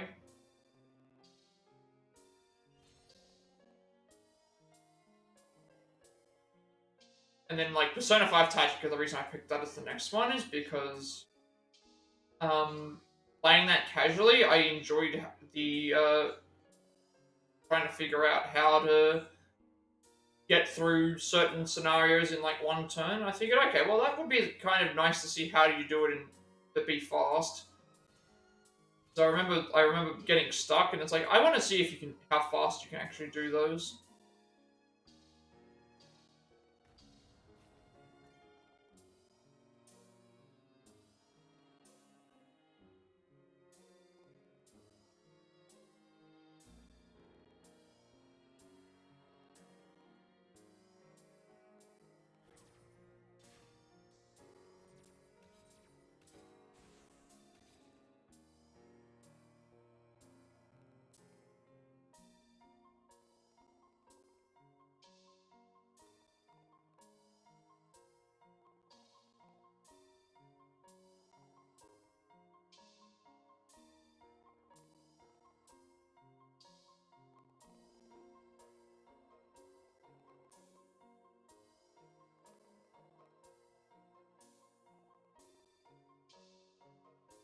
Whereas, like, something like this, like, I would never, like... You saw what the Supreme and Ultimate difficulty songs look like. I would not want to ever, like, do, like, a speed run or anything to do with any of that sort of stuff. That... I'm sure someone out there can do it. I'm sure someone out there can be really, really good at this game, but... not me, absolutely not. That is not something that I would ever want to... Uh, I'm not trying to be the best. I'm not trying to... It's hard enough for me to get perfect chains, let alone on the hardest difficulty. Like I'm not a musician. Speaking of Live Alive, we're actually right here.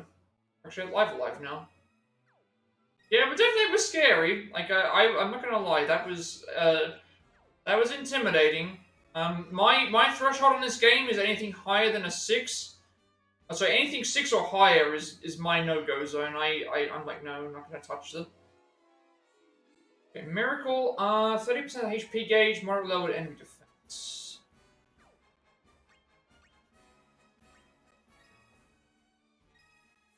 Yeah, I never would I'm gonna do that. Who else should I do now? Thinking maybe do some of the characters that are bosses, because there's a chance that I could use them for later.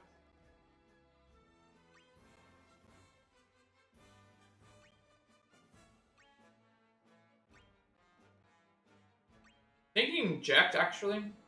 Proficient in physical and summons. But then also Seymour's proficient in summons as well.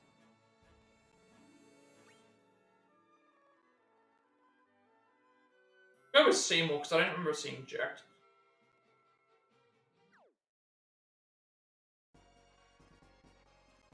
Okay, so we've got Live Alive, and then we've also got Live Alive HD 2D remake. So this is the original music from... We're not even halfway through the songs, by the way. You can see the little thing on the left-hand side there. There's like a bar that's indicating... Okay, so this is the original Live Alive, which I never played the original, but I did play the 2D one. And want to see more HD 2D remakes. Apparently they're very expensive to make.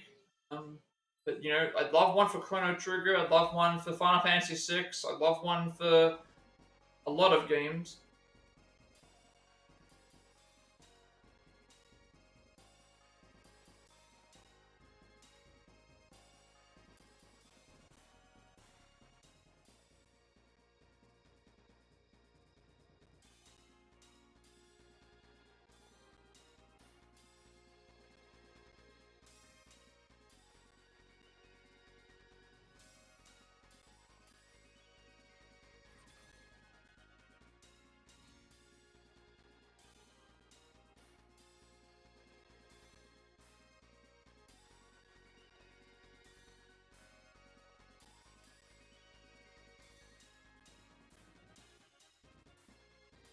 Yeah, you don't have to worry about me going back to You don't have to worry about me going back to Ultimate or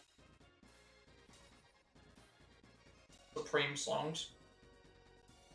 It's not a.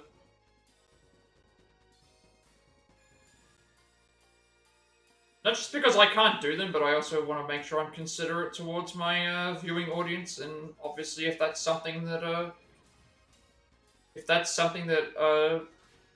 would not be good for that, then I'm going to try and avoid that as much as possible. Especially if we don't have to do it. Like, I can't help it if there's a flashing light. Like, if there's a bunch of flashing lights, I can't help it. Like, that's just how some things are, but if I can avoid going onto that hard difficulty again, I will. Too much going on.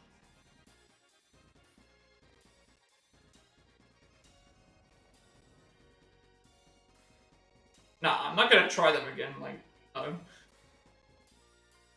You saw what they looked like, that was enough for me. That was enough for me. I know my limitations in terms of skill level. No point in trying them for like.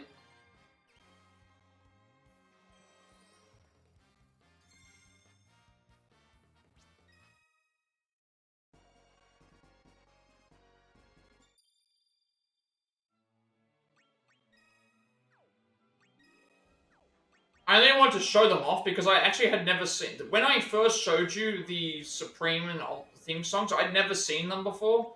So I was just curious to see, hey, what are they? What is a hard song like on the hardest difficulty? What is a song like that like? And then it's like, oh, that's what it's like. Yeah. So it was just one of those things I wanted to show off, but yeah.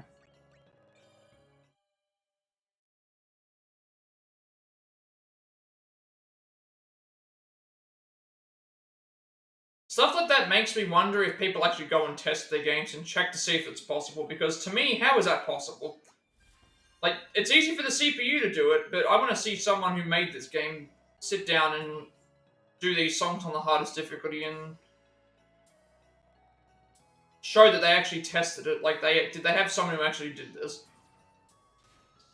I want to see them do that. Like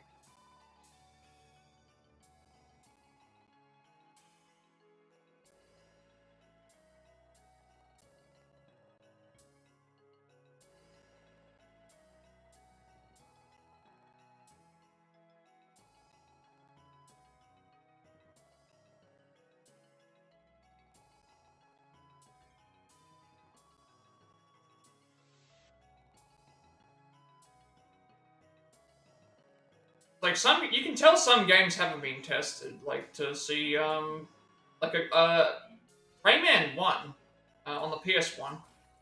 That game was never play tested. I think they said in interviews it was never play tested, so they didn't know how hard or easy the game was. And the Rayman games from the PS1 were difficult. And I was kind of convinced the same thing with the Crash Bandicoot time trials for the Insane trilogy. I felt like they just put times on stuff and said, "Hey, people can do it in this time," and they did. But I don't think they tested everything because the games were different in on the PS1. Like, I don't think you could use analog stick. On the original games, you could not use analog stick movement. You were unable to use analog stick movement. Yeah, Rayman 3 is considered more. Rayman 3 is an easier game to get into than the other two are. Rayman 1 is very. Rayman 1, to get to 100%, is very difficult. It's very difficult. Rayman 3, I think, is a lot of people's favorite. Um, at least in terms of the. It's their favorite, at least in terms of the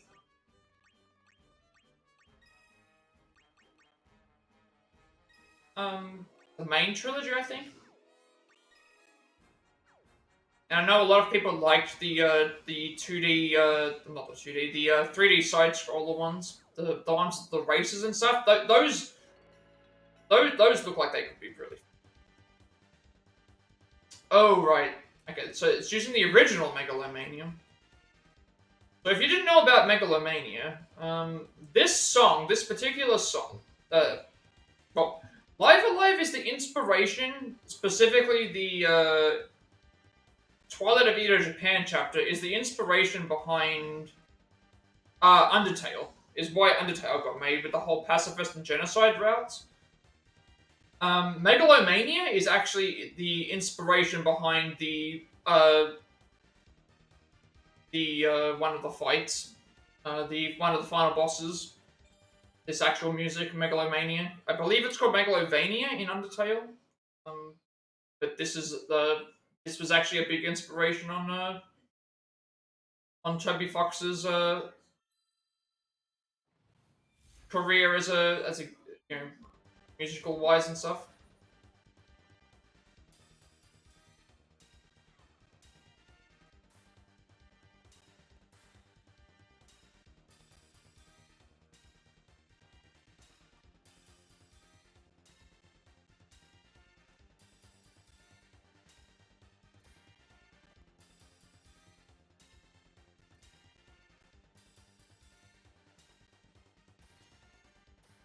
One thing I didn't like about Rayman, or like one thing I don't like about Rayman, the rabbits. I've never liked the rabbits. I've never liked them.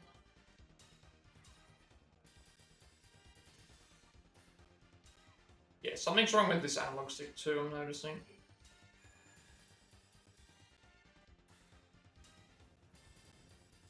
Trigger the left again. Well, I didn't swap them, so.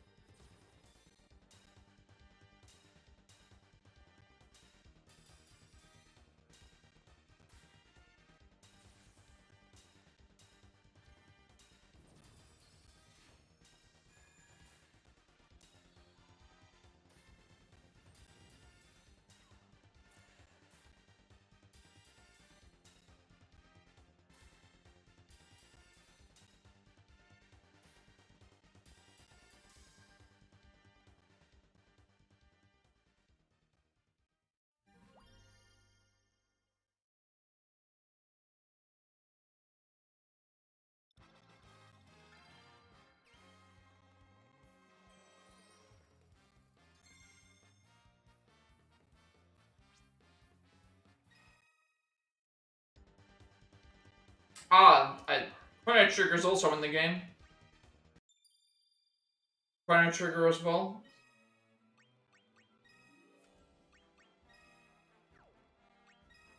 I like this song from Live Alive, like as well. Like the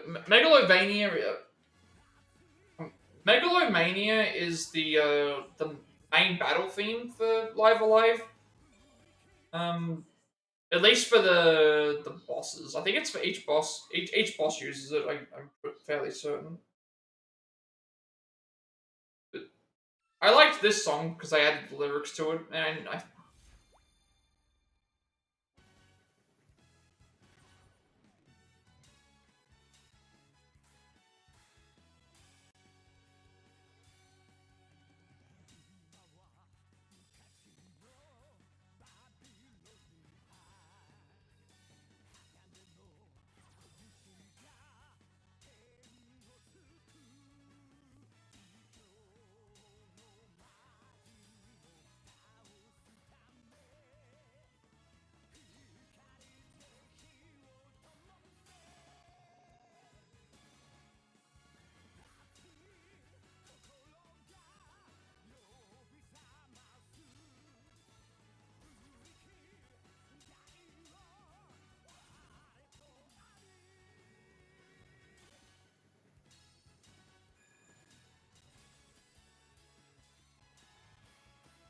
Oh, it's so short. It's a short song, but they also kind of have to shorten it for the. They don't have to shorten it because Advent One Winged Angel is 6 minutes long. Unfortunately, they shortened it. Um, Fortunately, they shortened it.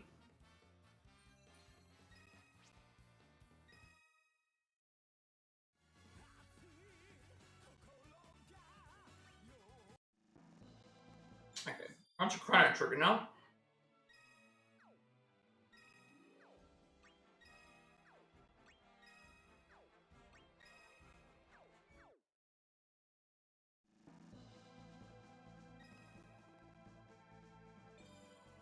We're about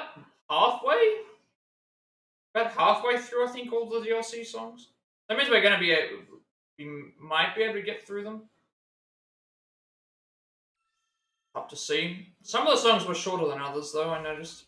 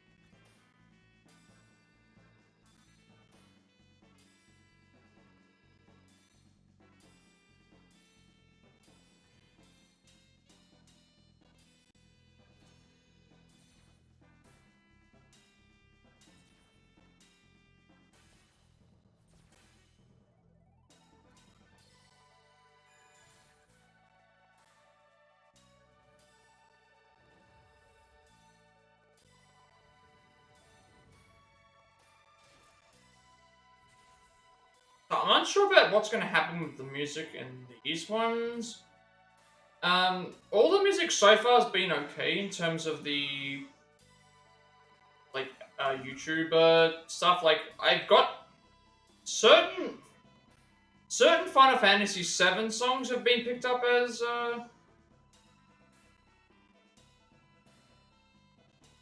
certain Final Fantasy VII songs have been picked up as uh flagged, I guess. Um, but then also I think a couple from 10. I don't think if there was anything else that was like this as well.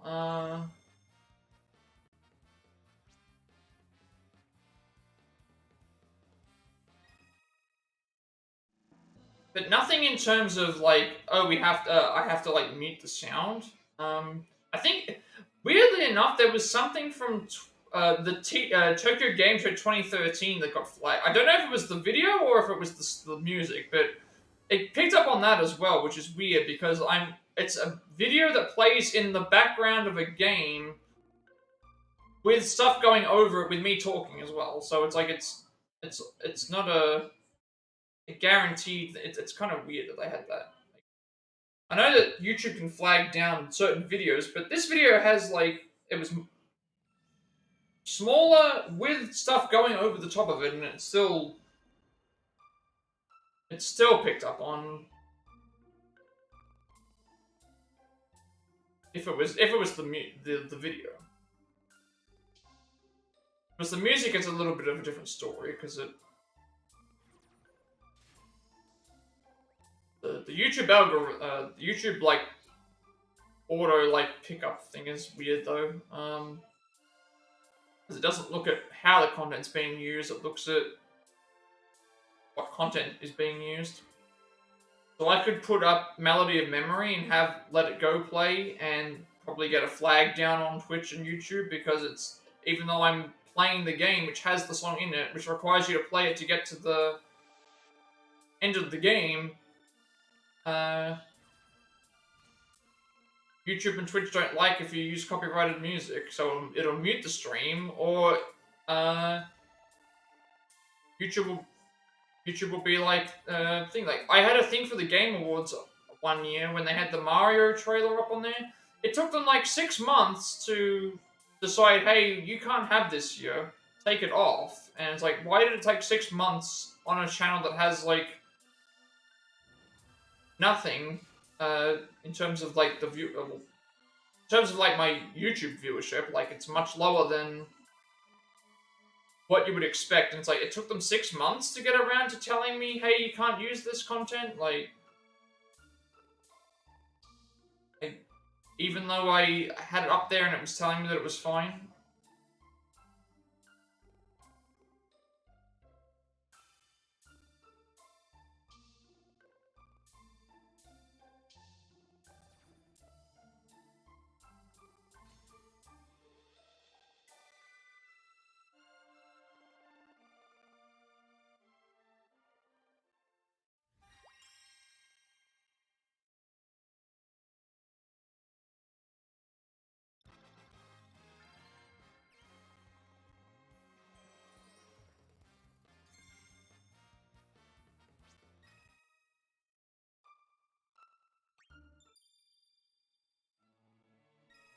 Frog's theme is next.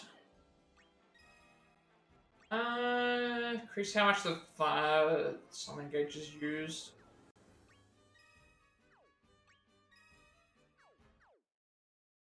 I feel like I don't need to do that at the moment.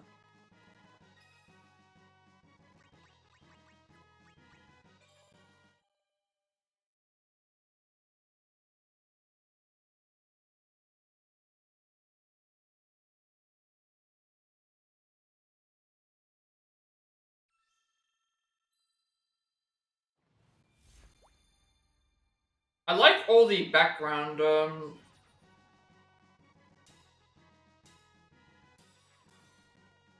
things that they choose. Like obviously for the Steel Titan one, they had the orphanage on fire.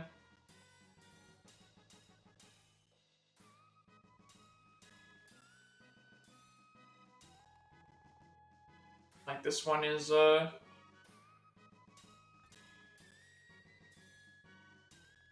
being Frog's theme and stuff.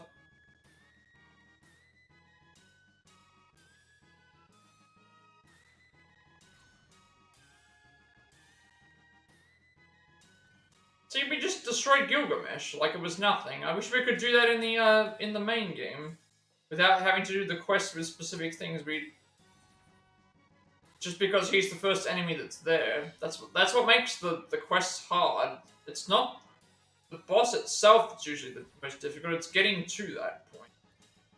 Because you usually use your best abilities.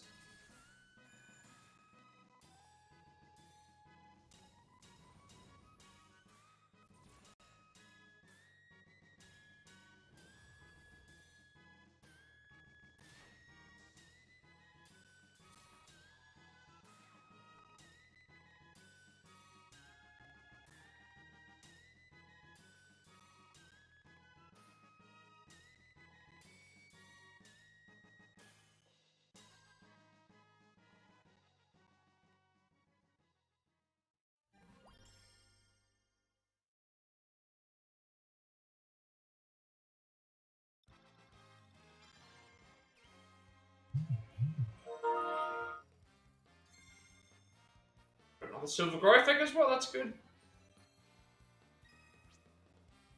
Leveling up really quickly.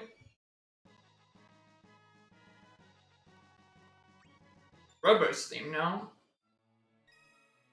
I don't need a roll.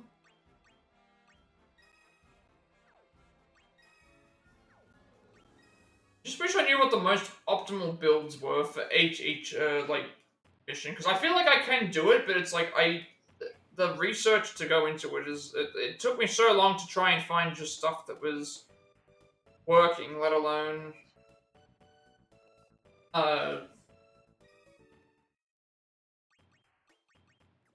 being so specific.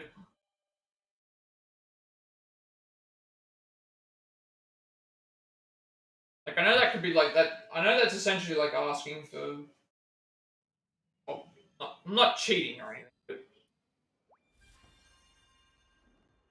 someone out there has gone and done all of the quests, and it can't be as complicated as leveling up to level 9 star thing, considering how long that takes to do. Or max boosting stats, like even in a general Final Fantasy game, when you do the secret boss, you don't have to be level 99 to get to do that. Like, it helps to be higher level, but it's not like you're a requirement.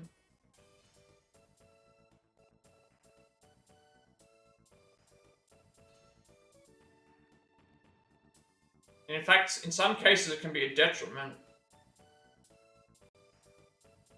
So if you play Final Fantasy VII Original, and you go, you get to the final boss fight against Sephiroth at level 99, he has also scaled to that level, so he's going to have a lot more health. And I believe, what was the other one? It was, I'm trying to remember what, it was one of the Final Fantasy games, like, might have been one of the side ones. I can't remember if it was 10-2. I think it was 10-2, actually. 10-2, it's recommended not to get to the full level because, I think getting to... It's one of them. One of them is really bad, where it's like, if you get to level 99 before fighting the final boss, they have, like, an absurd amount of health compared to, it might have been Type... Actually, no, that was what it was. Type 0. Final Fantasy Type 0. If you level all the way to max level in that game, the boss at the end becomes, like, 10 million HP or something like that. It's an absurd amount. Because it scales towards the... It scales towards the level. It's either that one, Crisis Core, I can't even remember. One of the games scales it to your level, and when you are level 99, the boss is like has tons of HP, and the fight takes at least an hour. Will take you like over an hour just to complete. It's absurd. So they recommend you to not get to that level, and typically you don't need to get to there, but it can be very difficult. I've only played OG7 once through.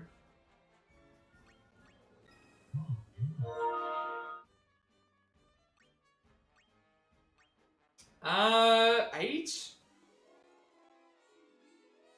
So the thing with 8 is weird. In 8, when you go initiate a fight, the fight can be either your level, a couple of levels higher, or a couple of levels lower.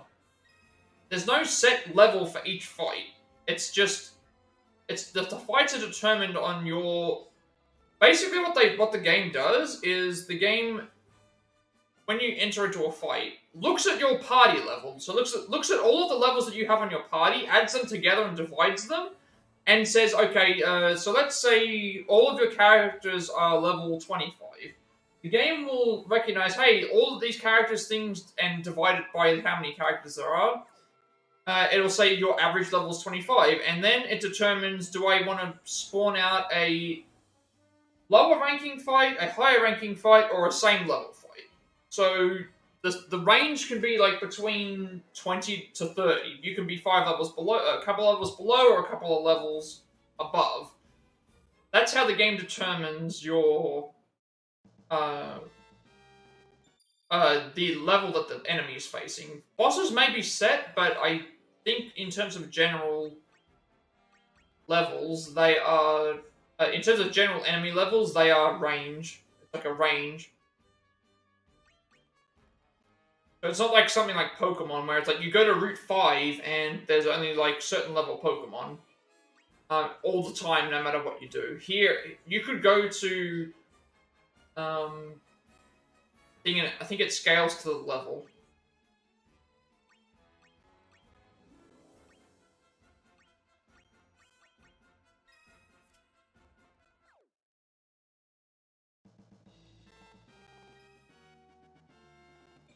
8 is also difficult because of the final boss. The final boss has like 4 or 5 phases, I think it is. And during the second phase, gains an ability that's like stone, except it doesn't require them to hit you a second time to make the party member disappear. It turns you to stone and then makes that party member just disappear immediately, and they're gone for the remainder of the whole fight. And it can hit multiple party members at once, so you can be in a position where you're the only party member left, and you get hit with this move, so you have to be a little bit prepared for that.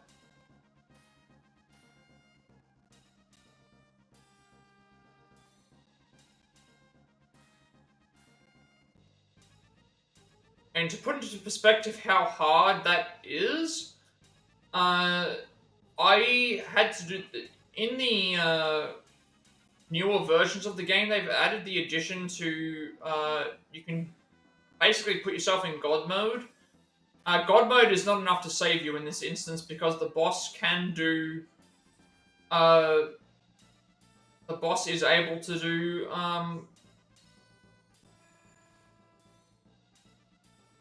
moves that will kill you in one hit, and the game isn't fast enough to recognize that you die in one hit, and won't heal you fast enough. So it's not as simple as just having God mode enabled.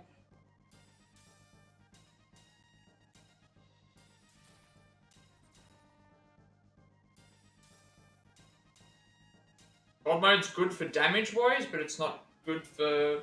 It doesn't revive you if you die.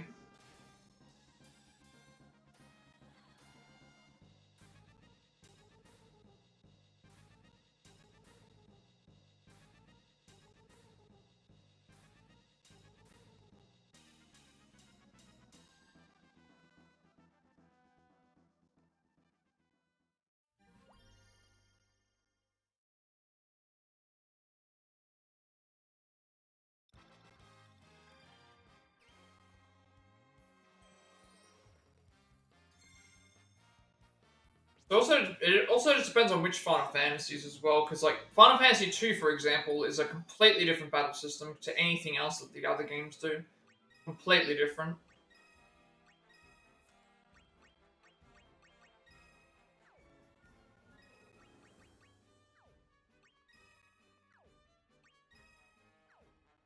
Like I think the quickest way to level up in Final Fantasy 2, you can hit your own party members with abilities and they gain experience. And I think it's that one. I think it was 2. You can hit your own party members with attacks and they gain experience. It's similar to how Triangle Strategy works, where you're on the battlefield and you gain experience from defeating enemies, but you also gain experience for using moves and doing something in a turn. So using an item, you know, using an attack. It's like that, and it doesn't care who you use it on. So you can use attacks on your own party members.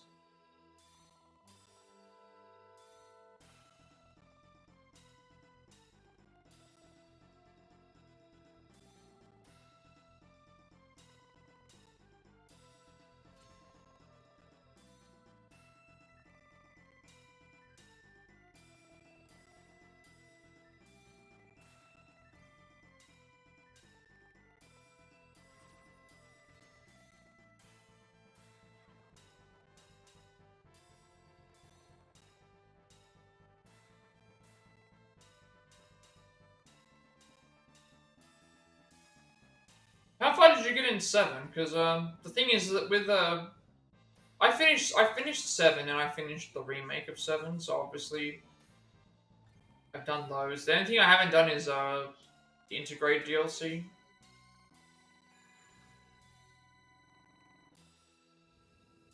I think Final Fantasy 7 OG is really good. Like obviously it's hard to judge whether Rebirth is better than 7 because they're like completely different, but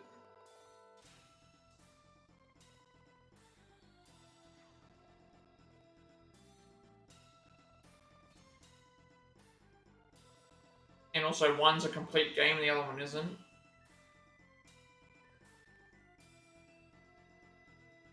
Okay, halfway through the second disc.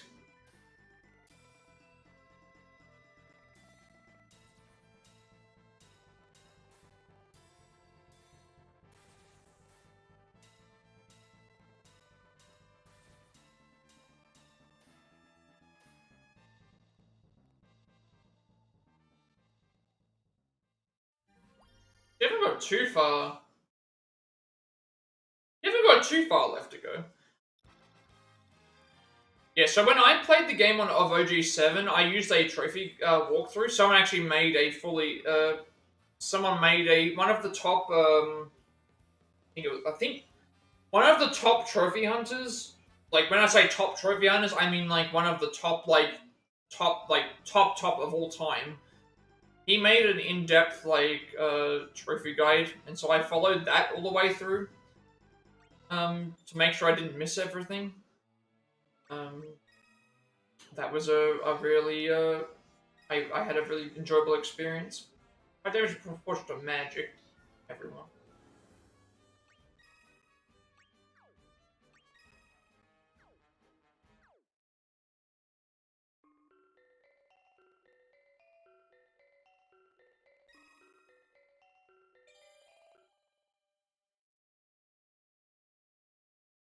I did the same with 8 as well. 7 and 8 I did with guides. And I really enjoyed both of those. Like, I'll use guides for all of them. I have no problem with using them. I want to make sure I try and get the platinums if possible.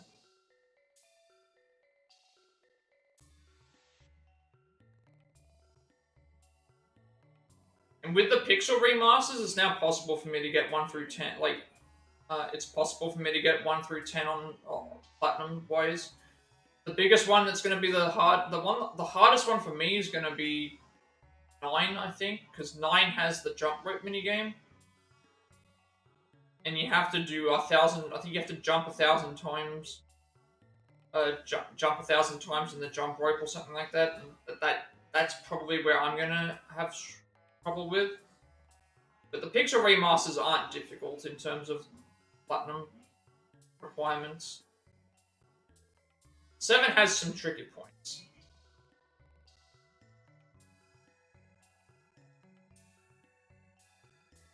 Even casually, like, playing the thing, some of the bosses are actually quite difficult. Some of the weapons.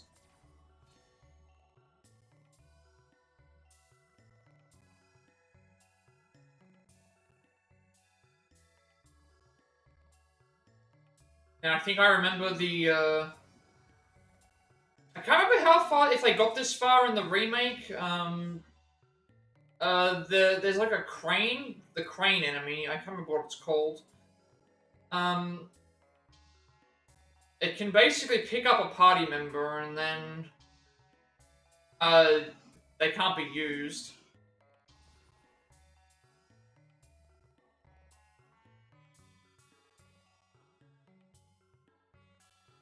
And then it can damage it while it's in the thing, and then it can use it as a weapon. Like, I remember that mission took me that particular boss fight took me a number of good tries trying to get by it. It's quite a bit difficult. It felt like I had to get a bit lucky with it. I had to get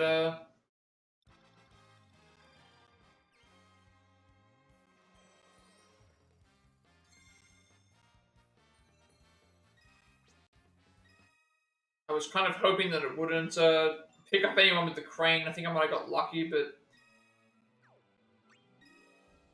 it had this one move. I think it had like one special move that it did, and it was like no matter what I did, even if you were playing on the thing, it was over. No, sorry, it wasn't a special move.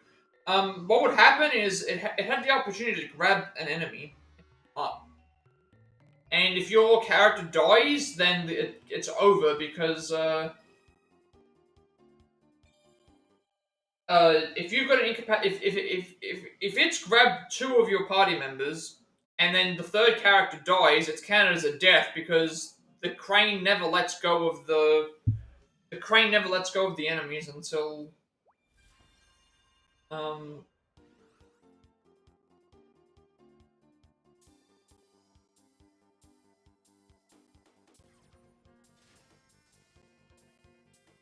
the crane never lets go of the enemies, and so it's considered like a party wipe because the only way for it to let it go is to attack the arms individually, and if no one's there to do that, then it's over. That happened to me a couple of times.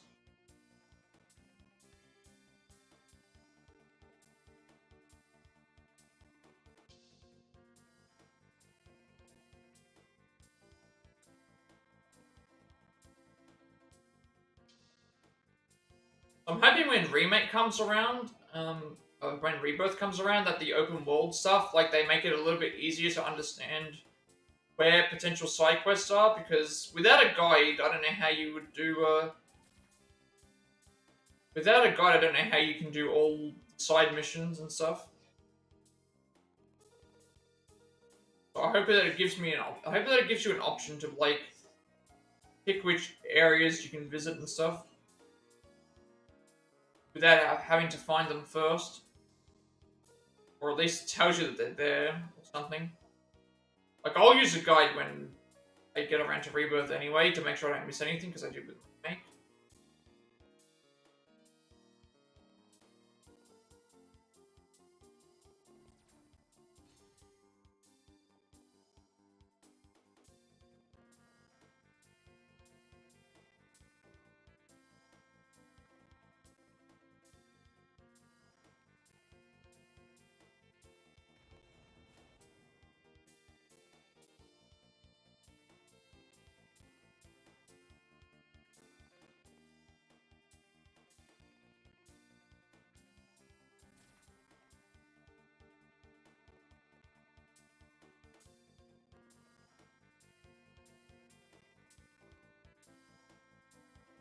I can only imagine what's going to happen in Rebirth with the Golden Saucer. Like, that's... The Golden Saucer is back, and all those mini games are going to be, I guarantee there's gonna be trophies for those, and you're gonna have to do, or you're gonna have, there's gonna be something for the Golden Saucer, like getting high scores. It's gonna, fully expect it to be, fully expect those to exist.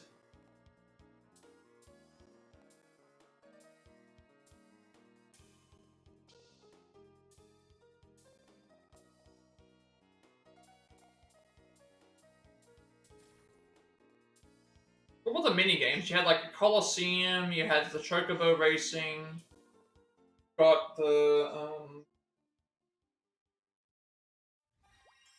that 8 mini games there.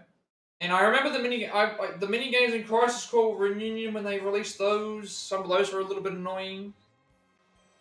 Remake had some stuff that was hard as well.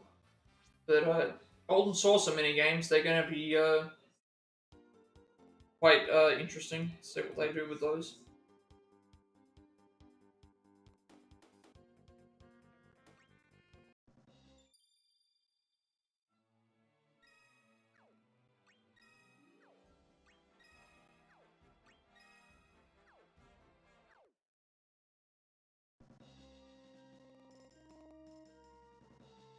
Almost like Chrono Cross now. How are we going with levels? No one's max level yet? You are.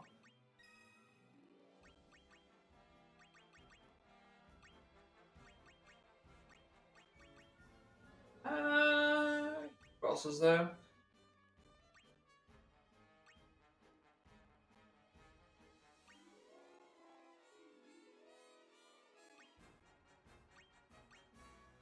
Maybe we'll go with Golbez next.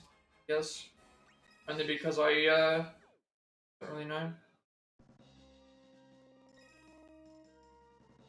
Nice that we are getting some level ups though.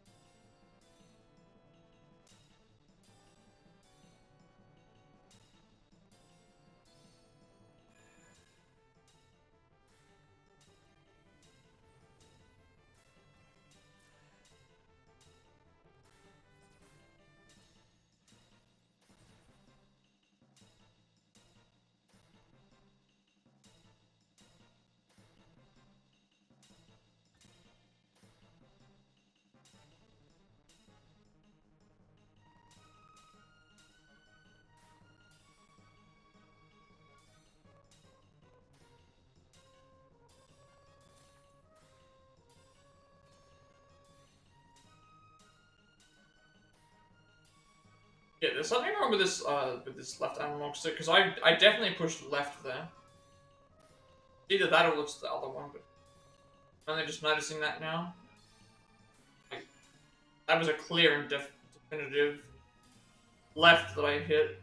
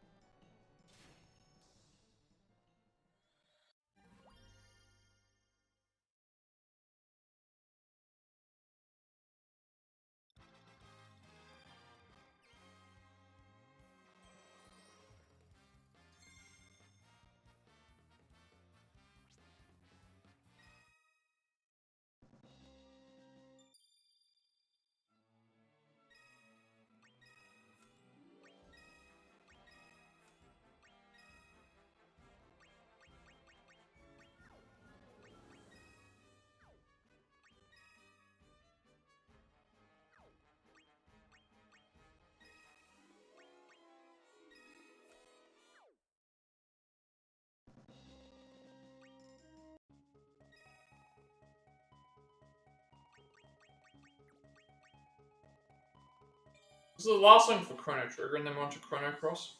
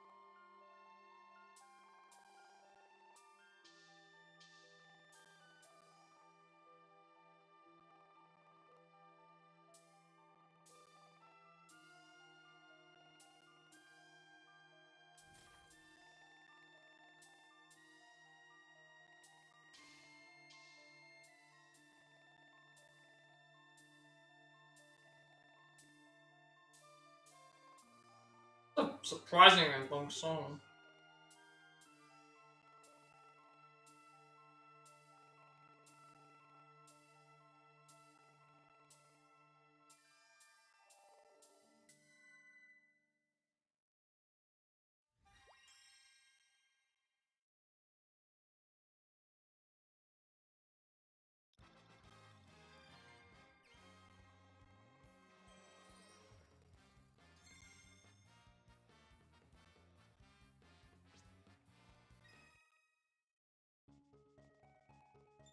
Okay, 2 songs for Chrono Cross, and then Xenogears. That's another Xenogears, another game series that I haven't played.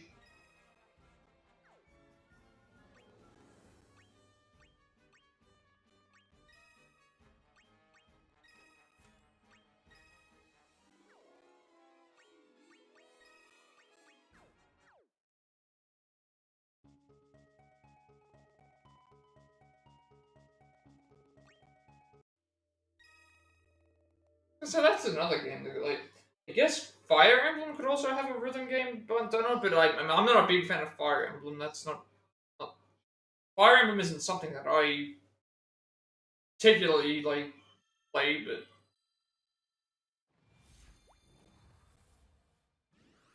fine, like a fine game. Like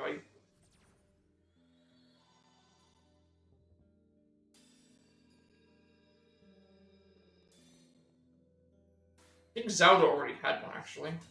Zelda already did a rhythm. They did a rhythm game. Oh, Crypt of the Necromancer. Oh, the Necromancer had like DLC for Zelda on it.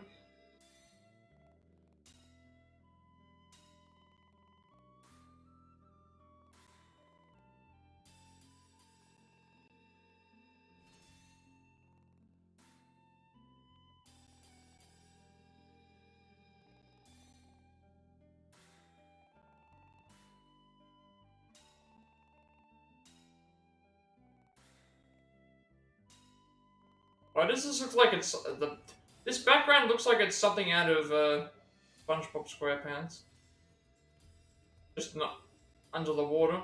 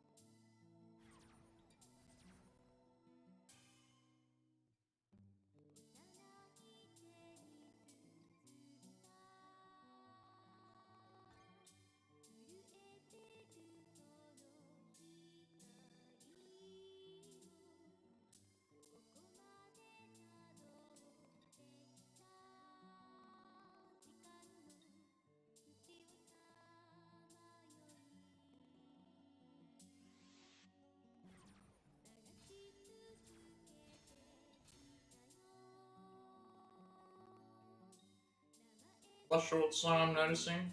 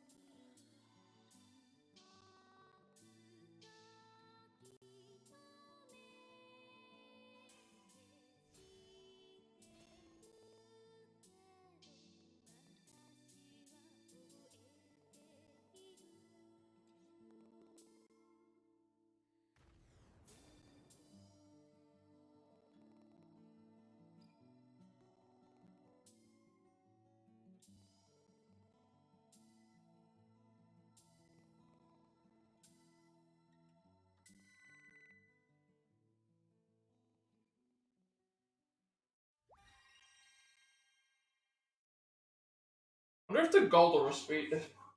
I wonder if the Goldover song is going to be in this because I always like that boss music, secret boss music for the thing. I left it in the second game. But obviously we don't have that here.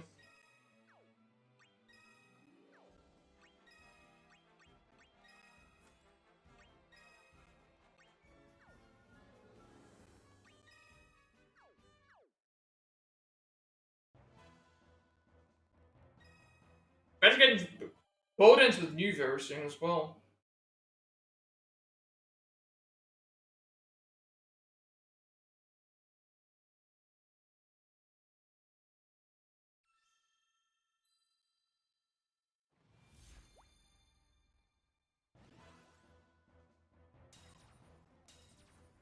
I think that's Omega weapon?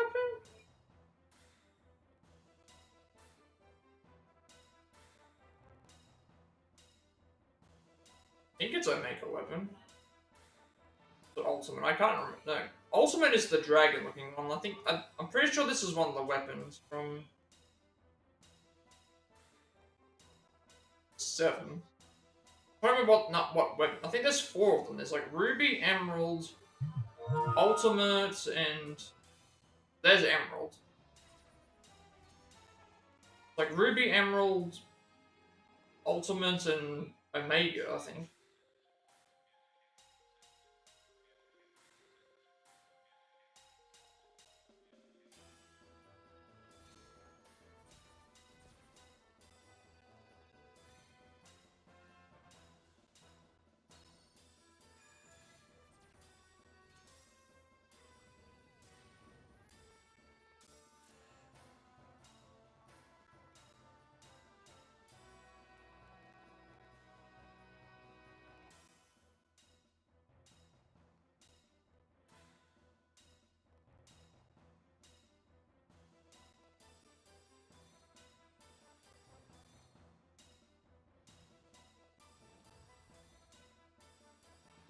There's Ruby.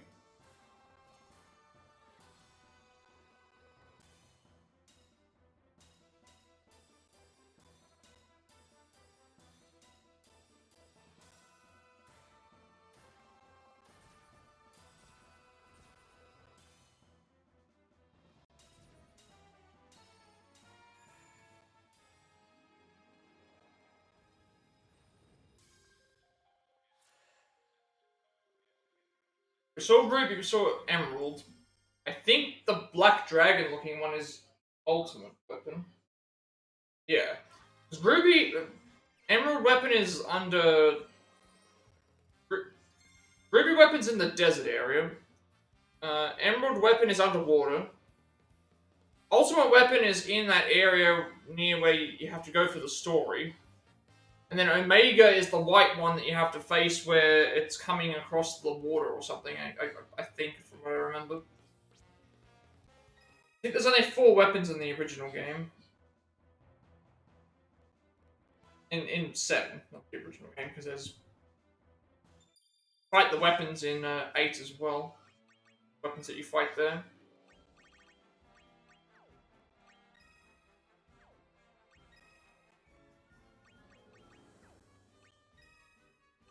Blitzking can only be used by eject. Deal low damage to a random enemy in proportion to user strength. The attack repeats 2 times. Multiplies summon attack power by 1.06. Random enemy twice when 4 enemies are defeated.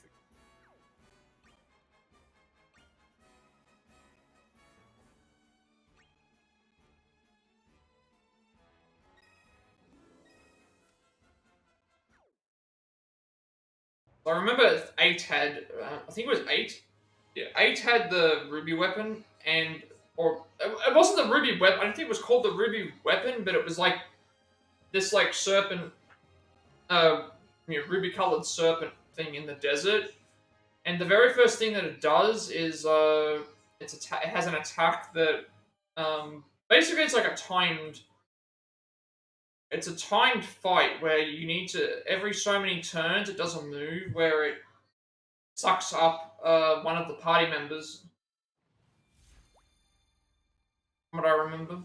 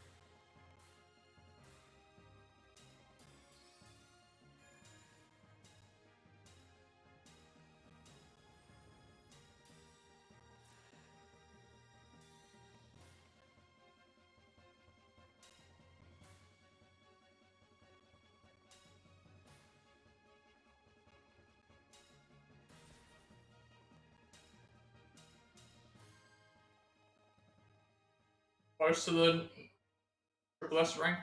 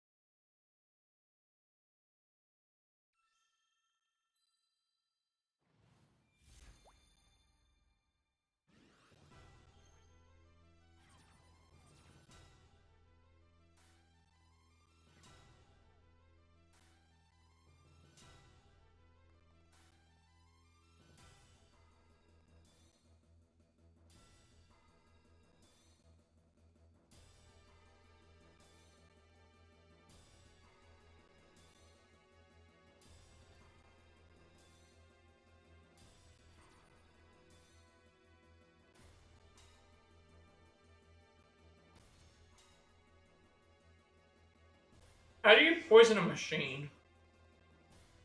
Because I just realized now where we inflicted poison on it. Usually that isn't how it works.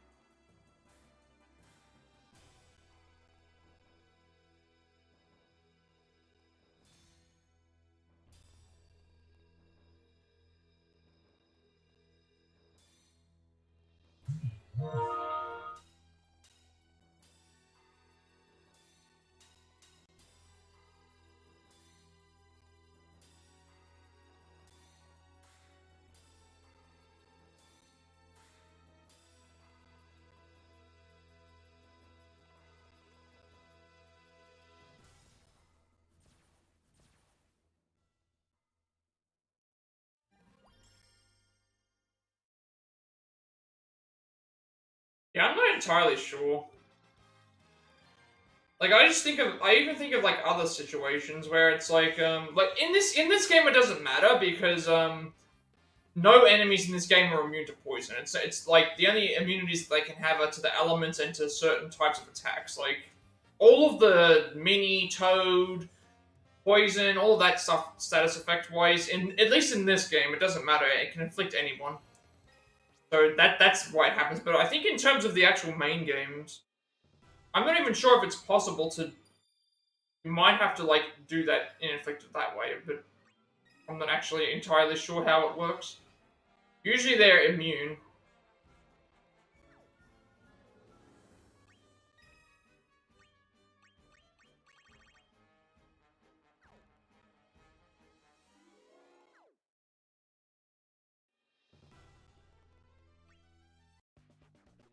Okay. Now we can get into some of the Wardens with your music. Because even in Pokemon, I'm fairly certain in Pokemon, I don't think a Steel type Pokemon can be poisoned. Either they can't be poisoned or they're good against poison types.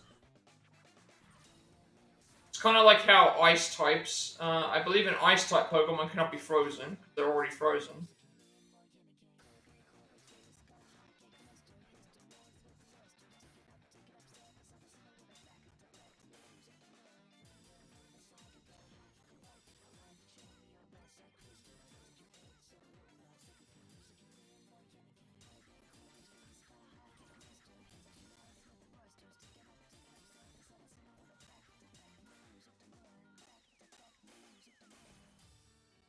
Usually if, well, super bosses like that are usually immune to most of the statuses.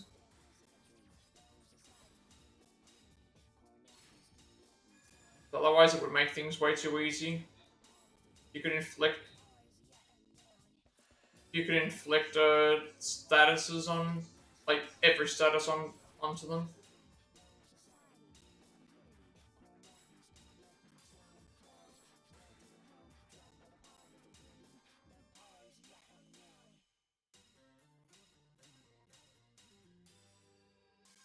Although some of them you can. I think you can inflict, in some of the games, I think the way death, is it death? Death works in different ways in some of the games. The one with the countdown on it, I think you can inflict those onto the secret bosses and stuff like that. But the idea is that it's so high, the counter, the counter is so high that if it's going to take you 99 turns to wait for it to die, you may as well just kill it in the 99 turns that you have, because it's going to go by much faster. I think that's one of the things that they try and do, where it's like, certain things will work, but then other things Fine.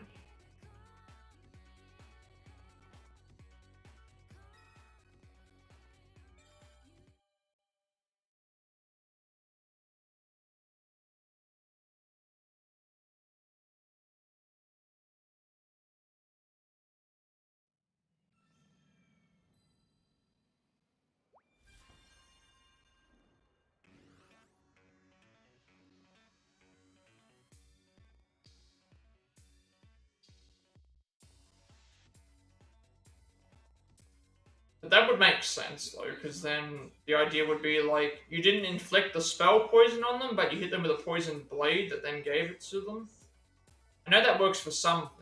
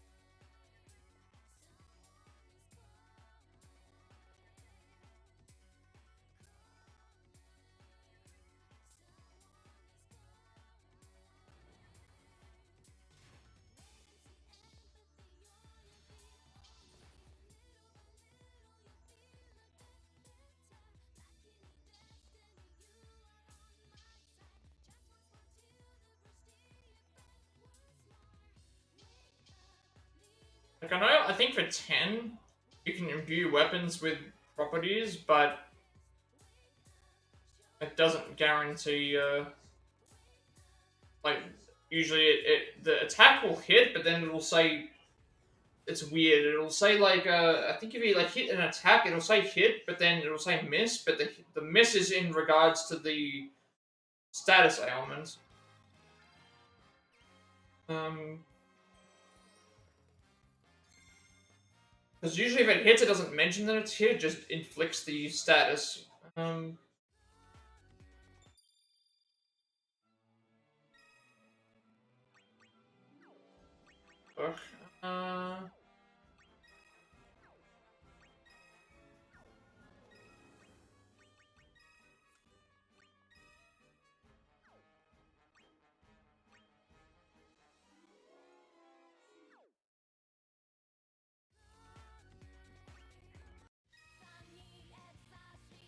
Okay, this is thing.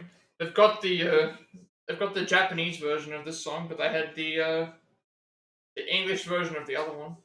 Maybe they just picked which version they thought was the better version. Because I personally think the the English version of Thousand Wings is better than the Japanese version is.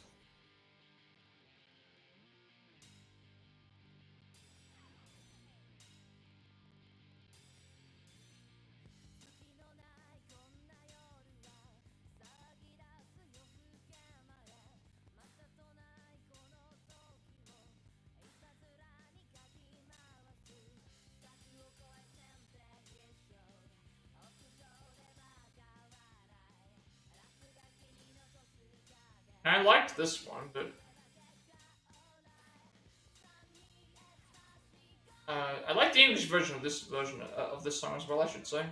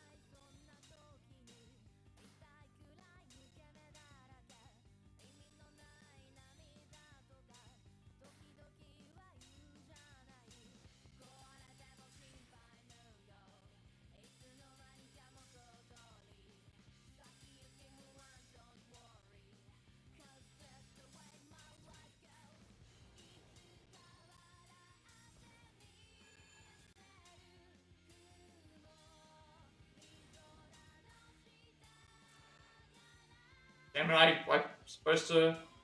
I was supposed to push the directional button. Getting lost in the song. They liked it. I heard that happens every now and then. I'll just get lost in the song. Just get lost in the song and not push a button. Or I'll see the button there and think, hang on a second, I don't need to push the up arrow in the thing. I'm going to push the A button. Or I'm just going to let this one skip for some reason because I feel like it. I don't know. I really don't know why I do that.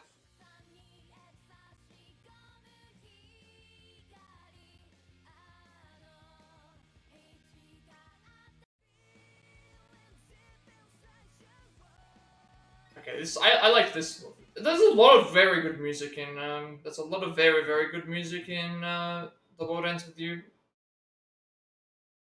Some tracks carry over, but these are the ones that these the Neo ones are the ones that I am more familiar with.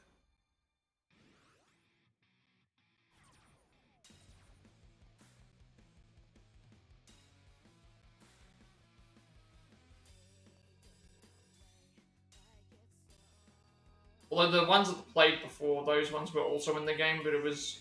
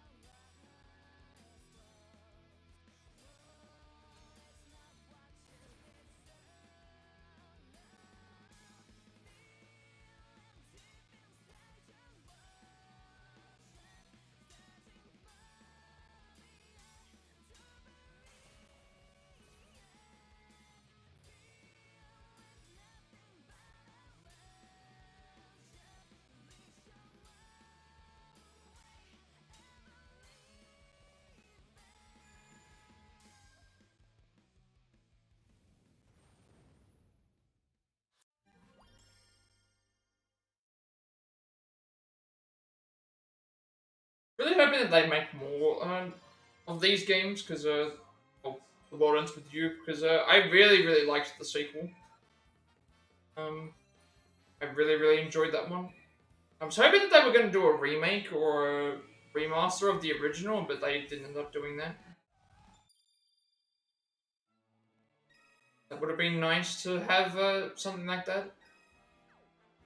Uh, Faith. Increase multiple. You know what? Like, this is probably better than Baruka.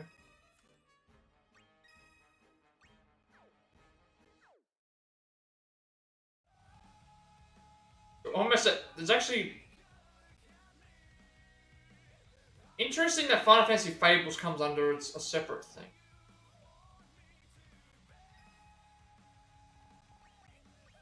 I need to swap out the lot of the character. At this point, I think we've got everyone that we want up. Now I might just look and see if there's anything that might like make a difference. Hog might have been one, I can't remember. Hog lowers enemy defense. Machina.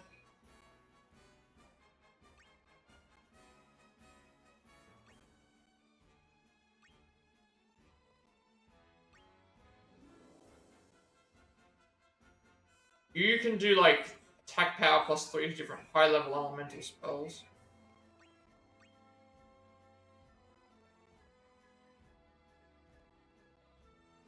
Uh, I'm thinking Mog. Might do just Mog. I don't think I saw anyone else that was using anything. Any of the other ones that were using that. And if I can't get it after the end of all this, plus getting all those treasure chests and buff stuff, plus doing all the stuff with the. At that point, I feel like I've exhausted absolutely everything that I can do in the game, apart from grinding to level 9, which would take forever because you got to get the EXP eggs and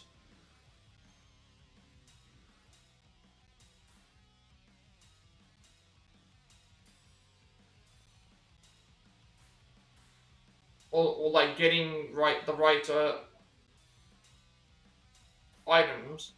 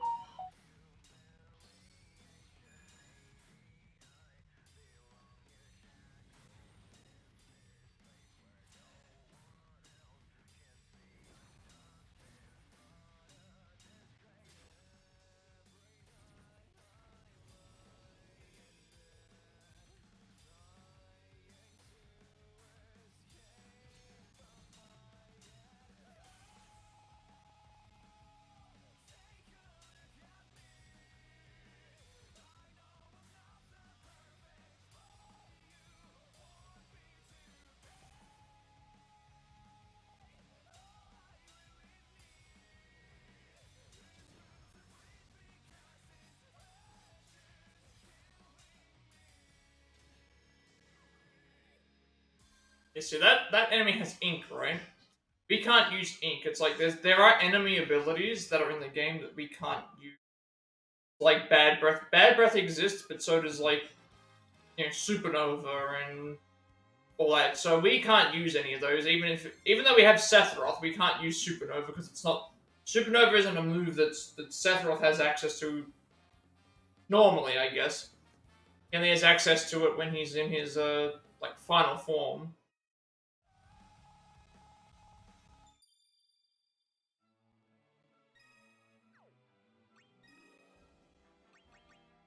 Let's magic up by 30.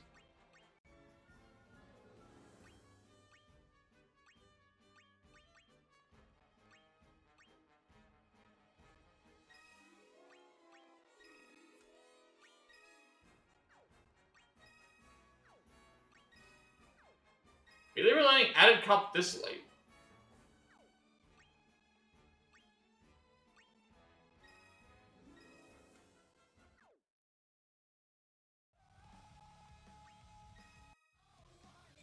I feel like we haven't got many songs left to attempt for this. Like we've still got Octopath Traveler to do. I think that is all that's left after that. I'll go through the entire list. just to make sure that I haven't missed anything. Like, because there is a list with everything listed.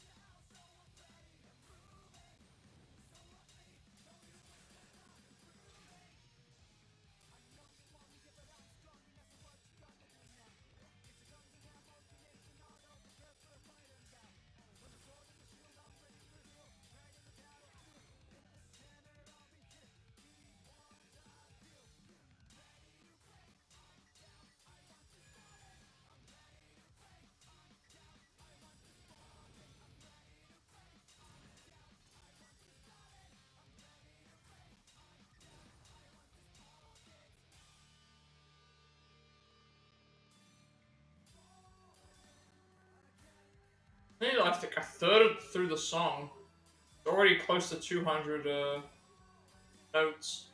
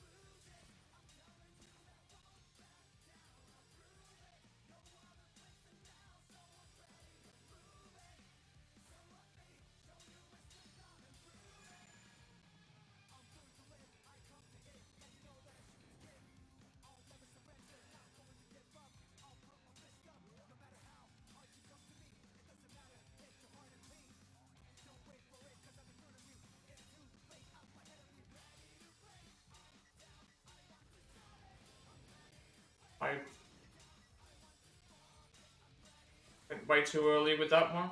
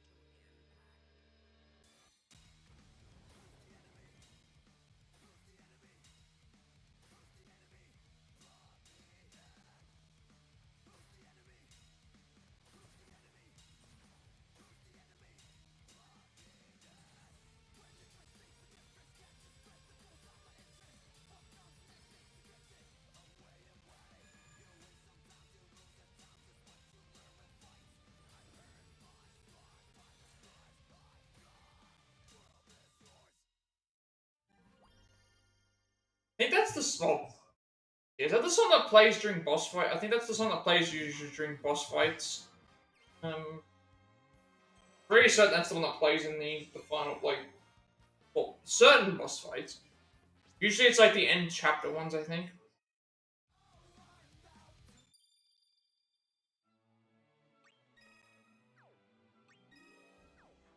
Graviga. We don't need that. Onyx Dragon can be used by gold bears, multiplies damage the user deals by magic by 2.5. Okay, so that increases our magic.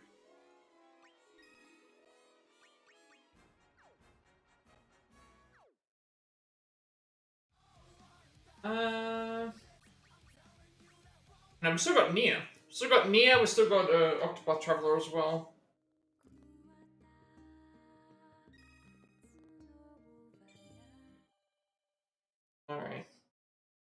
I never didn't play the original Nier, but I have played Replicant, which I think uses a lot of the same music. Um,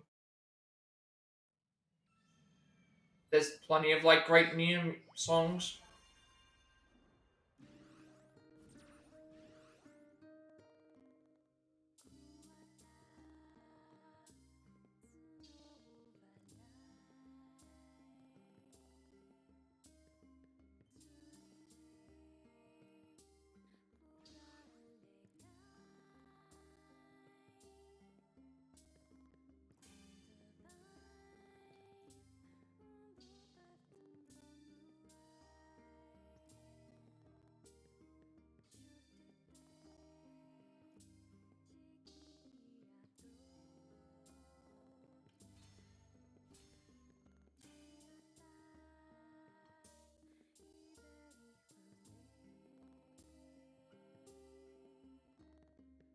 Really, that didn't register with me letting go.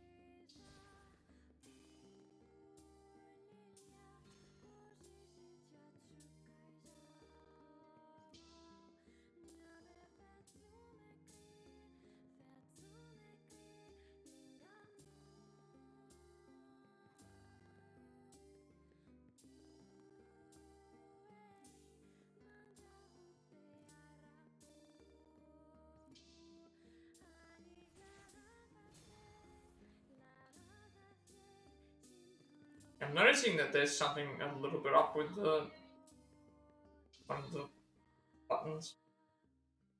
Maybe it's the one I'm using to hold down a lot.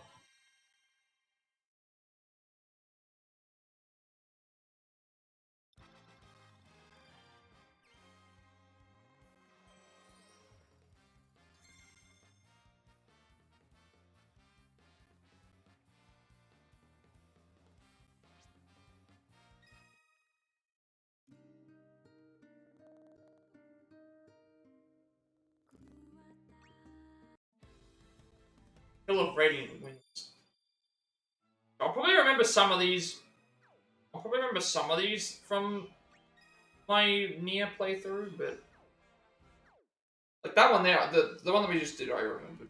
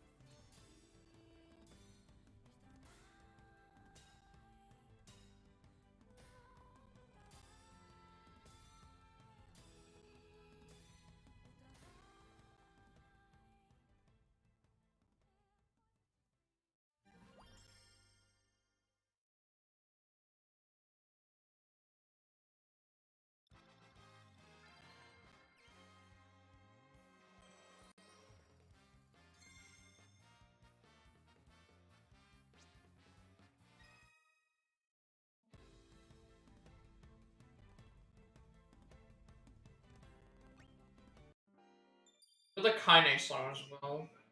I probably remember these songs. I just don't remember where they get played all the time. Like I know that the first song, the um,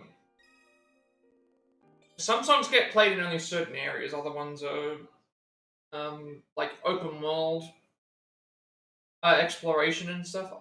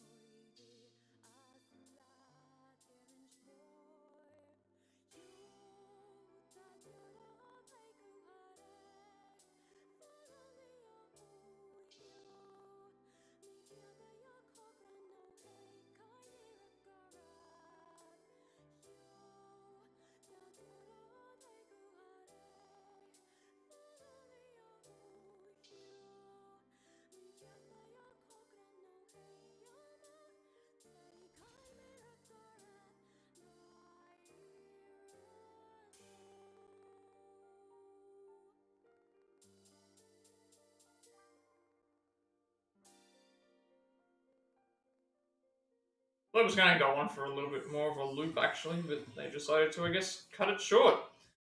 Oh well.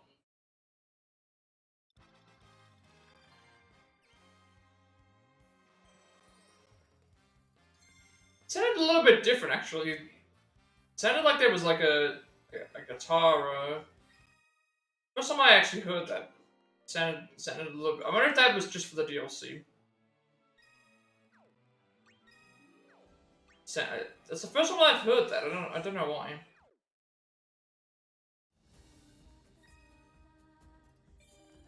And I just heard like this. I'll have to hear the song that plays at the end. It sounded like they added something extra to it. I don't know why.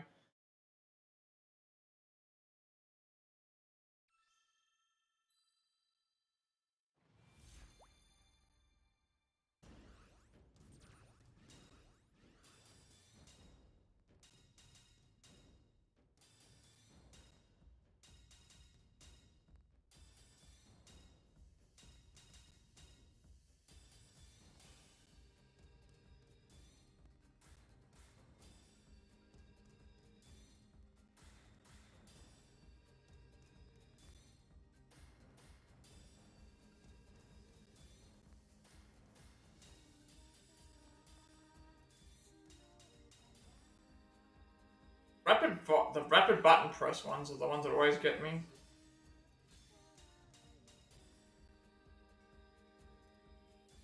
Probably where I need to like a different like way to.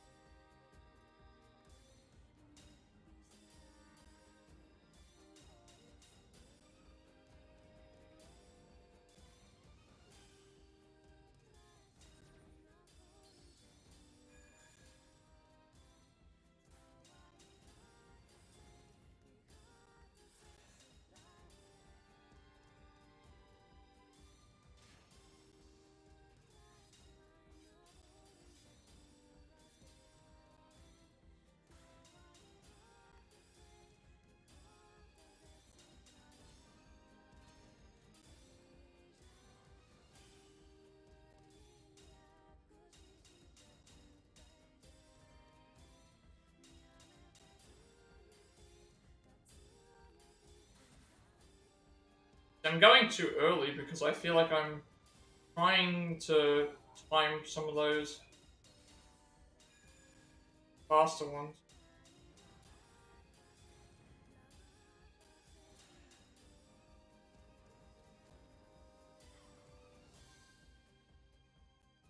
Then we end on the toad. We end on the toad. Well, end the song on the toad, I should say.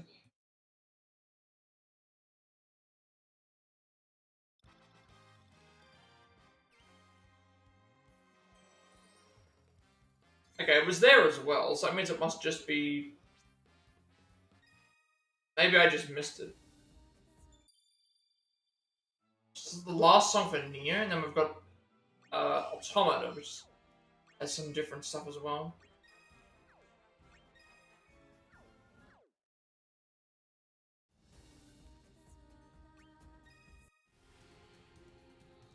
This is the music that plays, I think, during the Shadow Lord fights. Though sometimes I think it changes.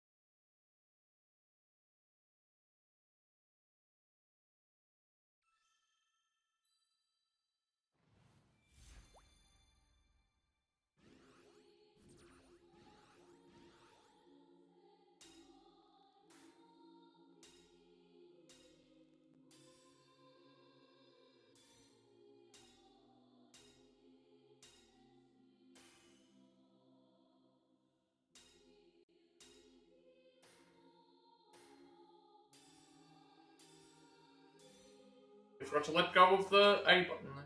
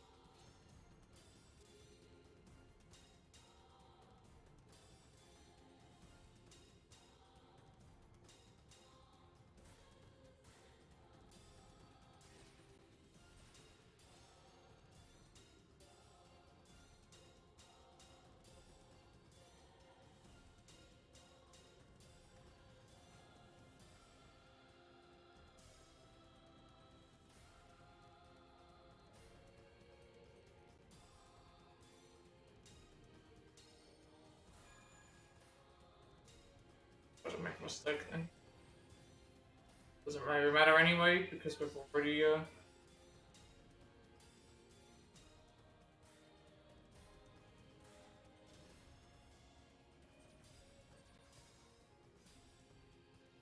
made a mistake earlier. Yeah, look at this.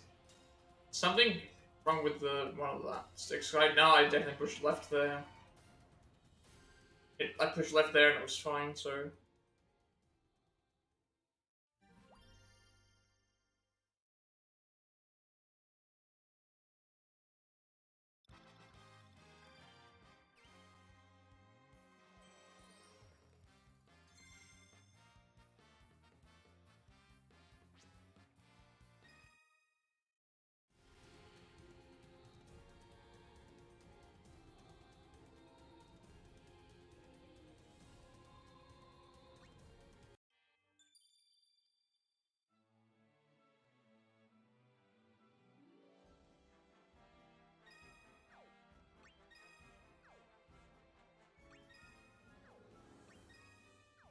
We've also got another level 99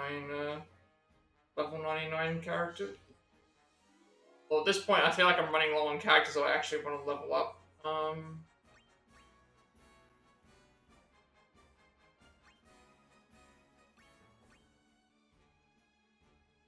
I might just do these as a precaution. I might do marking error as a precaution. So let's just do marking error as a precaution. I have no idea if this is going to be any use or not, but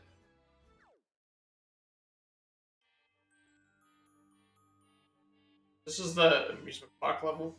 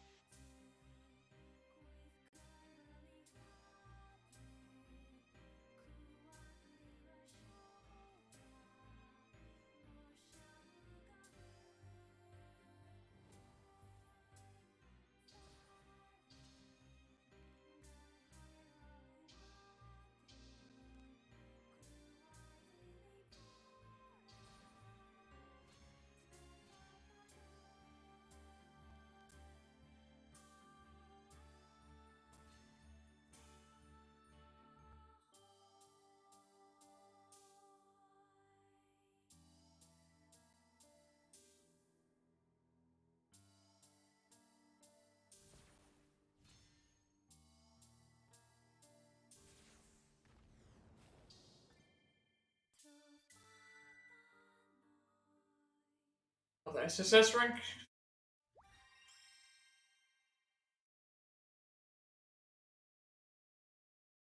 think my highest score was like a 9.6 or a 9.7. I don't remember exactly what it was, but it seemed it was. I was pretty happy that I got it.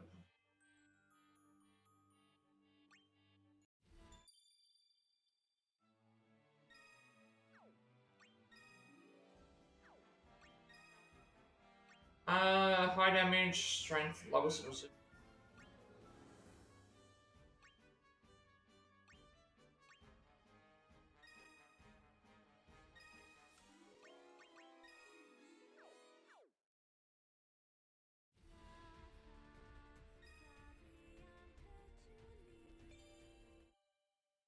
got like 90 mock amulets, which means I'm going to have to go through the same level 90 times just to get all those, to get the stuff that we need to spawn.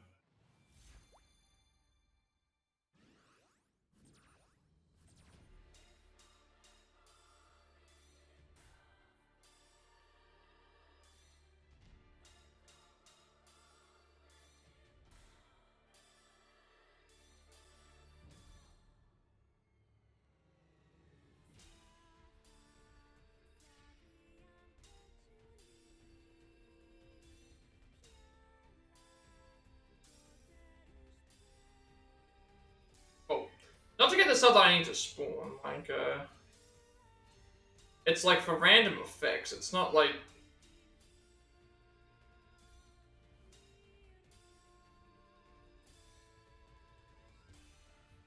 Yeah.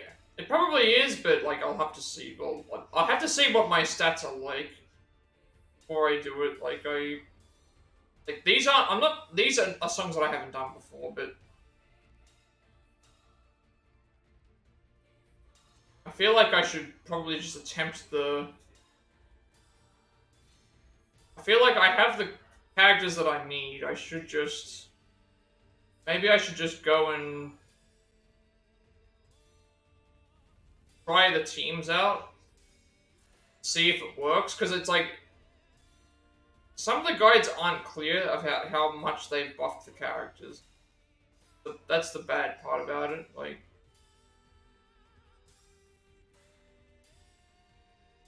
Do I really want to bank my chances on luck? Because it's like... You can't guarantee that you're going to get collector cards all the time, because I've had times where I've had bonuses for collector cards on, and yet it doesn't matter. You can sometimes get all items. It's not like a guarantee, and then you need to get the ones that you want. You can't just pick and choose. 90 does seem too much, though, but maybe it'll be better to just go and... Like, this isn't really... I'm not really grinding here. I'm just, like, I wanted to complete the DLC songs because we haven't done the DLC songs. But the only things left at this point, once we complete this, is go back into the quest mode, try out some of the more OP teams that people have been using, and then if those work, it's fine. If they don't work, then I need to probably, like, figure out where I'm going to put my stat buffs in. And I can't guarantee which type of... I can't guarantee what items I'll get, and I can't guarantee what collector cards I get, so I feel like that's not...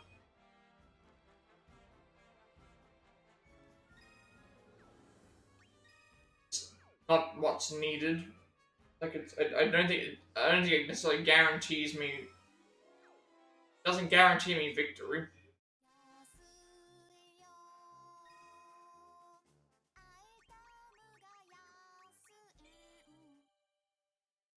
I have so many different options with all these 99 level characters.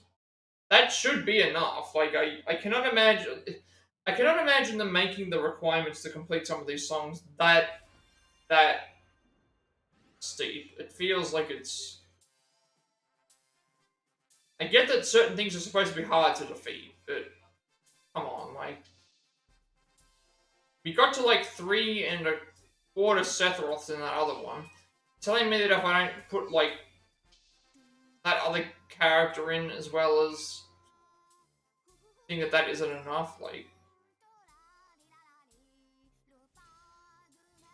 At that point, I'm convinced that they haven't tested stuff.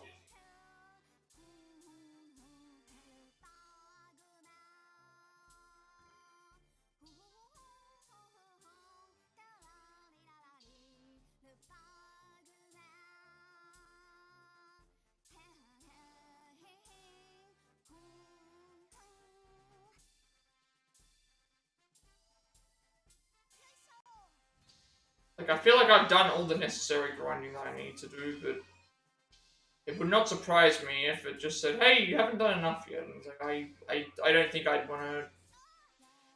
Do I really want to bank a chance on 90 attempts for something when...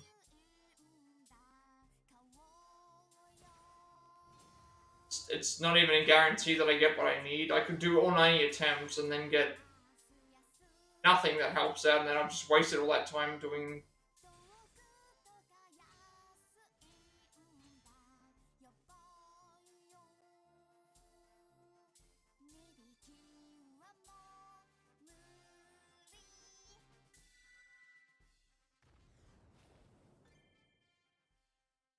Sorry, it's like if I'm repeating the same song 90 times, that's not exactly like the most like captivating gameplay. Especially since I've noticed with Beloved are the ones that a lot of people have been using. And from what I've read, certain setups have like one character doing 9 times damage. And I feel like 9 times damage on top of everything that everybody else is doing should be enough. There's absolutely no way that shouldn't be enough. If that somehow isn't enough, I don't know what they expect of people.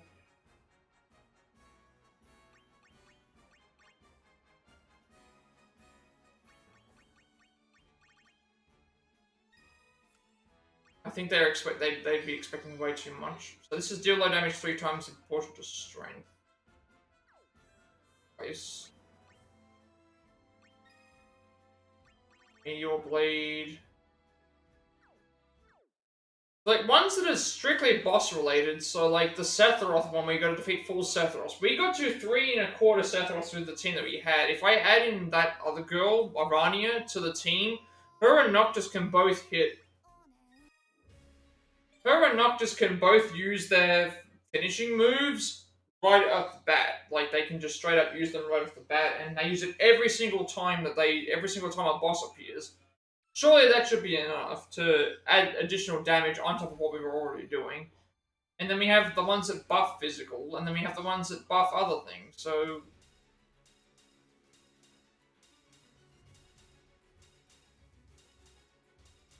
me doing these DLC songs, it was supposed to be to level up the characters that I know that I missed out on. So maybe it is just a good opportunity to just go back and see what some of those builds were that people used, because I have most of the characters. I have characters I need leveled up.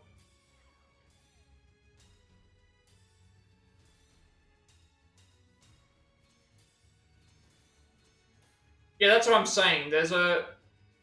One of the builds has Ace as the leader and Spiritus as like a backup, and basically what it is Ace has he can reduce the trigger hits by 50%, so it takes half the time, and then someone else in the party can have like the 25 one, so you're essentially getting like a 70% discount on your skills activating.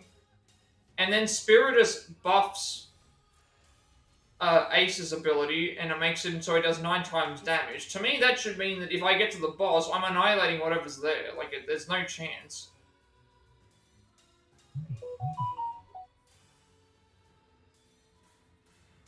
It has to be that.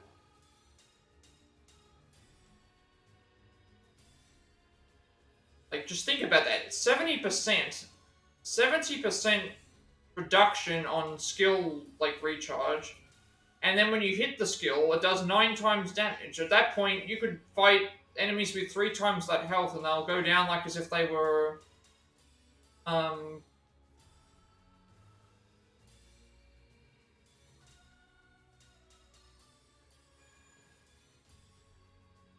They should go down as if they're a normal boss. At that point, the resistance wouldn't even matter, because you're doing 9 times damage. Like, if this was a normal Final Fantasy like game where you're trying to fight the boss, like, it would... I feel like that is... If you're doing 9 times damage on skills that recharge at 70%, you know, reduced amounts, you shouldn't have any... That should be well and truly enough. At that point, it should be well and truly enough. And if it wasn't, then I'd like to know what they did. Like, I'll go through the build when we eventually do it. I'll go through and, like, see, like, I want to read to make sure I understand what every character's doing, because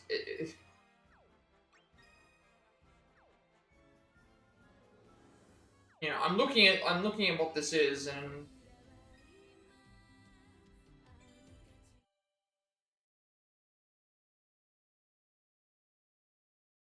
so some spells, basic spells, take like 10 hits to activate, and you're basically saying that I could get that in 3, and it does 9 times damage.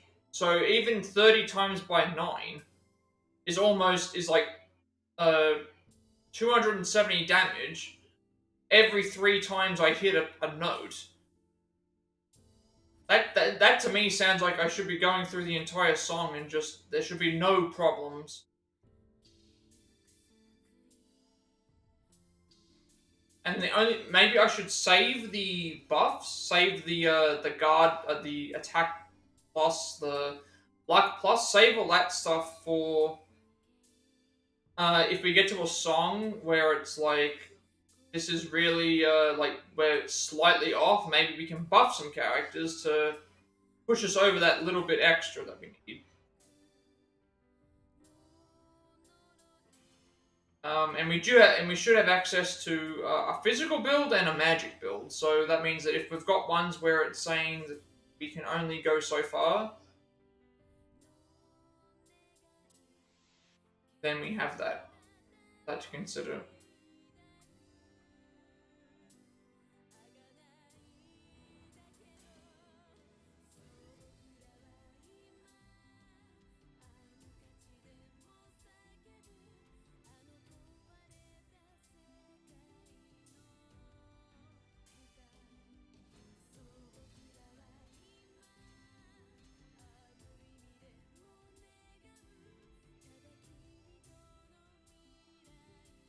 The enemies don't scale in this either. So even though we've reached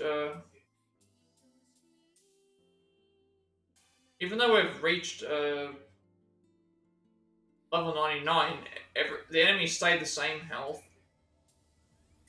The only thing that's going to change is if we've got and then the character cards, enemy cards, and summon cards will boost the damage that we do depending on who we're fighting. So I might have several chaos cards which will do more damage in general to chaos, and then that doesn't include the buffs that certain characters have. Like we just got the MP. We just got an MP card, which means that any damage that I'm doing to the MP is now going to be increased by a little bit. So every little bit's gonna be important.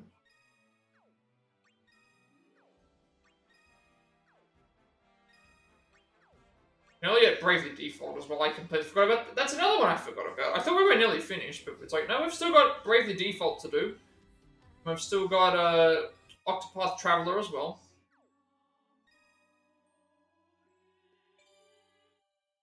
But if we don't get through all of it, it's fine because I can always just do that as a separate stream. We can finish off all the DLC songs, and then after I finish off all the DLC songs, we can, depending on how much time we have, we can sort out what build to use, and then get to starting some of the quests to see what works. Should be the fun part because I'm hoping that we have early success just so I can see how fast we're getting through things. Like that's I just want to be satisfied with that. Say at one point we were overpowered and we just destroyed everything. It's not going to help us in the ultimate songs, but I'm not going to be doing those because it's just too much. You have to get through the song and there's too many notes.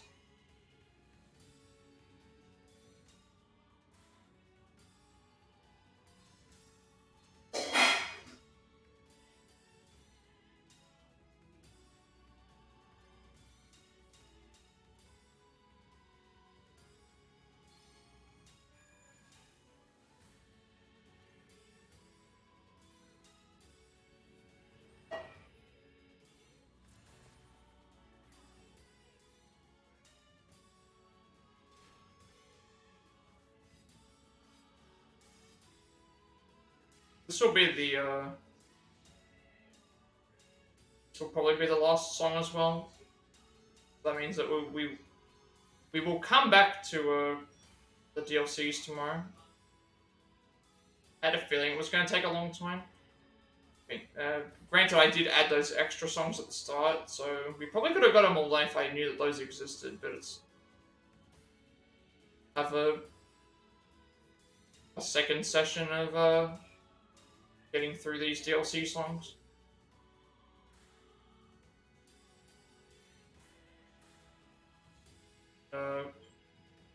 Then that means I can save the...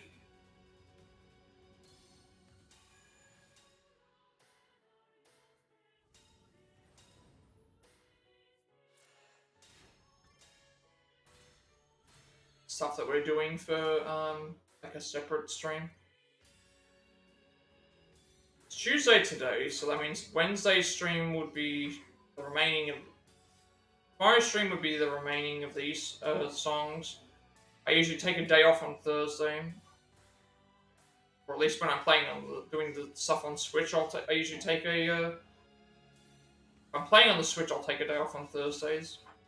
Then Friday we can come back to this with like completely fresh mind, completely fresh like rejuvenation with the thing, and try and smash out the remaining.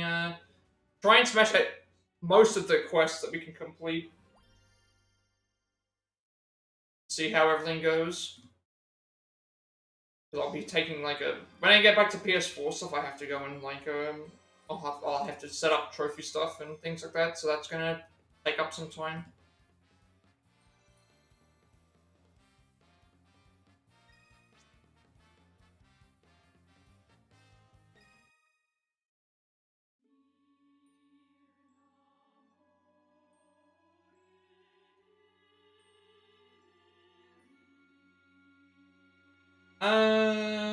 Okay, so I said this was gonna be the last. This was gonna be the last. Like, good thing that we ended right on Nia. So, in terms of DLC stuff that we have left to go, we have a few Bravely Default songs, a few Default 2 songs, and then the Octopath Traveler stuff. The only how many songs is that? 4, 6, 11 more songs to go. 11 more DLC songs, which probably won't take all that long.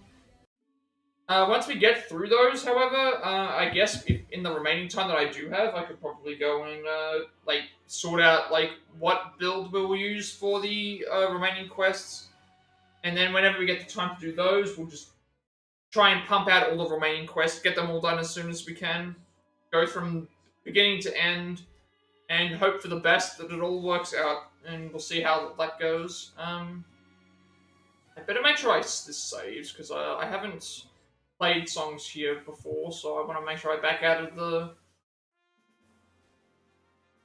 thing, back to here. Alright, so yeah, we got through the majority of the DLC, and a couple more things to go. So Bravely Default 1 and 2, and Octopath Traveler, and then team sort out, and then go through and smash through as many quests as we can, and I'll save my boosts for if we need a little bit of extra damage or a little bit of extra something to get over the thing. It just depends on how well they go. Like, certain things, I feel like I have to save them. And then if all is lost, then I'll decide whether I want to go and do the other thing. The other stuff with all those chests, because it might be a little bit too much. But yeah. I think this is a good point to end the stream for tonight. Got quite a lot done. So with all that being said, be sure to like, comment, subscribe. Every like, comment, subscription, review this video gets scratched monetization. Doesn't make my content feel more accessible and easy to find. Up with my past pot racks, as well as Let's Plays and Let's Plays YouTube channel. Including 5.6, Sifu, The Quarry, was a remake of Octopath Traveler, Lego Cycle Saga, Vertigo, Crisis Core, Family 7 Reunion, Cuphead, Stray, Marvel's Avengers, Legend of Devil Me, Days Gone, was the remake, Star Wars Jedi Fallen Order, Legendary Edition, remake, Resident Evil 5, Triangle Strategy, Pokemon Scarlet, Game 6, Octopath Traveler 2, this is when Biohazard,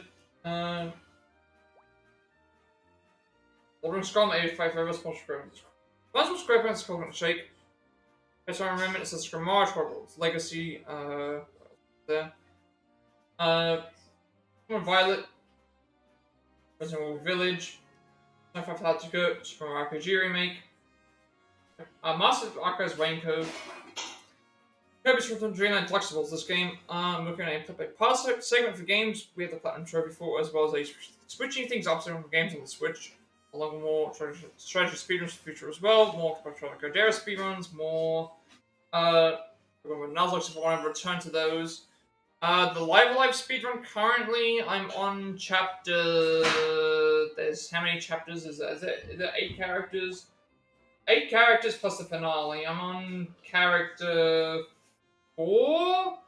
I think I'm nearing the end of character 4. So it's halfway through the characters, but then the 9th one is like everyone comes together. And I've got a few like other things to do with that as well. Well as switching things up for games on the Switch more as well. Actually, I already mentioned about all that. I play every my YouTube channel because I've sent a limitation on my videos before the payments leave, and with the basic pace for content that wish to do so. Get a notification for live watching on YouTube. Follow me on Twitch at 100 followers. I'll be doing 120 followers this time. I'll be doing a 25 Tactica speedrun, and we also reach affiliate, which means I get monetization as well. Get a bunch of subscriber emails incentives to support the channel going forward as well. To get a notification of when I go live watching on Twitch. Follow me on Twitter to be notified when I go live, which I'm in Discord. I will send you an invite to my friends' Discord server. Close to 2,000 members, still going strong, playing topics and gamers to discuss that as well. I'm very active there, and you'll also get a notification of when I go live on there as well. Finally, if you should create my stream overlay that I use for my future content going forward, you can find a link down below as well. So I guess before we get out of here, I should raid someone, see if there's anyone online. If there's no one online, I might ask you if there's anyone that you want me to raid, because I'm open for raids pretty much. And no one that I'm following is online right now. Is there anyone that I would like to pull? Heather's on. You know what? We should, Heather's online.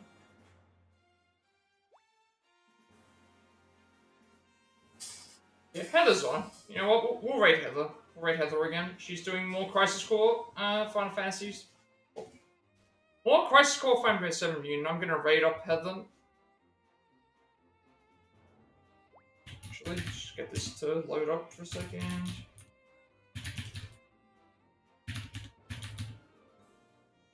Yeah, that should be great. Doing more Crisis Core Final Fantasy Reunion. On the road to Rebirth. Rebirth is only, what, 2 months away now? So, yeah. I'll send you over to Heather, and, yeah. So with all that being said, thank you all for watching. Have a rest of the day, night, wherever you all are, and I will see you all later. Well, let's just make sure that the raid goes through first, because, otherwise, like...